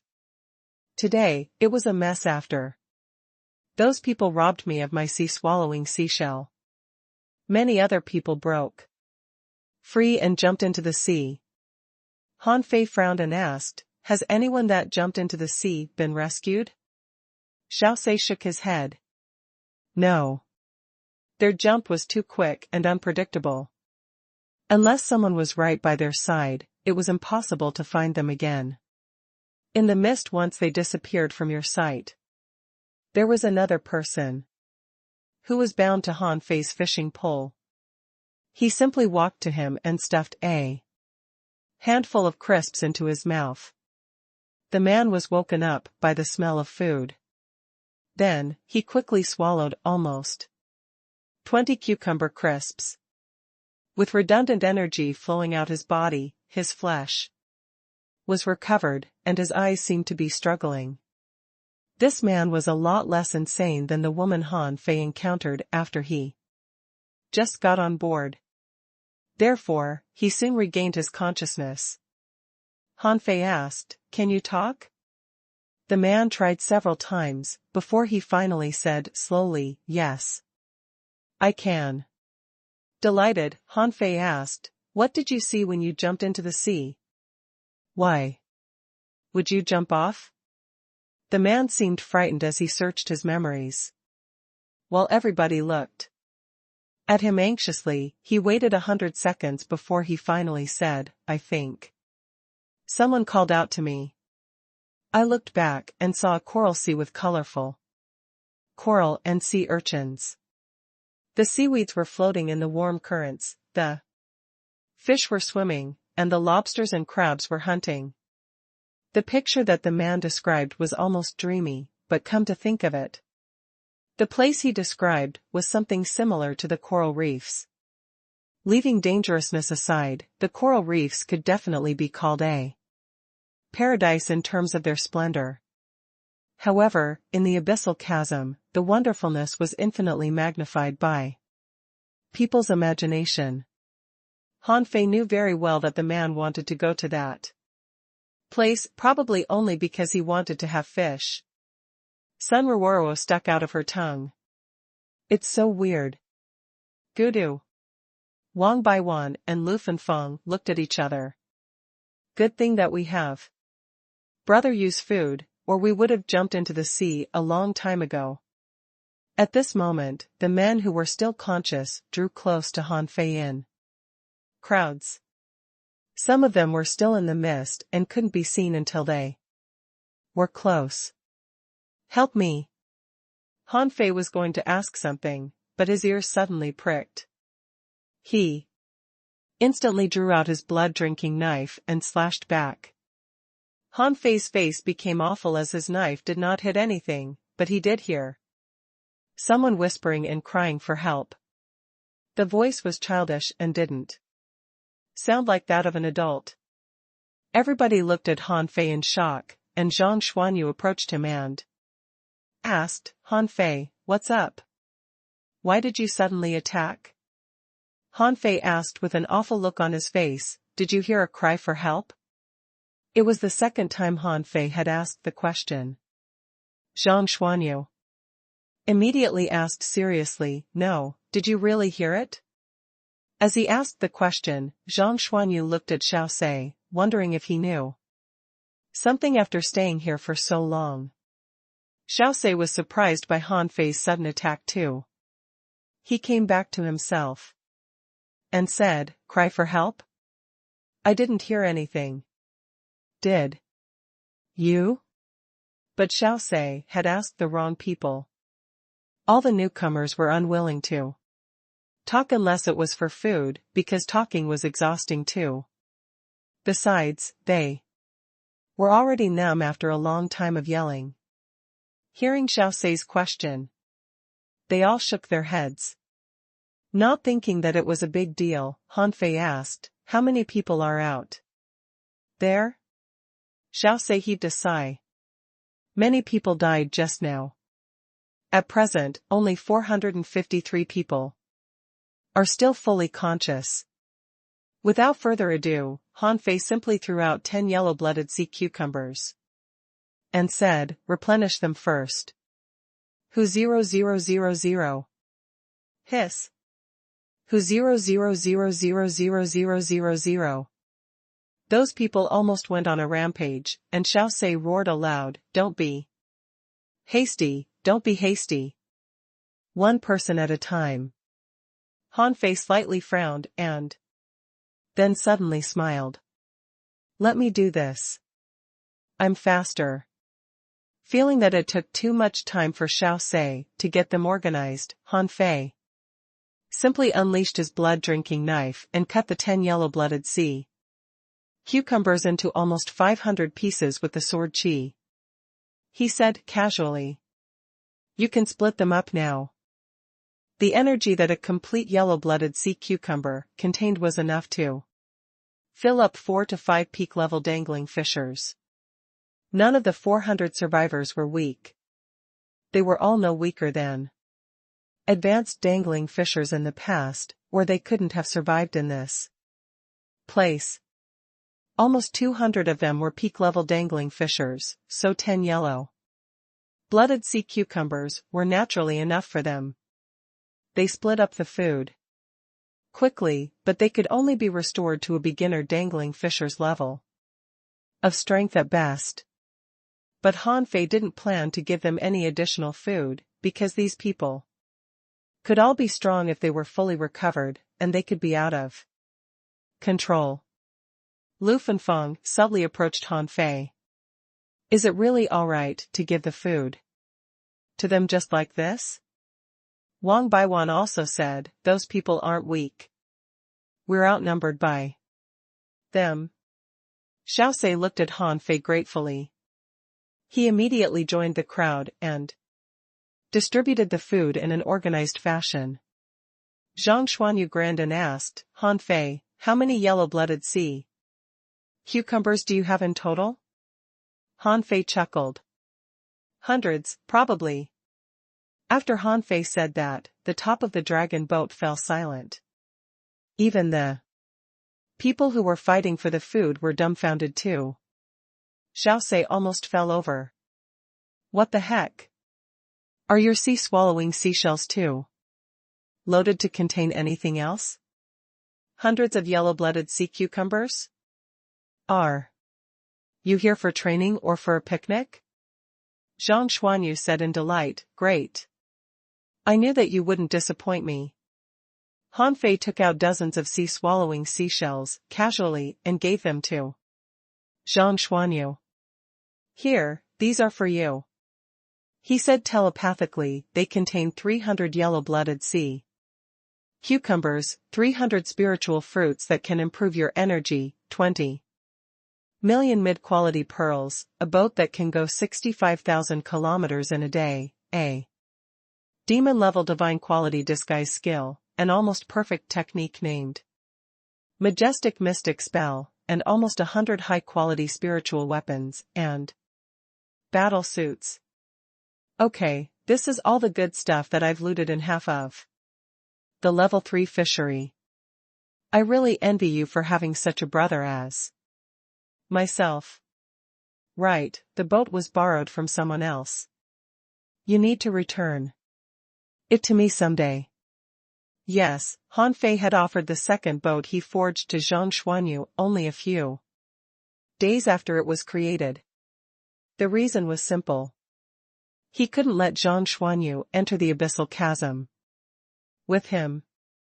Besides, Zhang Xuanyu had been trapped for such a long time that he hadn't been to any places other than the flowstone pit in the level 3 fishery. He was probably the weakest in the team. Han Fei felt that he needed to let Zhang Xuanyu look for more treasures, but Zhang Xuanyu probably couldn't throw off the pursuers without the 1,000 faces technique and the wind god boat. So, Han Fei didn't hesitate to give Zhang Xuanyu these things. Those things were of little use to Han Fei at this moment anyway. Also, he believed that his strength would be significantly improved after he found the treasures that Ren Tianfen left behind. By then, he wouldn't be scared even if he were to be faced with a hanging fisher. Zhang Xuanyu's face was frozen. He cried under his breath, F***ck. F***ck. He felt that tens of thousands of iron-headed fish just ran him over. Gulp. Shoot. Zhang Xuanyu trembled and hurriedly hid the sea-swallowing seashells. Then he asked telepathically in shock, "Where did you find all of this?" Damn. This is really.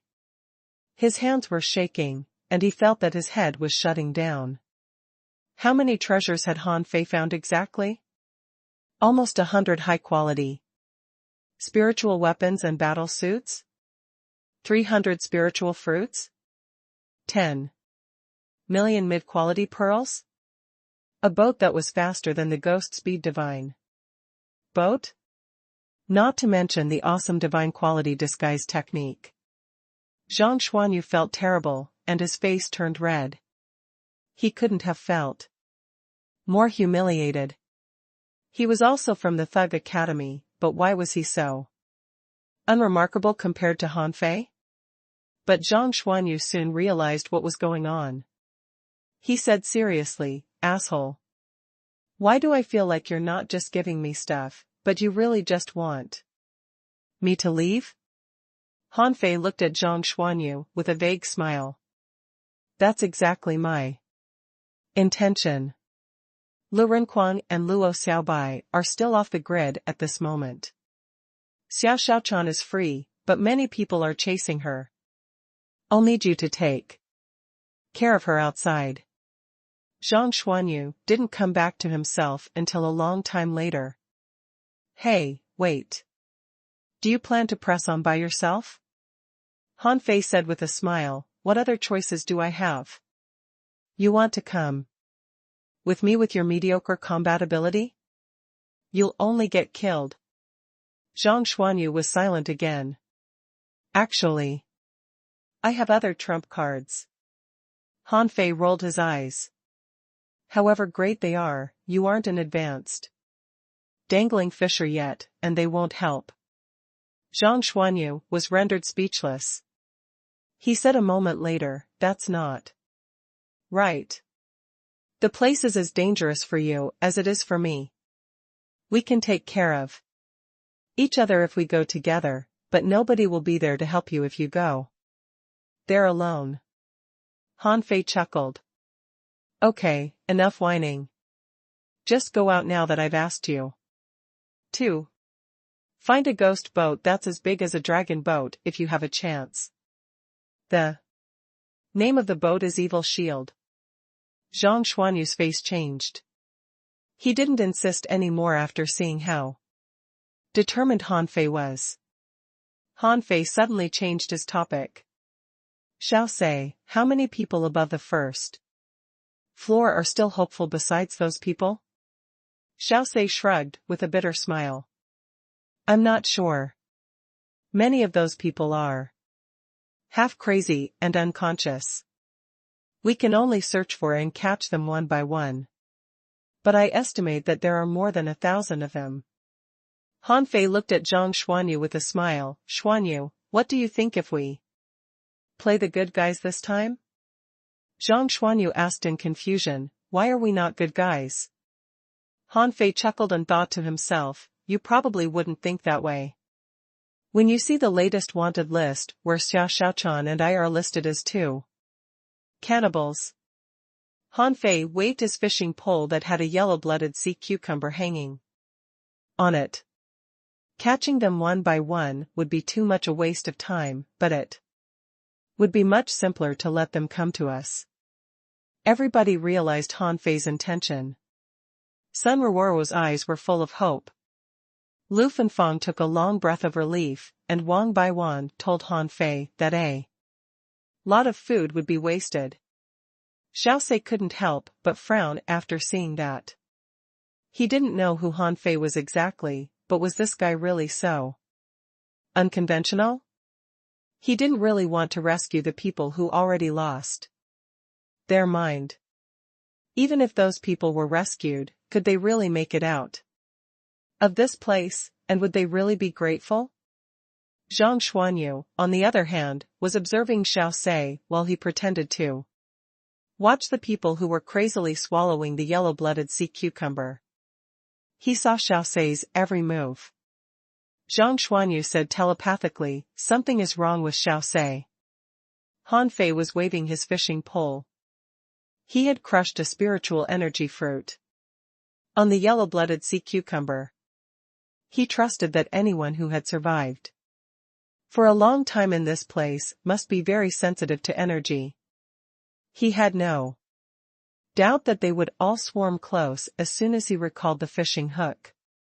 Hearing Zhang Xuanyu's telepathic voice, Han Fei replied, I know it isn't easy to lead such a group of people. This man definitely has something extraordinary. However, I haven't discovered any ill intent yet, so you probably need to lead those guys out with him. Zhang Xuanyu frowned. Is it really possible to take them out? When we came in, we found that this sea is very weird. You will be under the blast of invisible forces, or disappear in turbulent waters. Han Fei said, just follow the spectral ferryman.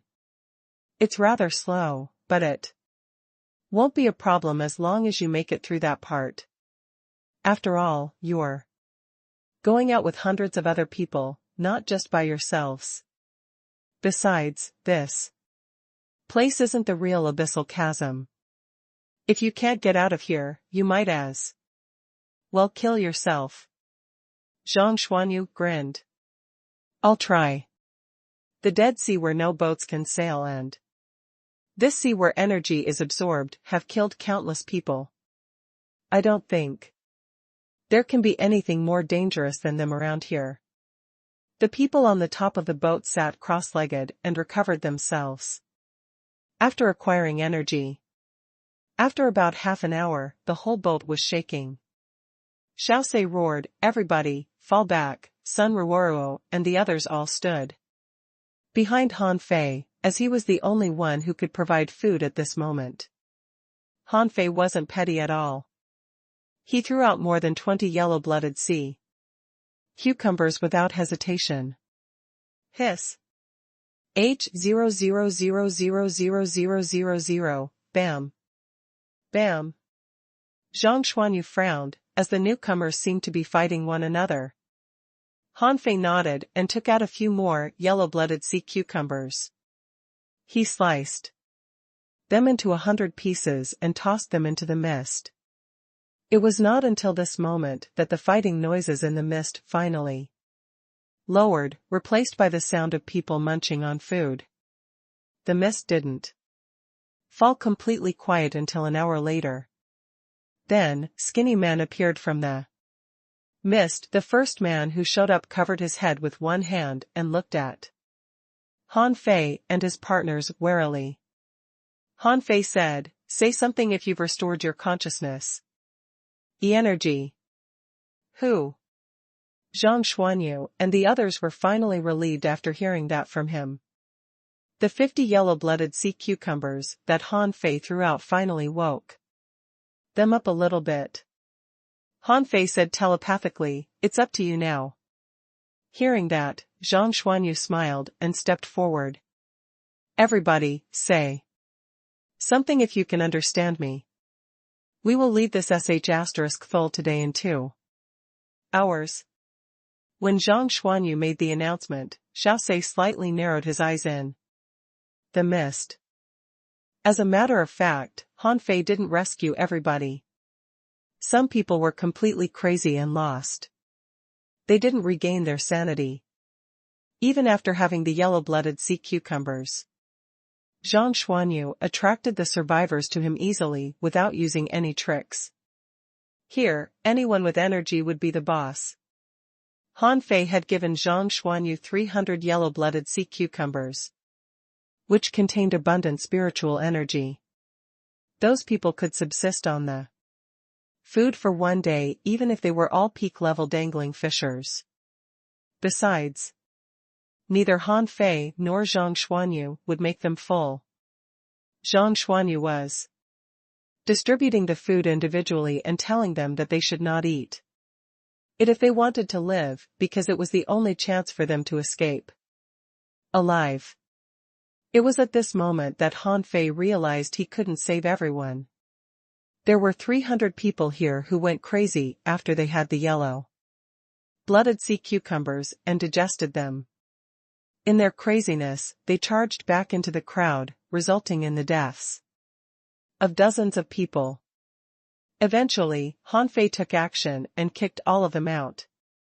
Based on the final statistics, the people who were sane in the end weren't as many as anticipated.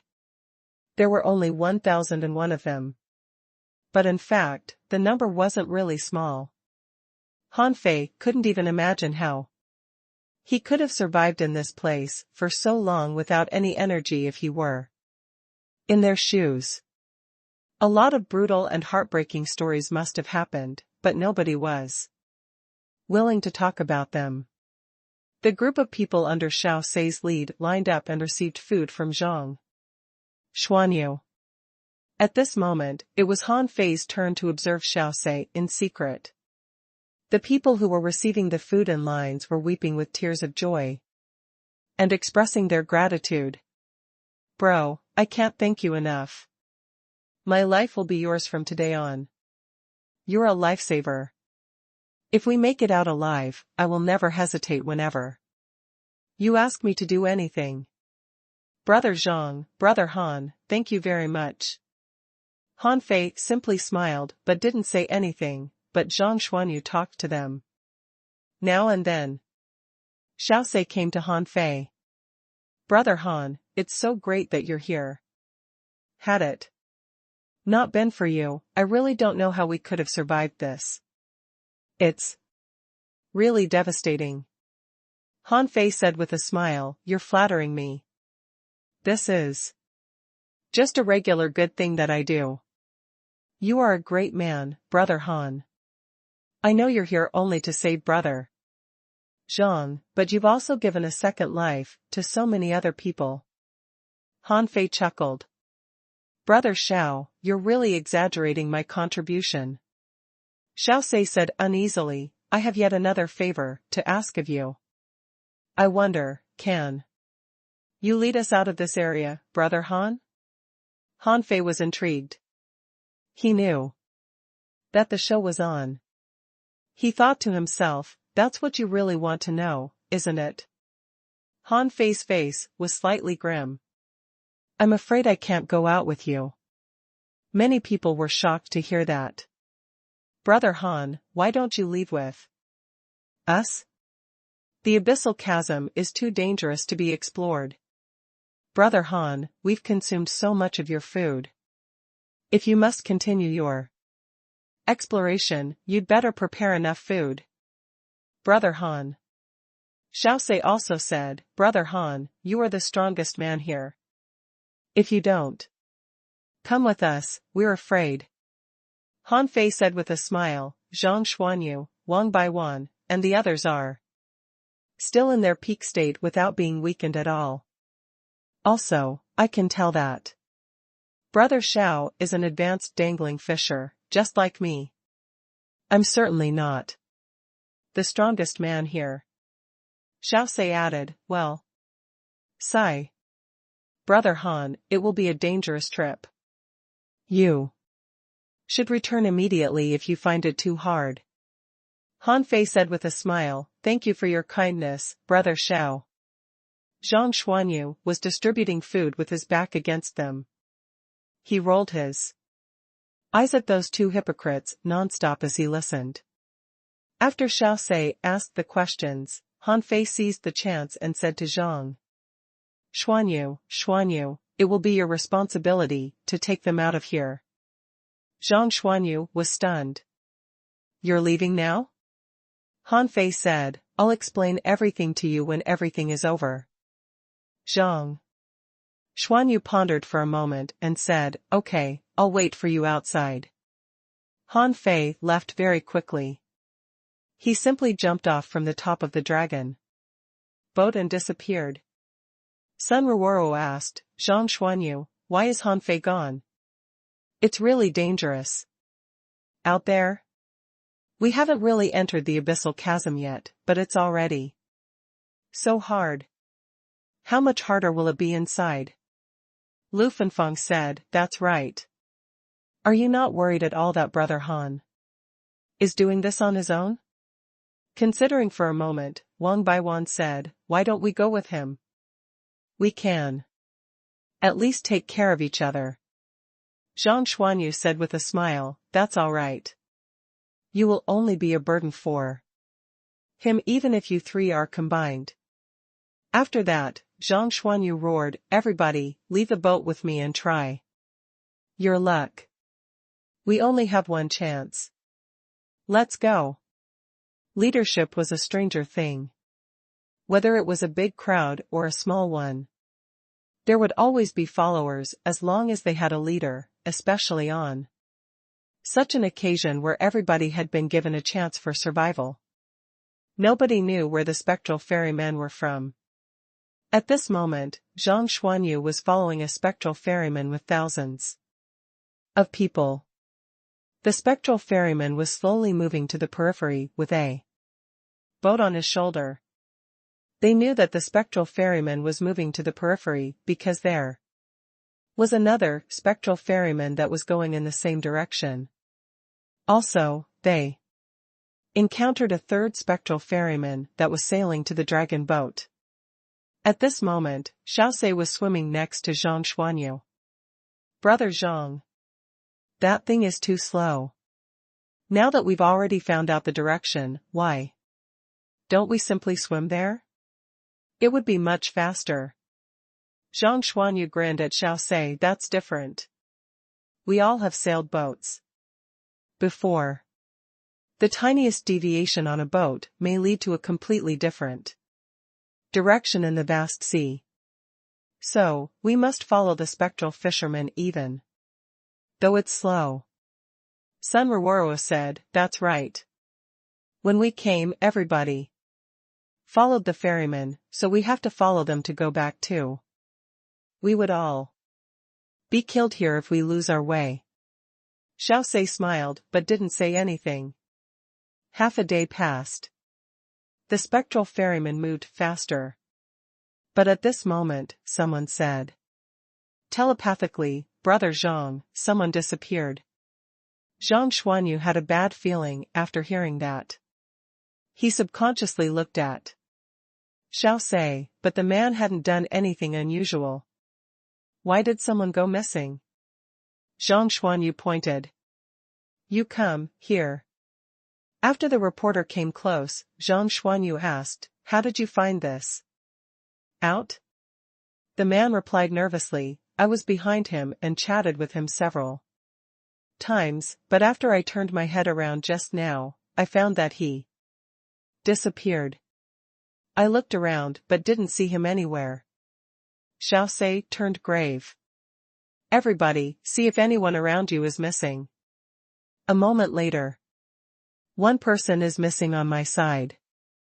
The guy who was with me just now has vanished. Not good. The guy behind me is gone. For a moment, the crowd was in turmoil. Zhang Xuanyu announced telepathically, don't panic. Everybody, move forward in lines and keep an eye on your surroundings.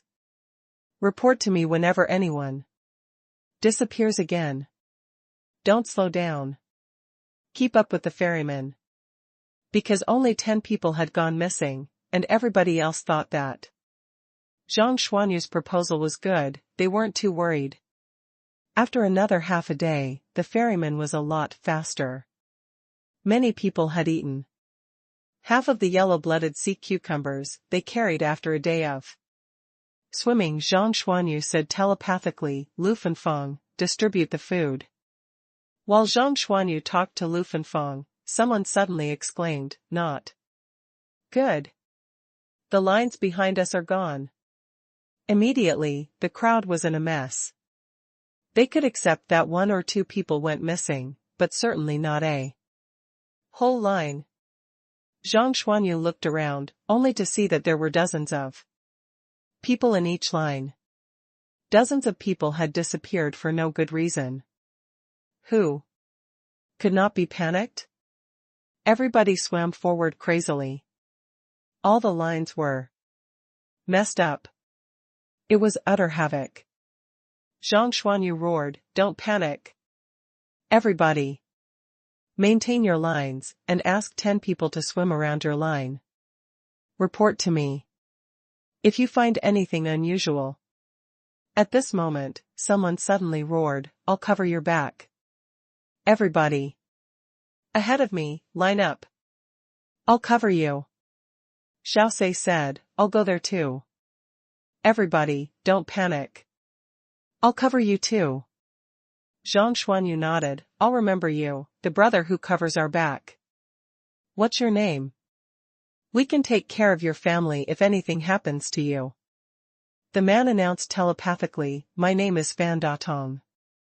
I live in Blue Sea Town. I'm quite famous. There's nobody except a few old jerks and some younger jerks in my family." Zhang Xuanyu was almost infuriated and thought, when did I become a jerk? Han Fei was quite bummed. This had been a plan between him and Zhang Xuanyu. They foresaw that something would happen during the trip, so Han Fei hid himself among the crowd. However, it was impossible to unfold his senses in this weird sea. Han Fei was actually the man who cried out when someone went missing for the first time. He didn't really know what happened back then. The man just disappeared. Uncannily. He had been focusing his attention on other people since then. This time, it was him who first discovered that a line went missing. A moment ago, he looked back and found that the line was there, but when he looked back again, nobody was behind him anymore. Not just the people ahead of him, even he was quite terrified himself.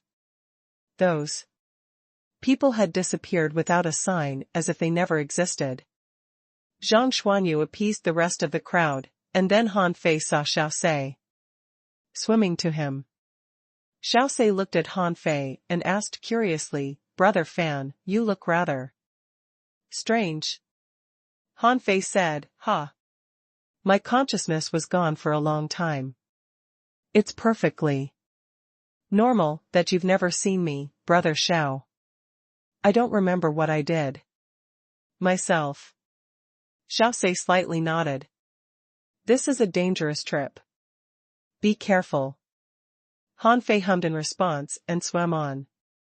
After the accidents, everybody became a lot warrior and looked around now and then, which made Han Fei feel good. Problems were less likely to happen if everybody was observant. Suddenly, Han Fei felt that the water current around him was strange. Something seemed to be blocking the water current right ahead of him. Shua. Han Fei quickly moved out of the way. He looked back, only to see a blue haze disappearing from his sight. "Brother Fan, what's wrong?" Seeing Han Fei's strange movement, Xiaosei caught up to him and asked. Han Fei glanced at Xiaosei warily and slightly shook his head. "Oh. It's nothing. I just had a bad feeling, so I changed directions." Xiaosei slightly narrowed his eyes and smiled. "Don't worry. I'm right here with you. Nothing will go wrong." Han Fei complained to himself, "I'm having bad feelings exactly because you're here with me." At the same time, he wondered what the blue haze was exactly. He was certain that the blue haze was partly the reason why people had been disappearing. Suddenly, Han Fei was slightly stiffened. He remembered the blue slices he saw at the bottom of the tornado sea. At first, he thought that they were balls, but when he came closer, he found that they were merely slices that did not seem to have any thickness. Back then, he tried tossing stones into it, but none of the stones got out from the behind of the blue slices. He had thought that they were some kind of portals, but then he realized that there couldn't be so many portals. So, he never drew closer to these blue slices. Now that he recalled it, he found that the blue haze he saw just now was so similar to the blue slices he saw at the beginning. About 2 hours later, everybody slightly recovered from their panic. They were also a lot more reassured with Han Fei and Xiao Sei behind them. Besides, with observers swimming around them, they didn't think that any lurkers in the sea would attack them blatantly. However, since they were faster and faster, Han Fei grew more and more careful. All of a sudden, Han Fei felt that the water current was blocked. His eyes almost bulged out. He simply punched out, and gold light glittered on his body. Attach. He couldn't care less about being exposed at this moment, because he felt that a wall seemed to be lying some dozens of meters ahead of him. But he knew that it was not a wall, but plenty of those blue slices. While flapping his wings and flying back, Han Fei snatched Xiao Sei with his fishing pole and announced telepathically, "Something is wrong with Xiao Sei. Kill him." Xiao Sei's face greatly changed too. He had been smiling, thinking that there was no way Fan Datong could dodge this one. But he had no idea that Fan Datong was actually Han Fei, or that Han Fei could react so fast. Zhang Xuanyu said telepathically, "Everybody, move on. Han Fei, I'm coming to help you." Shocked, everybody looked around, only to see that Han Fei and Xiao Sei were already fighting. Xiao Sei had already left the team, and the hook on Han Fei's pole disappeared into the void. It submerged into the transparent slices and ended up in a place nobody knew. Han Fei roared, "Don't come closer. Keep an eye on the water current. Get out of the way when the water is blocked." For a moment, dozens of people were charging close from all directions. Someone roared, "Good for you, Xiao Sei. We trusted you so much, but we didn't know that you were so vicious." Someone unleashed a spear, someone launched a storm of blades, and someone fully activated their armor box. Xiao Sei couldn't have looked more awful. He suddenly waved his hands and darted out threads, and then hundreds of blue slices suddenly emerged in the seawater. Pooh! Pooh! Pooh! In the blink of an eye, the dozens of people that were charging at Xiao Sei vanished. Han Fei bellowed, "Keep swimming and don't come close." Zhang Xuanyu listened to Han Fei's warning and pushed himself back with waves. The moment the blue slices appeared, Han Fei said coldly, "You keep moving out. I'll take care of Xiao Sei."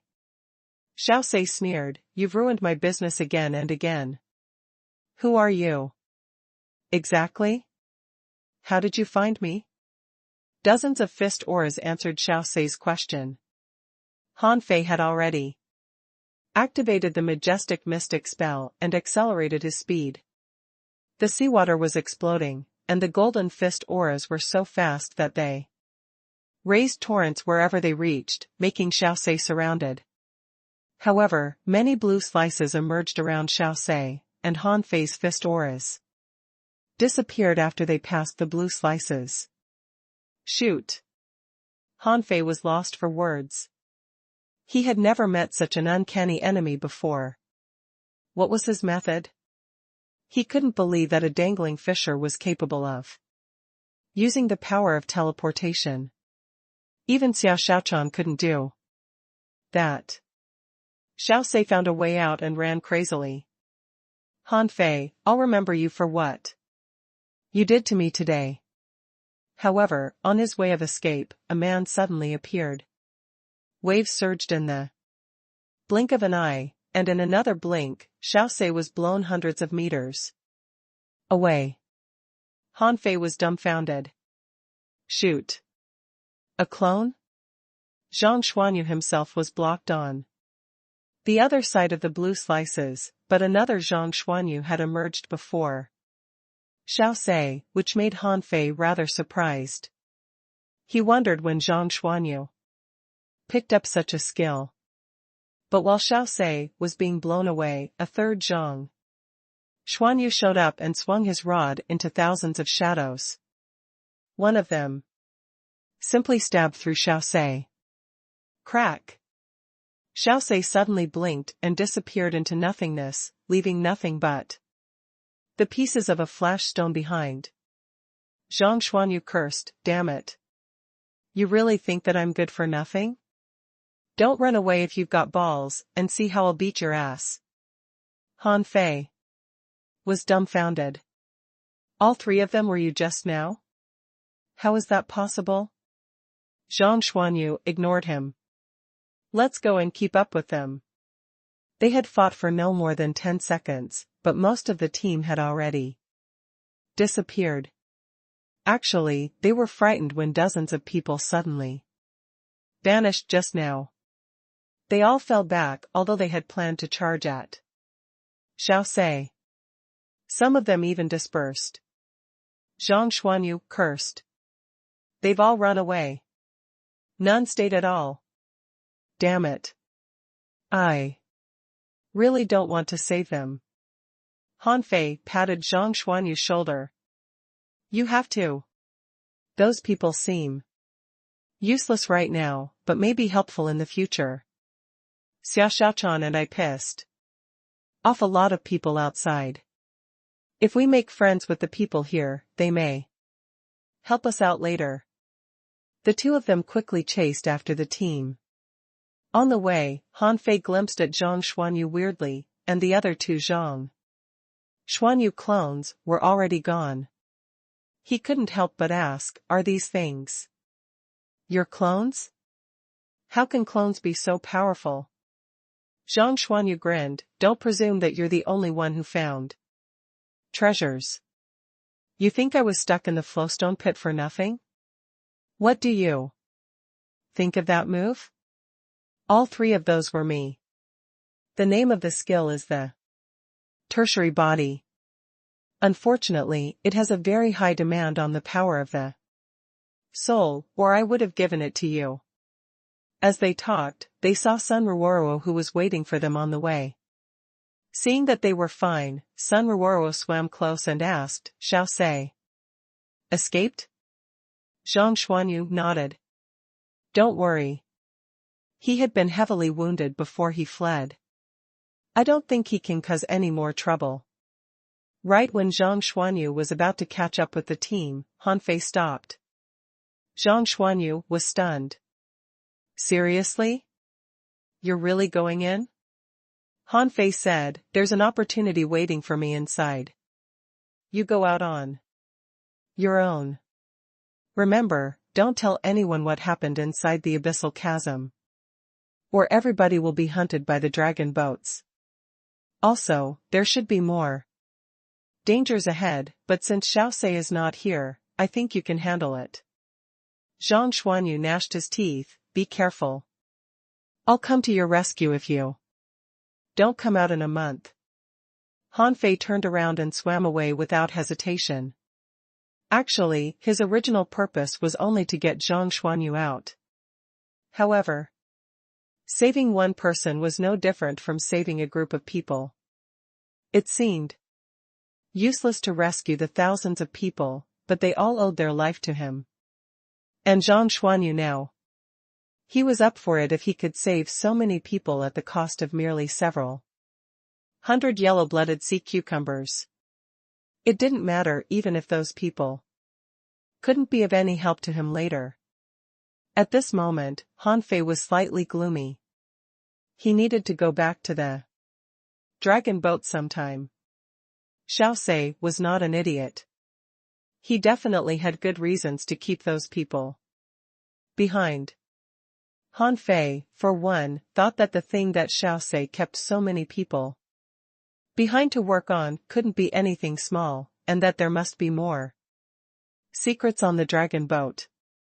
As for the people who were fleeing at this moment, he didn't think that Xiaosei was capable of holding them back anymore after being heavily wounded. After he left the team, Han Fei's primary destination was naturally still the dragon boat. He didn't encounter a spectral ferryman until half a day later. He jumped on the boat and had the spectral ferryman take him to the dragon boat. About 16 hours later, Han Fei returned to the dragon boat. At this moment, barely anybody was left on the first floor of the dragon boat. Except those who were completely lost. But those people were no problem for Han Fei at all. Han Fei started searching from the top to down one floor after another. He felt that Xiao Sei must have done something during his long stay here, and that there must be leads on the dragon boat. Out of Han Fei's expectation, his search went surprisingly well. In a room that was close to the rear of the boat on the 4th floor, he found a heap of worn bodies. Yes, there were more than 30 worn-out bodies. Not only were they extremely skinny, but their hair was also white and their skin was wrinkled. Their bones seemed to have been completely calcified too. Han Fei found it impossible to imagine how old those people were. Judging from their bodies, they were definitely very old, but how could there be so many old men on the dragon boat? The only explanation was that those people's bodies aged quickly for some unknown reasons before they ended up like this. Crack! The crisp noise that came under his feet drew Han Fei's attention. Huh? Han Fei lowered his head, only to see some scattered shells below his feet. Are these eggshells? Han Fei wasn't very certain, because there were too few such shells. He only found a couple of them in the whole room, and none of them were very big. Right while he was staring at the shells, that indistinct voice echoed in his ears again. Help me! Help me! Han Fei's body tightened up. Who are you? Where are you? Help me! Mom. Han Fei was rather scared. Mom? Why does it sound like a baby crying for help? Han Fei searched the whole room, only to find nothing except the worn-out bodies and the white shells. He subconsciously stepped out of the room, ready to leave. Not good. When one of Han Fei's feet stepped out of the door, he felt danger. He realized that he had fallen into a trap carelessly. At the last second, Han Fei saw Xiao Sei gazing at him palely while holding his stomach. Damn it! Han Fei disappeared from the room in the next second. Yes, the door had been turned into blue slices. Because the blue side wasn't aimed at him, he didn't notice it at all. When Han Fei could see things again, he was completely dumbfounded. In his sight lay an infinite spread of coral. The seawater here was bright and glamorous too. The seawater was extremely clear, with blooming coral everywhere. Some of them were red, some were white, some were green, and some were yellow. Seaweed was floating along with the water. The clusters of sea anemones were scattered everywhere. The clams were hiding in the corners of the coral and catching the plankton with their tentacles. Han Fei raised his head, only to see that the seawater was as clear as if transparent. The fish he was familiar with were swimming here in shoals. There were the common little white fish, the slow big yellow fish, and the blade fish, which came by now and then which startled the other schools of fish. Now and then, a giant meat turtle would swim by unhurriedly, followed by a smaller turtle that nudged the giant meat turtle occasionally. This is the regular fishery? Han Fei looked around. Apart from those creatures, the big green crabs were crawling, the prawns were craning their heads and holding their pincers, and the tentacle lobsters were cutting the big yellow fish apart and dragging them to their nests. Shoot! Han Fei swallowed. He almost couldn't believe what he was seeing.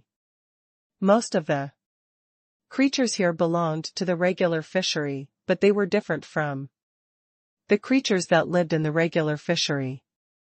The regular fishery couldn't be this harmonious, because the creatures at the regular fishery had little wisdom, but only instincts for hunting.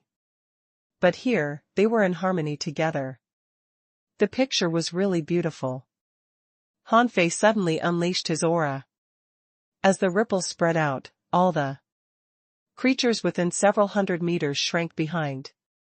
The crabs and the lobsters went into their nests, the sea anemones stopped expanding, the clams all hid in their shells, and the fish swam away. Hanfei thought quickly, could it be that the men who ate the blue fish didn't die but ended up in this place? That's not right. That's not right. Hanfei quickly said that to himself. The whole thing couldn't be so simple. One could only see illusions after they had the blue fish. How could illusions become reality? He plucked a piece of seaweed and crumbled it in his hand. Then, he picked up a clam and tapped it. Everything felt so real.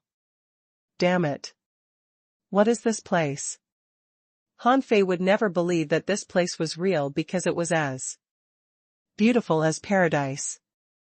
He didn't think that paradise could possibly exist in the abyssal chasm in the level 3 fishery. Help me! Help me! The cry for help came into his ears again. Hanfei immediately looked around, only to see nothing. But he was pretty sure that the cry for help became a lot clearer. Hanfei looked around. Who are you? Where are you? Help me! Yi, stop making noises. Don't ever let me find you. Fei could not stand the noises right now. He always felt that the noises could have only been made by creatures such as the Millennium Snapper. He would never believe that anybody else lived here. The problem was that Hanfei didn't know how exactly Xiaosei transferred him to this place. If he was capable of sending Hanfei to a random place easily, why would he have been stabbed through by Zhang Xuanyu? Besides, if Xiaosei wanted to kill him, he shouldn't have sent him to this beautiful place that had no threats at all. Gulu. Hanfei suddenly felt that his stomach was making noises. Really? I'm already getting hungry? I haven't stopped eating. Hanfei immediately put one chip into his mouth. Supposedly, one chip of the yellow-blooded sea cucumber was enough for him for half a day, but at this moment, the thing completely became like eating regular chips. Hanfei wasn't satisfied until he was slightly satisfied. Damn it. This place has been absorbing energy this whole time? That's not right. The absorption must have lasted for a long time. How could Xiaosei have sent me to this place? Is Xiaosei not a human being but transformed by a monster? Hanfei swam amongst the coral. There were so many things he didn't understand. Why was he so hungry while the regular sea creatures around him were absolutely fine? Hanfei announced, Xiaosei, I know you son of a bi *ch must be here.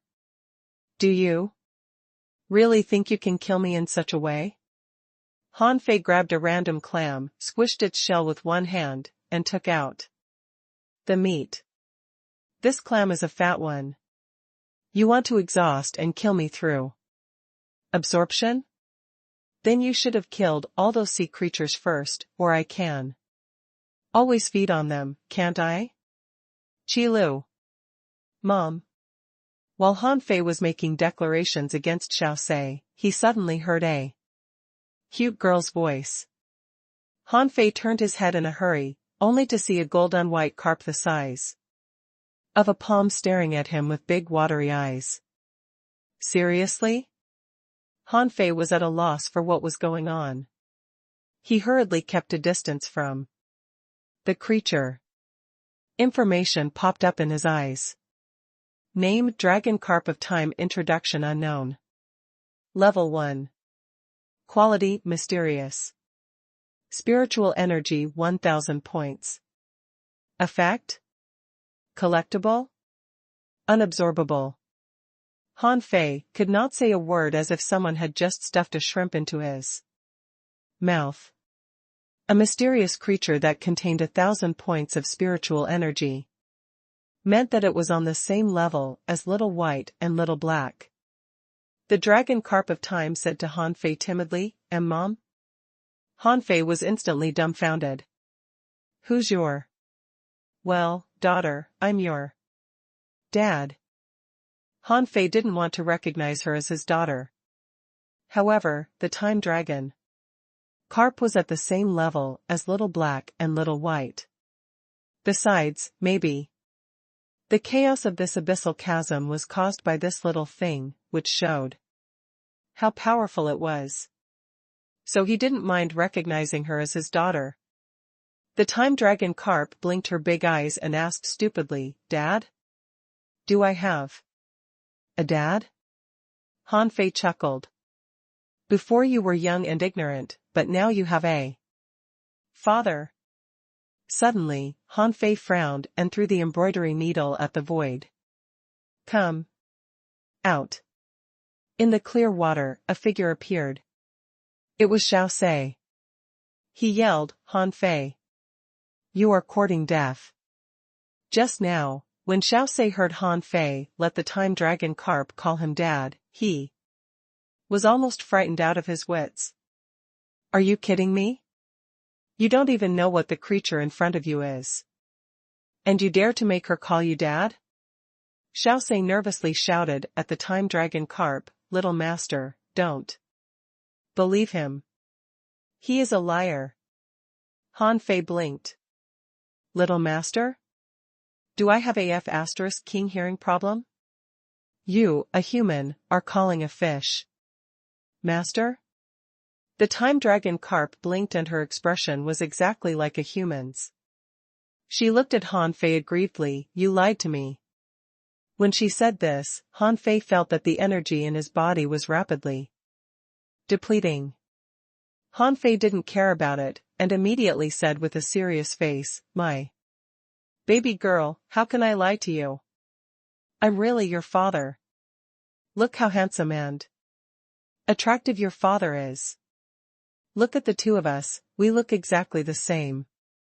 Xiao Sei's eyes almost popped out. How can you be so shameless? You two look exactly the same? Are you blind or am I blind? Xiao Sei yelled, Little Master, he, just like the people before him, is just food. Han Fei's heart shivered. Food? So the people who jumped into the sea and those who were brought here by Xiao Sei were all eaten by this time dragon carp? The time dragon carp blinked her big eyes. Is he really not my father? But he is different from those others. Little Master, you can feel the energy in him, he roar. Han Fei suddenly roared. Little time, didn't your mother tell you not to eat people? Tell me, have you eaten people? Ho 00000. The embroidery needle in his hand was replaced with the blue sea wandering dragon bow, and 3 arrows were shot out, darting at Xiao Sei. Han Fei attacked and shouted, You be *starred, how dare you lie to my baby girl? Who gave you the courage? Today, I must kill you. The time dragon carp was taken aback by Han Fei's actions and timidly drew back. And Xiao Sei, still injured, was not an opponent of Han Fei at all and couldn't resist Han Fei's attack. Swish, swish, swish. Han Fei shot out one spiritual arrow after another, which were flying all over the sky. Although Xiao Sei had a magical evasion technique, he couldn't handle so many arrows at the same time. Bam! Bam! Bam! In the frontal battle, Xiao Sei couldn't even hold on for 3 minutes. In the face of absolute strength, no fancy tricks would help. Xiao Sei was continuously attacked by Han Fei, and his injuries that had not yet fully recovered were shot through by Han Fei again. At this moment, Xiaosei kept vomiting blood. However, he still shouted to the time dragon carp, "Little master, I've never lied to you. I am your guardian. You should trust me. Hurry up and suck him dry. Hurry up." Han Fei frowned. This time dragon carp was only at level 1. Although Little Black was also very powerful when he was at level 1, he wasn't as powerful as this carp. He was already a dangling fisher now, and his strength was comparable to that of a hanging fisher. How could he be killed by a small fish of level 1? Even if this was a divine beast, it would be impossible. Han Fei didn't believe it. However, looking at this young and innocent time dragon carp, Han Fei immediately threw out hundreds of pieces of crisps to her and said, "My baby girl, this so-called guardian is fake. Does he give you any delicious food? This is what I saved for you. Have a taste." Crunch. The time dragon carp jumped up like an elf, and then hundreds of her clones appeared in the water. The next moment, the crispy slices had all entered her mouth. Yummy! Yummy! Xiaosei shouted at Han Fei, "Asshole, you are courting death. You have no idea what you are doing." Han Fei went up and kicked Xiaosei in the stomach. "I'm afraid you don't know what you're doing. Why do you pretend to be my daughter's guardian?" The time dragon carp ate all the crisps and then appeared beside Han Fei with a swoosh. "Don't hit him. Brother Xiaosei has a contract with me." Han Fei's eyes narrowed. "Damn it, a contract? What contract? I've only heard that fish are mankind's contractual spiritual beasts. Can humans also become fish's contractual servants?" However, Han Fei's eyes rolled. Anyway, the time dragon carp is still small and doesn't know anything. She should be gullible. So Han Fei scolded, "Who told you to sign a contract with him? Have you asked your mom about it? Did your mom agree to it? Did I agree?" The time dragon carp had never met a person like Han Fei. Being reprimanded by Han Fei, she quickly stepped back a few meters, her head tilted and her eyelids drooped, and she almost burst into tears. Han Fei went on, "Although as your father, I came a little late and couldn't watch you grow up, it's because I was tied up. Now you see, I'm here, right?" With that said, Han Fei threw out other hundreds of crisps at the carp. "Let me gain this little thing's trust first. As for Xiaosei, I'll get rid of him later. Now I still have many questions to ask him." However, just when Han Fei felt that he was certain to win, Xiaosei suddenly vomited a mouthful of blood, which showed a strange pattern in the sea. Xiaosei shouted grimly, "Little master, ask for help." Han Fei? Han Fei immediately kicked Xiaosei in the stomach again. "Shut up, I am the master. Don't fool my daughter." Bam! Han Fei was about to continue kicking him. However, in the next second, a sea wave suddenly hit his body, which seemed to weigh hundreds of thousands of pounds. Han Fei was directly thrown into a coral bush, smashing it to pieces. F***ck, what is that? Han Fei hadn't gotten up yet, and he felt the mud under his feet shake as if an invisible force blasted under his feet. At this time, another sea wave hit him. Bam! This time, Han Fei tried to get up, only to find that the seawater seemed to weigh tens of millions of pounds, which made him unable to move. Who is it? In the seawater, a huge water phantom emerged, with dragon's horns on top of her head, and her face exuded a bright golden light.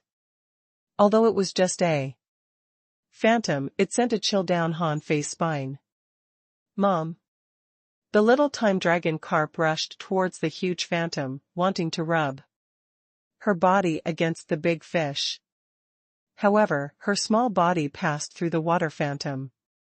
The big fish looked helpless and comforted her. "Baby, this man is a liar."